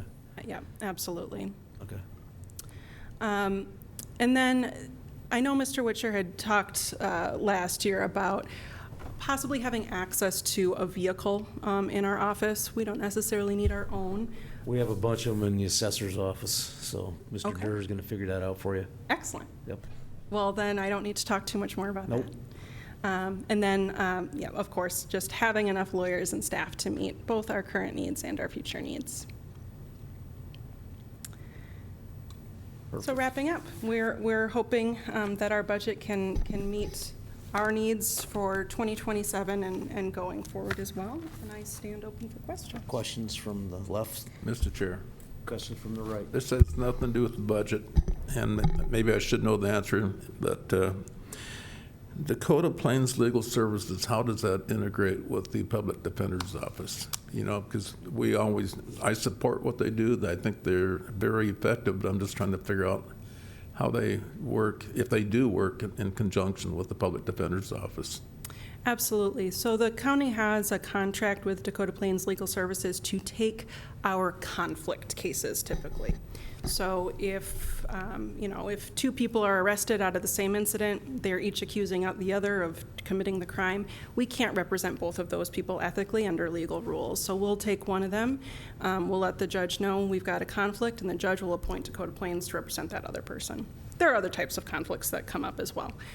So they do very similar work to what we do. They have very similar clientele. But they take the cases that we are unable to take for one reason or another. Also in cases like the abuse and neglect cases, for example, each one of those cases requires several attorneys. And so Dakota Plains is often one of the attorneys on those cases as well as us. A couple more questions. One would be your current workforce, how many of those have less than 5 years experience? That's a great percentage question. or just ballpark? Looking over at Mr. Lapp to see if he's got the answer to that. I would say of our Got the attorneys. answer? Four. Okay, and then how many have more than 15? One attorney. That, and, a couple years ago, Eric was stressing, that we're only as good as experience. You got to have experience. And, it's just important that the folks that we get, we keep them so that we can sit there and say, hey, our average employees are about 10 years, so that when we do go there, we really have that experience to back us. So anyhow, appreciate your service. Mr. Chair. Yes, sir. So Joanna, the 3 new ones coming on next August, now are they in the program where they don't have to pass the bar exam? Bar exam. Yeah. No, those 3 attorneys will be taking the bar exam. Not all of them went to USD, which is the school that offers that program. However, we do, in addition to those 3, have one of those students coming to us. So she is in her last year of law school, so she will be spending the fall with us and having cases. She'll return to school for the spring semester, and then she will need to complete 2 years of some kind of public service law in order to become a fully licensed attorney, and therefore she won't have to take the bar. So in addition to our 3 full-time attorneys coming, we have that 4th person who's a Pathways student. Okay, thank you. I'm just I did a short AI search here, and then I'll just share it with you because we're talking about experiences. The median tenure is 2 to 4 years due to the historically high turnover rates in public interest law. The statistical median is 2 to 4 years. And then there's something interesting here that that we should understand, and it says that, and this is interesting for us to know, because of the sheer case volume of a public defender with 3 years of experience will often have led more jury trials and handled more evidentiary hearings than a civil litigation attorney may see in a 15-year career. That sounds So right to me. when you're talking about a person with 3 years of experience in public defenders, they probably have as much practical experience as somebody in the private sector for 15 years. It probably makes sense why they get out of it after 2 or 3 years. So how long have you been here? Over 12 years now. Oh, wow. Yep. Your presentation was very good, considering that you just got through in there kind of basically. And Thank you. appreciate that. So any more questions? Yep, he's pulling his mic forward. Jerry? Commissioner? Nope, you. I'm just curious, it's been a while since, I don't know, it was last month or whatever, that we had our board meeting with Eric. He talked about, I believe that would have been in May, that he talked about, when he was going to go wheels up, et cetera. But 7 p.m. do you know where, trying to remember what we set, Gary, for that for the position to close? Because I know we only open it up internally. So do you know where that's at right now? I do. The listing closed this past Saturday, June 20th. So all of the applications are in and available for the board to review. So it's in the board's hands now going forward. All right. So, Mr. Chair. Commissioner Cruz? So John is the chairman of the board. So do you know, is he going to distribute those to the rest of the board? Do you know what the procedure is going to be? That's a good question. I imagine so. I think we sent him everything yesterday or today. Okay. So that he has the applications. Okay. And I don't know if even the next meeting has been set, but I anticipate that he'll be wanting to set up interviews shortly. And I think he and probably you all would like to make it as an efficient or quick process as possible so that we can have some certainty. Yes. Thank you. Jordan, can you do us a favor and kind of run that down and see where we're at with it? You keep all these notes. Do you got a gigabyte memory drive on that computer? All right, it's important that we follow through, so I don't think we have any more questions for you, Joanna. Thank you so much. Appreciate it. Thank you. Thank you. Good job. Are we worse than having 4 judges versus 1 judge, or? I mean. No, I kind of like that it's a group project, actually. We get some group think going and we don't argue amongst ourselves. So, all right, perfect. And then we're going to move on to Mr. Mueller, Mr. Bryan, law enforcement budget narrative. So, sir, you have the floor. I'll let Jordan start with his magic here. Should be pretty quick. I think we got it loaded right at the top.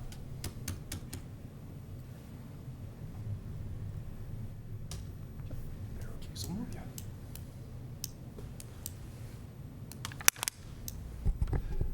Good afternoon, Commission. Brian Mueller, Pennington County Sheriff. Am I your last one today? Depends. Yeah, Depends. you are. It depends. Last one. That doesn't mean we saved the best for last, though. Yeah, no, I get it. I get it. I appreciate Jordan helping me out with flexibility. We've had a crazy week, and this was the perfect time slot for me today. Okay, great.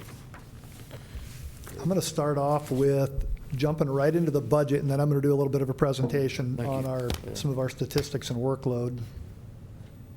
Can I just roll this, Jordan, or? Oh, your left and right is going to be the quickest way to flip a slide. If just using your key, you should be able to switch to the next slide. Yep. Okay, gotcha. Yep, that'll be easy. Awesome. Well, this first sheet is just an overview of all of our budgets as presented. But the second sheet that I'm going to show you is going to pull things in, I think, and make things a little bit more comparable for you with apples to apples. Because as you remember, last year at the end of the year, right as we finalized the budget, we moved all of our budget salary lines to 96% staffing, which reduced that that number. So when you look at this, when you look at what the tax support is, you'll see the expenditures, revenues, and tax support in the far right-hand column. That's comparing this year's staffing number to last year at 96%. So I wanted to be able to give that to you in a way that compared apples to apples.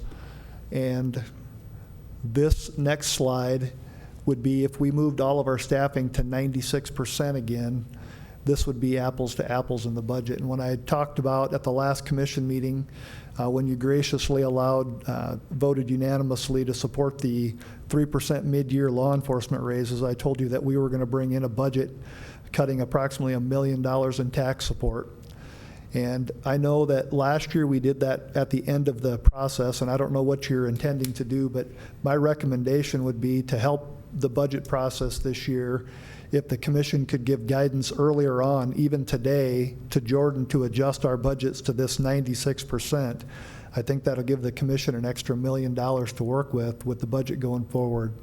And last year when we made that change late in the game, it didn't allow us to go back in and adjust revenues for our partners at the care campus with the city, revenues for our partnership with the 6 supporting counties at the Juvenile Services Center, to make up some of the difference in that cut that we made in the budget. So the earlier on we could make that decision this year would help us be able to go back and make some of those revenue adjustments. So when you get to the next meeting or into July and August and you're looking at this, you can look at more actual numbers. And I'm going to go through next. I'll go through each one of our individual budgets, and I just summarized this today. There's a lot more detail in our budget summary sheet that's in your packet, so you can go back at your convenience and read through that, and it'll provide a little bit more detail in some of the changes that we're looking at making. Are there any questions on this particular sheet? This just shows what we've actually submitted with the budget if you were to ask Jordan to move it to 96%. I wanted to do just a staff summary overview of the last couple of years, 25, 26, and 27, and just show you that now in these numbers, we did remove 10 FTEs to buildings and grounds last year, and we moved 2 additional FTEs for human resources to Pennington County this year, so that number is reflected in there. But this year, in the budget that you have that I've presented to you, I've decreased the sheriff's budget by an additional 3 staff, and then the Pivot Point budget was reduced in that I think that they're doing their own contract over at Pivot Point and paying that directly, so that's not a Pennington County position any longer. And on the staff summary, since I've been sheriff, this is my 5th budget that presented as sheriff. I've added 1.5 FTEs to the sheriff's cumulative budgets over those 5 years, just to give you a little bit of history. And then I'm just going to run through the highlights of each one of the budgets, and then I can stand for any budget questions, and then I'll go through some of our workload data next. On law enforcement, we reduced 1 law enforcement administrative captain position. I've already reduced that this year in the budget, but that FTE was taken out of next year's budget. Chief Deputy Welchel will be retiring mid-year next year. That FTE and funding through about August is in the budget next year, but we'll reduce that FTE. My plan would be to reduce that FTE out of the 28 budget, but part of that salary is removed from the law enforcement budget this year. This next one I've talked to all of you about individually, and Helene was good with me announcing it. She is looking at retiring sometime in 2026. I have not taken that FTE and that funding out of the budget yet because I got that information late enough in the game. I didn't want to make a last-minute change for Jordan as he was trying to put numbers together. But with whatever you do with this next round, if any decisions that you've made through today, we'll get that information to Jordan. So we'll reduce the FTE, 1 FTE, and about $97,000 of funding on top of what I already showed you. And then I just wanted to highlight again that we had moved the 2 FTEs from human resources, and we're working on redistributing the workload of one of those positions. In the law enforcement division, we reduced operations budget by about $186,000. And that was just going back and looking at some historical line items that we had, and we found some efficiencies, and also factoring in some small COPS micro grants for some of the ongoing costs that we've had and some of the cost sharing that we do with the Rapid City Police Department. We were able to make a small operational reduction in our law enforcement budget. And then we increased our revenues in law enforcement by a little over $200,000. If you remember, 2 years ago, Captain Chris Heislip helped us retool a bill to the legislature to increase our sheriff's fees. That's had a pretty substantial impact for us. We've had some additional micro COPS grants to help with some small services that we provide.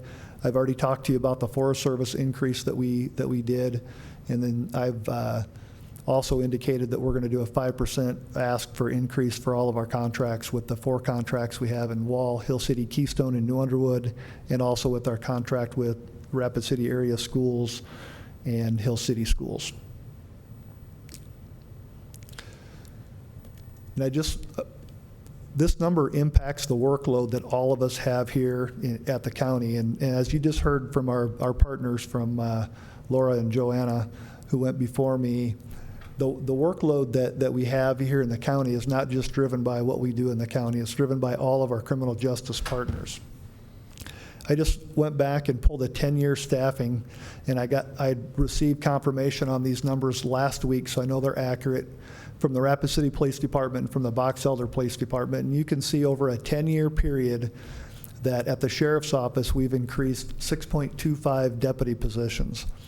And that's not an actual increase in the number of deputies, because I think it was back in 2021, they changed the accounting practices where we took all part-time benefited and part-time non-benefited, counted up their cumulative hours and added them in as FTEs, and I think that impacted law enforcement by 2 to 2.5 FTEs. So over 10 years, we've added, I would tell you, less than 5 law enforcement positions.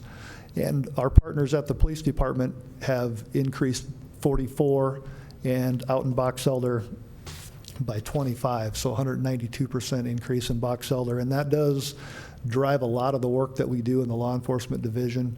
It impacts our juvenile facility, it impacts the jail, it impacts our civil case load, it impacts our warrants division, it impacts our investigations division. So that number does have an overall impact on the county and the services that we're providing also. I think it's important to take a look at that.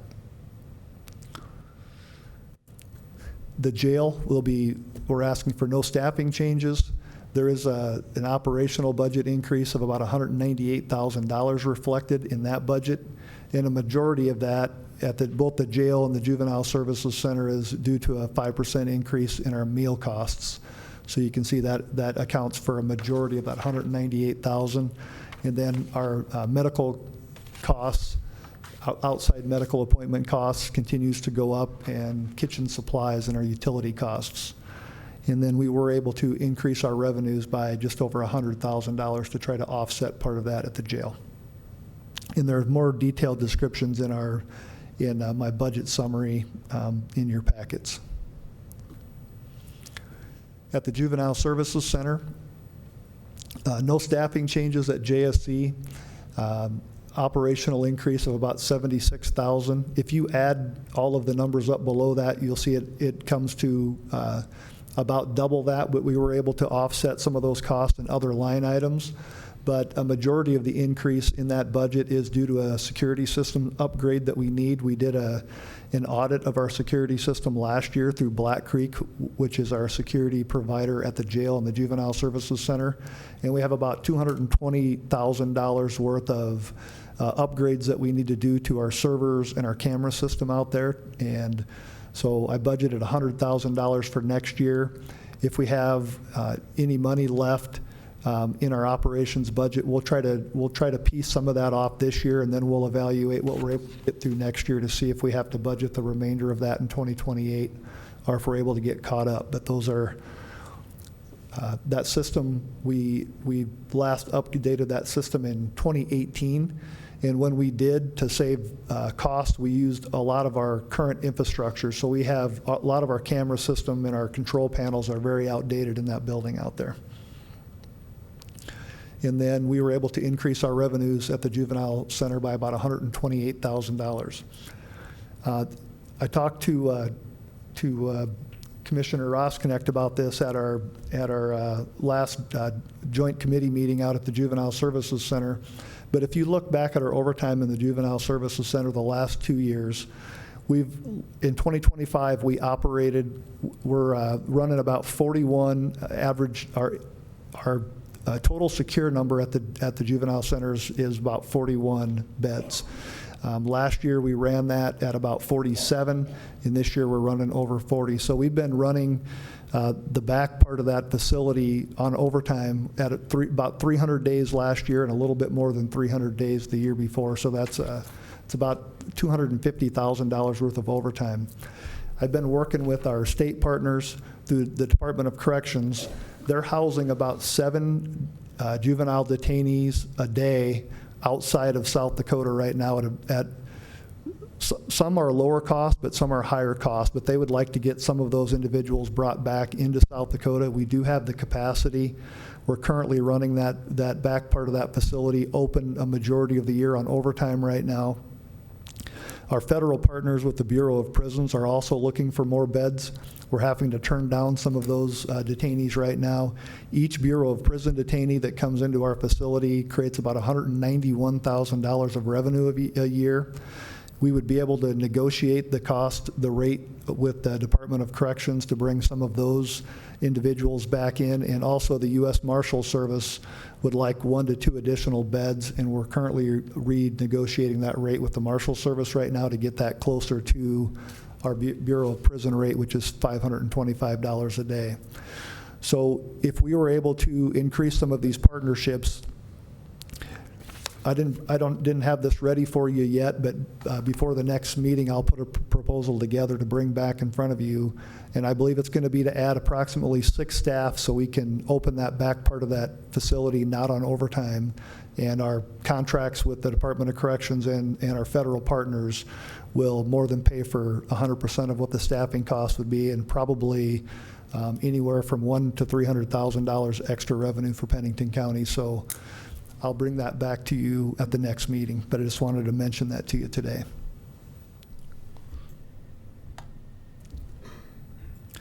Care Campus, I did remove 1 charge nurse. We had a charge nurse and 2 full-time nurses in that facility. Previously, Monument Health has funded part of those positions at about $200,000, and you can see below in the revenues, they did not fund that position this year or next year, so I've removed that. Through attrition, that person recently left. I'm not going to replace them. I've taken them out of the budget. And then we moved funding from approximately 7 of the FTEs from this budget to the opioid budget.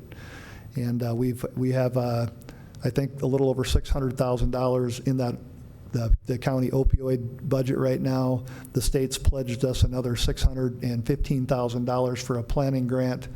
So, and Rapid City has pledged an additional $250,000 to Pennington County when their fund replenishes, likely in 2028. So that fund is healthy right now.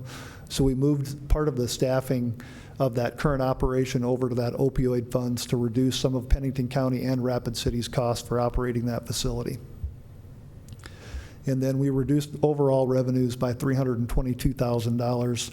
And that's including that $200,000 from Monument Health. And the majority of the rest of those, you can look through the budget revenues, but we jockeyed around some of the different types of treatment options that we have.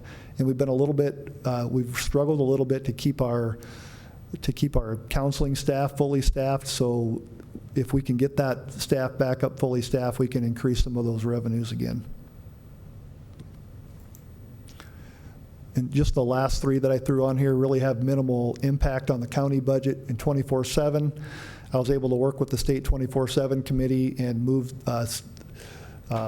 remove an old practice that they had of giving $10,000 grants to several entities across the state and make it user-based. So we pay 24/7 to the state, a fair amount of money for them to run their part of the process, and now they're actually giving us more of that money back. So that made us whole again. You can remember the last couple of years, we've been between $30,000 and $60,000 tax support on that, and we're back to zero tax support on 24/7. Search and rescue, we have, I cannot emphasize enough the impressive staff that we have out at Search and Rescue right now. They are really going above and beyond. That budget is $58,000. I didn't make any changes to the budget this year. They operate 150 calls for service a year, roughly, probably close to $1 million worth of inventory of equipment at $58,000 tax support. And that is because they are incredible volunteers. They go out, they fundraise themselves anytime they have equipment needs, and they're very thrifty, they're very handy, they build a lot of their stuff themselves, and the life-saving services they provide, I just can't stress it enough. And I know that you all know that, but for us getting that type of service, I'd tell you what, they're one of the premier search and rescue organizations in this part of the country, and to be able to do that at $58,000 tax support is pretty impressive, similar to a lot of what our volunteer fire departments do on a small budget. So Brian, that's the only support they get? That's their revenue besides That's their... Pennington County's portion, and then Rapid City funds about $6,500, but we're in a Rapid City building. They don't charge us any rent for that. A majority of the calls are in the county. The city occasionally will use them a little bit. And then the Title III funding that's related to timber harvest has gone away the last 2 years, but we did get a little bit this year. We put $20,000 in Title III funding back in the budget for next year. That'll support search and rescue operations on the National Forest. So you're looking at, about $85,000 total cash to be able to run that. Timber harvest, in saying that somebody went out and cut that into firewood or something, or? No, that's the industry, the logging industry. Okay. So based on the amount of money that the forest raises from the logging industry, the Title III dollars give some of that money back to counties for specific operations. And in Pennington County, we use that. I don't know if Scott Guffey, is he up tomorrow? Yeah, he is. He'll cover that budget tomorrow, but we use a little bit of that for search and rescue, a little bit to spray weeds on the National Forest, and then Jerome uses a little bit for firefighter training. Okay. And then I've been working with our congressional delegates and the Western State Sheriff's Association that I belong to through the course of this last year. I feel strongly that the federal government should find a more sustainable funding source for search and rescue operations than tying it to timber harvest, because when the timber harvest goes down, they continue to market the Black Hills National Forest as a tourist destination. They open up more and more Forest Service trails and roads out there. And we handle all of their calls for service. They provide no search and rescue operations for that. And I do think that there has been a bill in the past that was up at Congress for consideration to fund that. It's died out a little bit, but I did talk to both Representative Johnson and who I believe likely will be, or maybe our next representative, Marty Jackley, about reviving that a little bit. And the Western State Sheriff's Association has several different delegates from our western states that are on board with trying to revive that, so we can get a more sustainable funding source. Because even if we could get that funding up to $40,000 or $50,000 here in Pennington County, we're not asking for millions of dollars. It'd make a substantial difference for us. They charge fees, right, to use like correct fees and all that stuff, right? And the rules are all goofy, right? I mean, they have 3 major lakes in Pennington County, but they bought a boat for their law enforcement, but it doesn't have a motor on it. So between us and Game Fish and Parks, we provide the boater safety and then all emergency response on any of the waterways. So there's a lot of room for improvement for what our federal partners do for us here, having Pennington County close to 40% federal land that we don't receive taxes on. So we've been hard at that process. So. And then the opioid budget, and I previously talked about we moved the 7 FTEs from the Care Campus budget over there, and then I talked through kind of where the other funds are at for that budget. Any questions on the budget stuff before I run through our statistics quick? No, you're fine. What do you have, about 2 more hours? No, like 3 minutes. I'm not going to spend a lot of time on this because we put all of our statistics out quarterly, so you guys have seen all of these, but I just put this up there. This is an overall crime data just to show, I mean, our population continues to go up, but the incredible work that our staff do, along with our partners in the criminal justice system, our other law enforcement partners, the state's attorney's office, the courts, working together. We've made some really substantial changes, I believe, in the last couple of years that have helped us continue to drive our violent crime rates down in Pennington County. You can see our homicide rate went up just a little bit overall last year. This year, we're sitting at 4 homicides total in Pennington County, including Box Elder and Rapid City. Our Pennington County crime data continues to trend down in a majority of categories. And again, I 100% attribute this to the work that the men and women on the streets are doing. Our investigations unit, their clear rate is super high right now. They're doing top-notch work. And then again, all of our partners through the criminal justice system working together. I think these numbers are going to continue to trend down with the fact this last quarter, Chief Hedrick and I and State's Attorney Roetzel, along with our counterparts out east, have put a substantial amount of pressure on the parole system to create some more accountability for the parole offenders. We've had a pretty substantial impact on the parolees right here in Rapid City and Pennington County, and I believe they're seeing that same impact on the eastern part of the state. And I do think that that's going to continue to drive these numbers in the right direction. Again, this is just some crime data. Our patrol activity, we were a little bit down in our positions last year. We run 3 or 4 deputy positions open through last year, so that impacted part of our deputy-initiated calls for service, but you can see our citizen calls for service are staying very active. These are just our patrol statistics, and you guys will have this information, so I'm not going to go through each one of these. You can look back at it if you'd like to. Our warrants numbers continue to go up, and they're a pretty phenomenal group. If you ever were bored some afternoon, I would throw you in the car with our warrants unit and let you go out. We work really closely together with the U.S. Marshal Service, the Rapid City Police Department, some of our other federal partners in the Warrants Task Force, and they're hitting the high-level warrants very hard here. It's having a substantial impact, and if you're ever bored some afternoon, I'd throw you in with them and let you go see what they're up to, and probably get you exposed to a part of Pennington County that you don't spend a lot of time in. So I'm ready to roll on that, matter of fact. Let's do it. Like this afternoon? After like the 10th of July, I'll put me in. You reach out to me and we'll get you plugged in. That'll be great. Did you find his tent? Yeah, I want someone to find my tent. You haven't seen that on Facebook? I had a joke that I was going to tell you about your tent, but it's not very appropriate, so I'll save it for a different time. But I mean, I have not found your tent. But how do I lose it is the first question I get. So, but somebody rolled it up, put it in the back of their truck, and decided they needed it more than I They did. probably don't even know what they have. They don't have any idea what it is. Except for that, If I knew anything, I'd be after the reward you put out, though. I would have showed up at your house with it, I promise. With the tent. Somebody's tent. Does this work? No. You can see our transports went down just a little bit, but our medical transports went up. They are very time-consuming for us. We've had some really sick individuals in custody in the jail this last year. It had a big impact on our overtime and also on our transport division.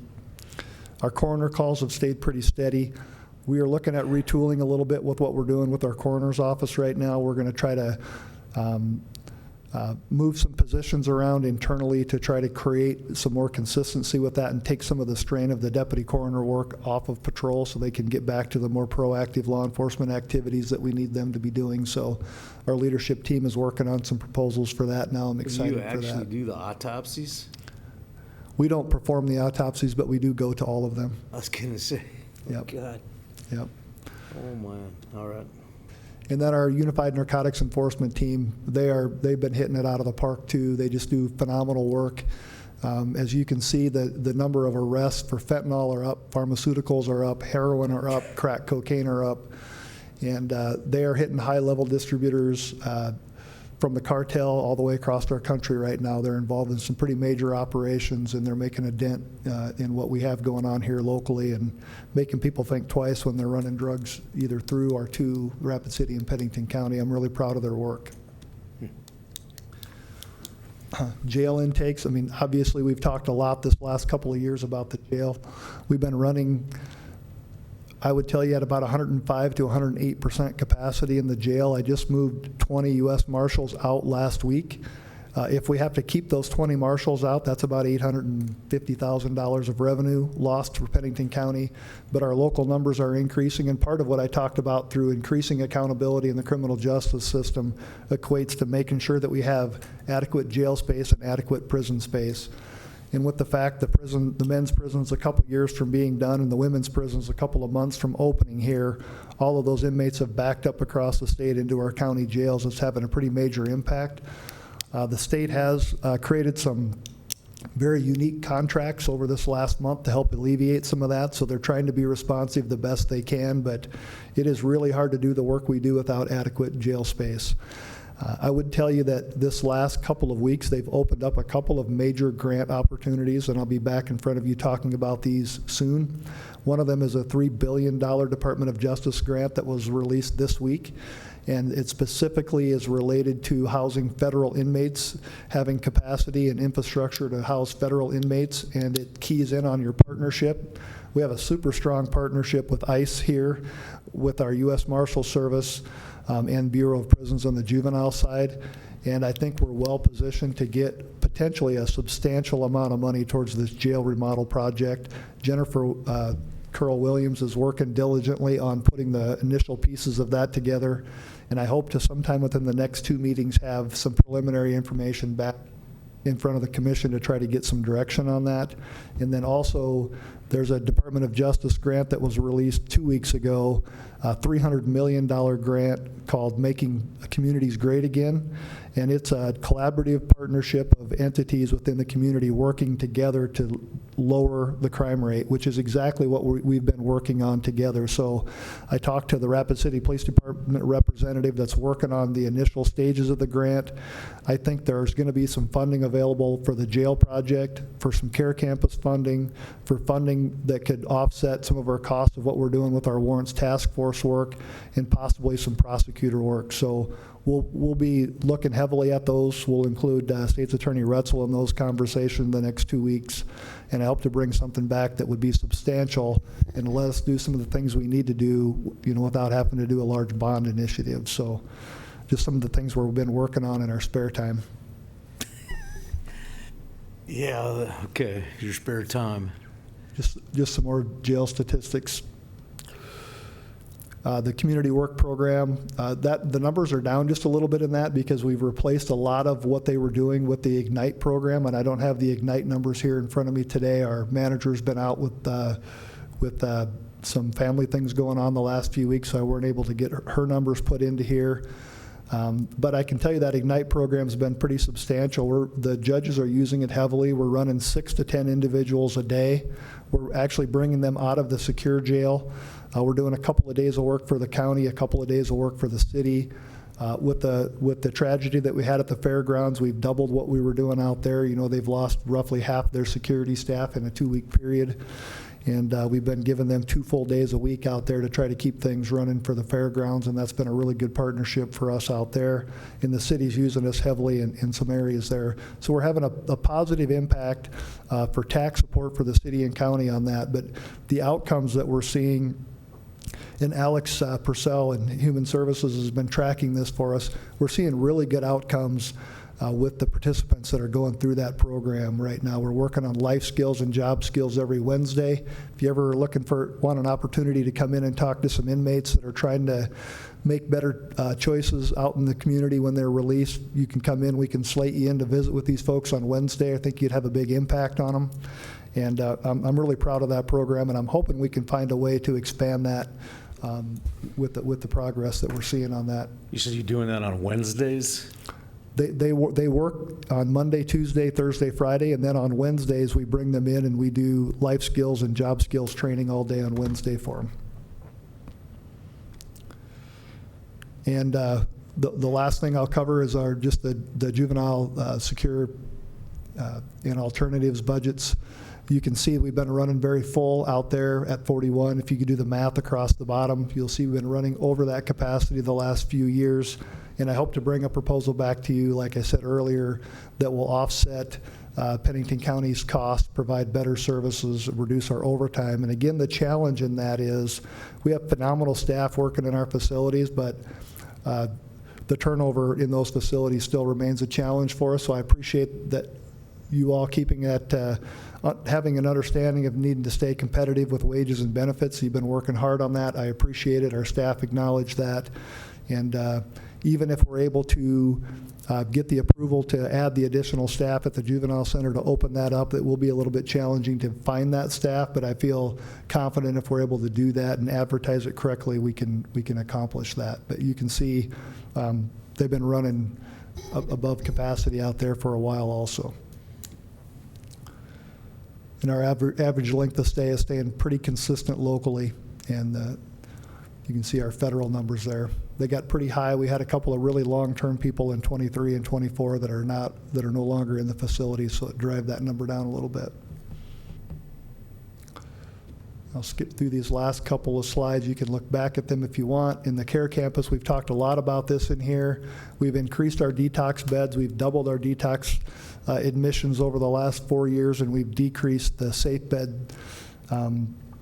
People were abusing that system, so we've reduced that down to only 12 beds, and we're working closely together with the Quality of Life unit for Rapid City on making sure we've got the right people in those beds. And I think when I drive around anyways, I think there's a substantial difference this summer from last summer for the amount of homelessness and panhandling that we have specifically in our downtown area. And the partnership that we have with the police department and the care campus, I believe, is a big drive. So I'm looking at, I'm reviewing a proposal right now for Volunteers of America of the Rockies to come in and do a 6-week assessment of all of our services at the care campus. Commissioner Weifenbach is part of that opioid task force that we have locally that will be reviewing that when they get that done. And my hope is we're able to create some new partnerships and possibly transition some of the work away from the city and county and get some other entities willing to come in here and do that work, which we haven't had those types of partnerships for 40 years here in Pennington County. So I'm excited for what that could bring back to our area here. The residential treatment's down just a little bit, but that's mostly a reflection of being a little bit short-staffed with our counselors. This is a lot of extra stuff for a sheriff to handle. It's good stuff. I can tell you that I have the best staff in the world, and I know you've heard that from several other people, but we have a super strong team in Pennington County right now. I'm super proud of the work that they do. It makes it fun for me to come to work every day. Just one last shout out to all of our volunteers that work for us in the jail, juvenile services center, volunteering people that are going to be released back in the community, making a difference. Our Explorer program and our search and rescue, they provide a lot of valuable resources at no money to Pennington County, and I just want to give them a shout out. And with that, I'll open it up to any questions. We appreciate it. I'd echo your shout out to the level of professionalism that's increased inside the county. We do have good staff, and I think our intentions are all the same, is to make it so everybody else has as much fun as you do, Brian. So from the, I tried to leave a little space so you could fund some of Lara's positions that she desperately needs over there to help our system out. I think she's ready to take you on. That's why she sat there watching you. She's ready to. So be careful when you walk out of here. We're a strong team. You've got a good team working in the right direction in Pennington County. I think that we've got a lot of. We understand the challenges that lie in front of you, and we're here to work through that process with you. So appreciate the opportunity to come and visit. We're heading in the right direction, especially going through this budget from what I first seen when I first got here 2 years ago to today. It's amazing. So any chance that you'd be ready to give Jordan direction on the 96%? So that's the number you'll be looking at going forward?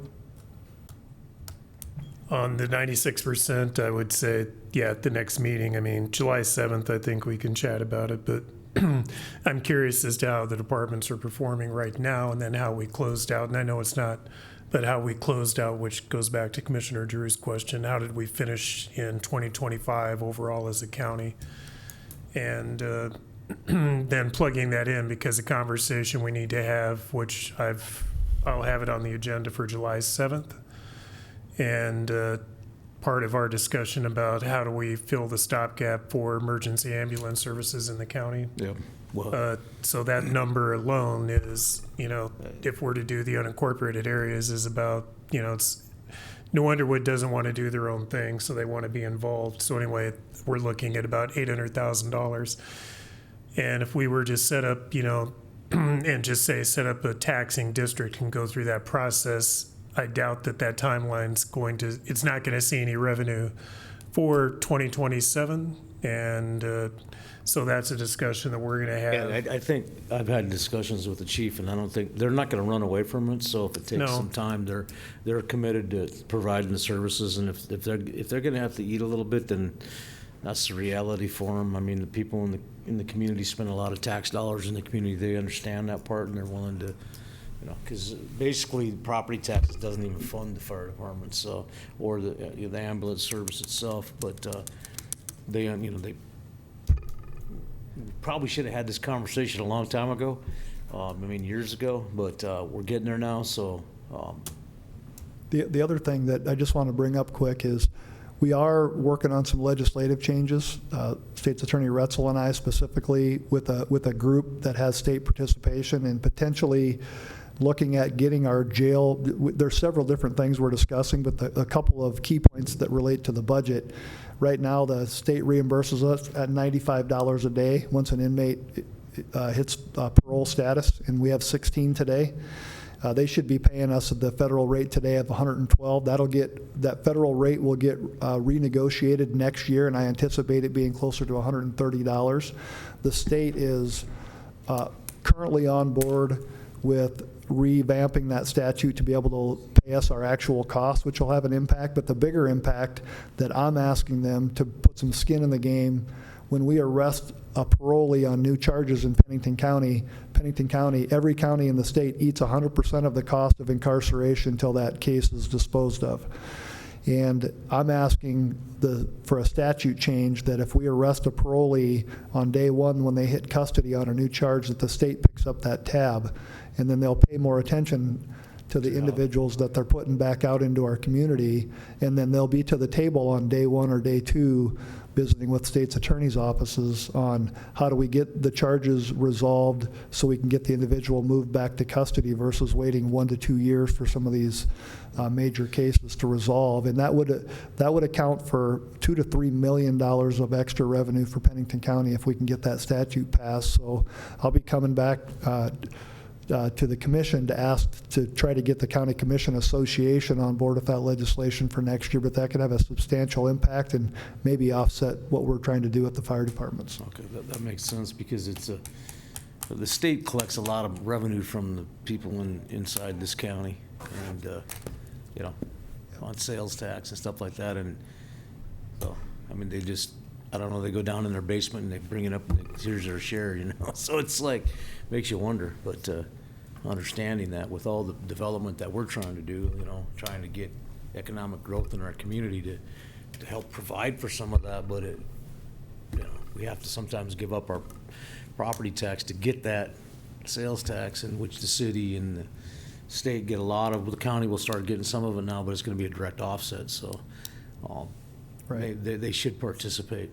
And by the question of how many people are in jail right now, you said 108%. So what's that equate to? I think we were running about 630 this morning, 626. And then With 601 how beds. many of them are serving time? We have probably 60, 65 of those individuals that are serving a sentence. Yeah. Most of them are pretrial. Yeah, okay. That Mr. number Chair. is getting better. I'd tell you 2 years ago that the number of serving a sentence was probably 20. So that number is getting better. And I'm not sure where this all comes from. It doesn't seem like it's a natural flow of our best practices or whatever. I've talked to people in Wyoming, they don't have that problem. A lot of them are drug offenders, and they've failed several different alternatives to incarceration, and then they sit, or they have mental health issues and they just sit. So a lot of what Judge Lindgren and State's Attorney Roetzel are working on, I think will have a positive impact on that number if we continue to watch that. So Drugs are a nasty thing, aren't they? You know, people start out with a little bit, and then it becomes a lifestyle, and they Yep. just can't get out of it. Yep, we can't ignore it, that's for sure. And they just can't seem to make a decision to get out of it. It's tough. We appreciate. Thank you for your time. We have Mr. Chair, I got a- presentations from both sides of the law today, and the middle guy who puts all the pressure on them to handle it, so, thank you. Mr. Chair, I got a, Brian, if we went back to 2020 roughly, at what point did we have the highest amount of U.S. Marshal inmates? I can tell you, when I took office, the year I took office in 2023, we averaged 163 Marshal inmates in custody. Today we have 100. Last year we had 121, and at the heyday we were probably running right around 220 Marshals in custody. So if I do the math, just tell me if I'm off. 220 times would $90 be? 112. Okay, times 365. 112 times 365. Now the budget for this year on the jail is about 18 million. Correct. And if we had that number in U.S. Marshal inmates, that would cover more than half of our budget. Correct. And that's just the point that I wanted to make. That's, when Kevin was here, it was just like I think he did that intentionally, not that we just trying to get higher volume, but we could offset the expense that the jail incurs every year. I'd tell you, for 15 years, we've tried to run that jail as full as that capacity, using the federal inmates as we can to offset Pennington County's costs. As our local population continues to grow and our length of stay continues to increase, we just lose the ability to do that. So. Well, I thought it was a good program myself. Yep. I guess it's hard to get your arms around unless you actually know what the fixed cost is and what the variable cost is. So I'm not going to get into that argument now, but that'd be sometime when I have more time, maybe when I'm out doing some warrant stuff. Absolutely. That'll be fun. All right, thank you. Thanks. Thank everybody that's still here, patience, and I think we're done, Jordan. We just want to make sure that we let the public know there is an opportunity for public comment, and then, we'll need a motion to recess until tomorrow. An opportunity for public comment. Seeing none, I'll entertain a motion for Mr. Durr. Motion to recess until June 24th, 2026 at 8 a.m. Continue deliberation of the 2027 provisional budget requests. Second. Second from Mr. Roskinick. All in favor, say aye. Aye. Motion carries. Thank you, guys. What a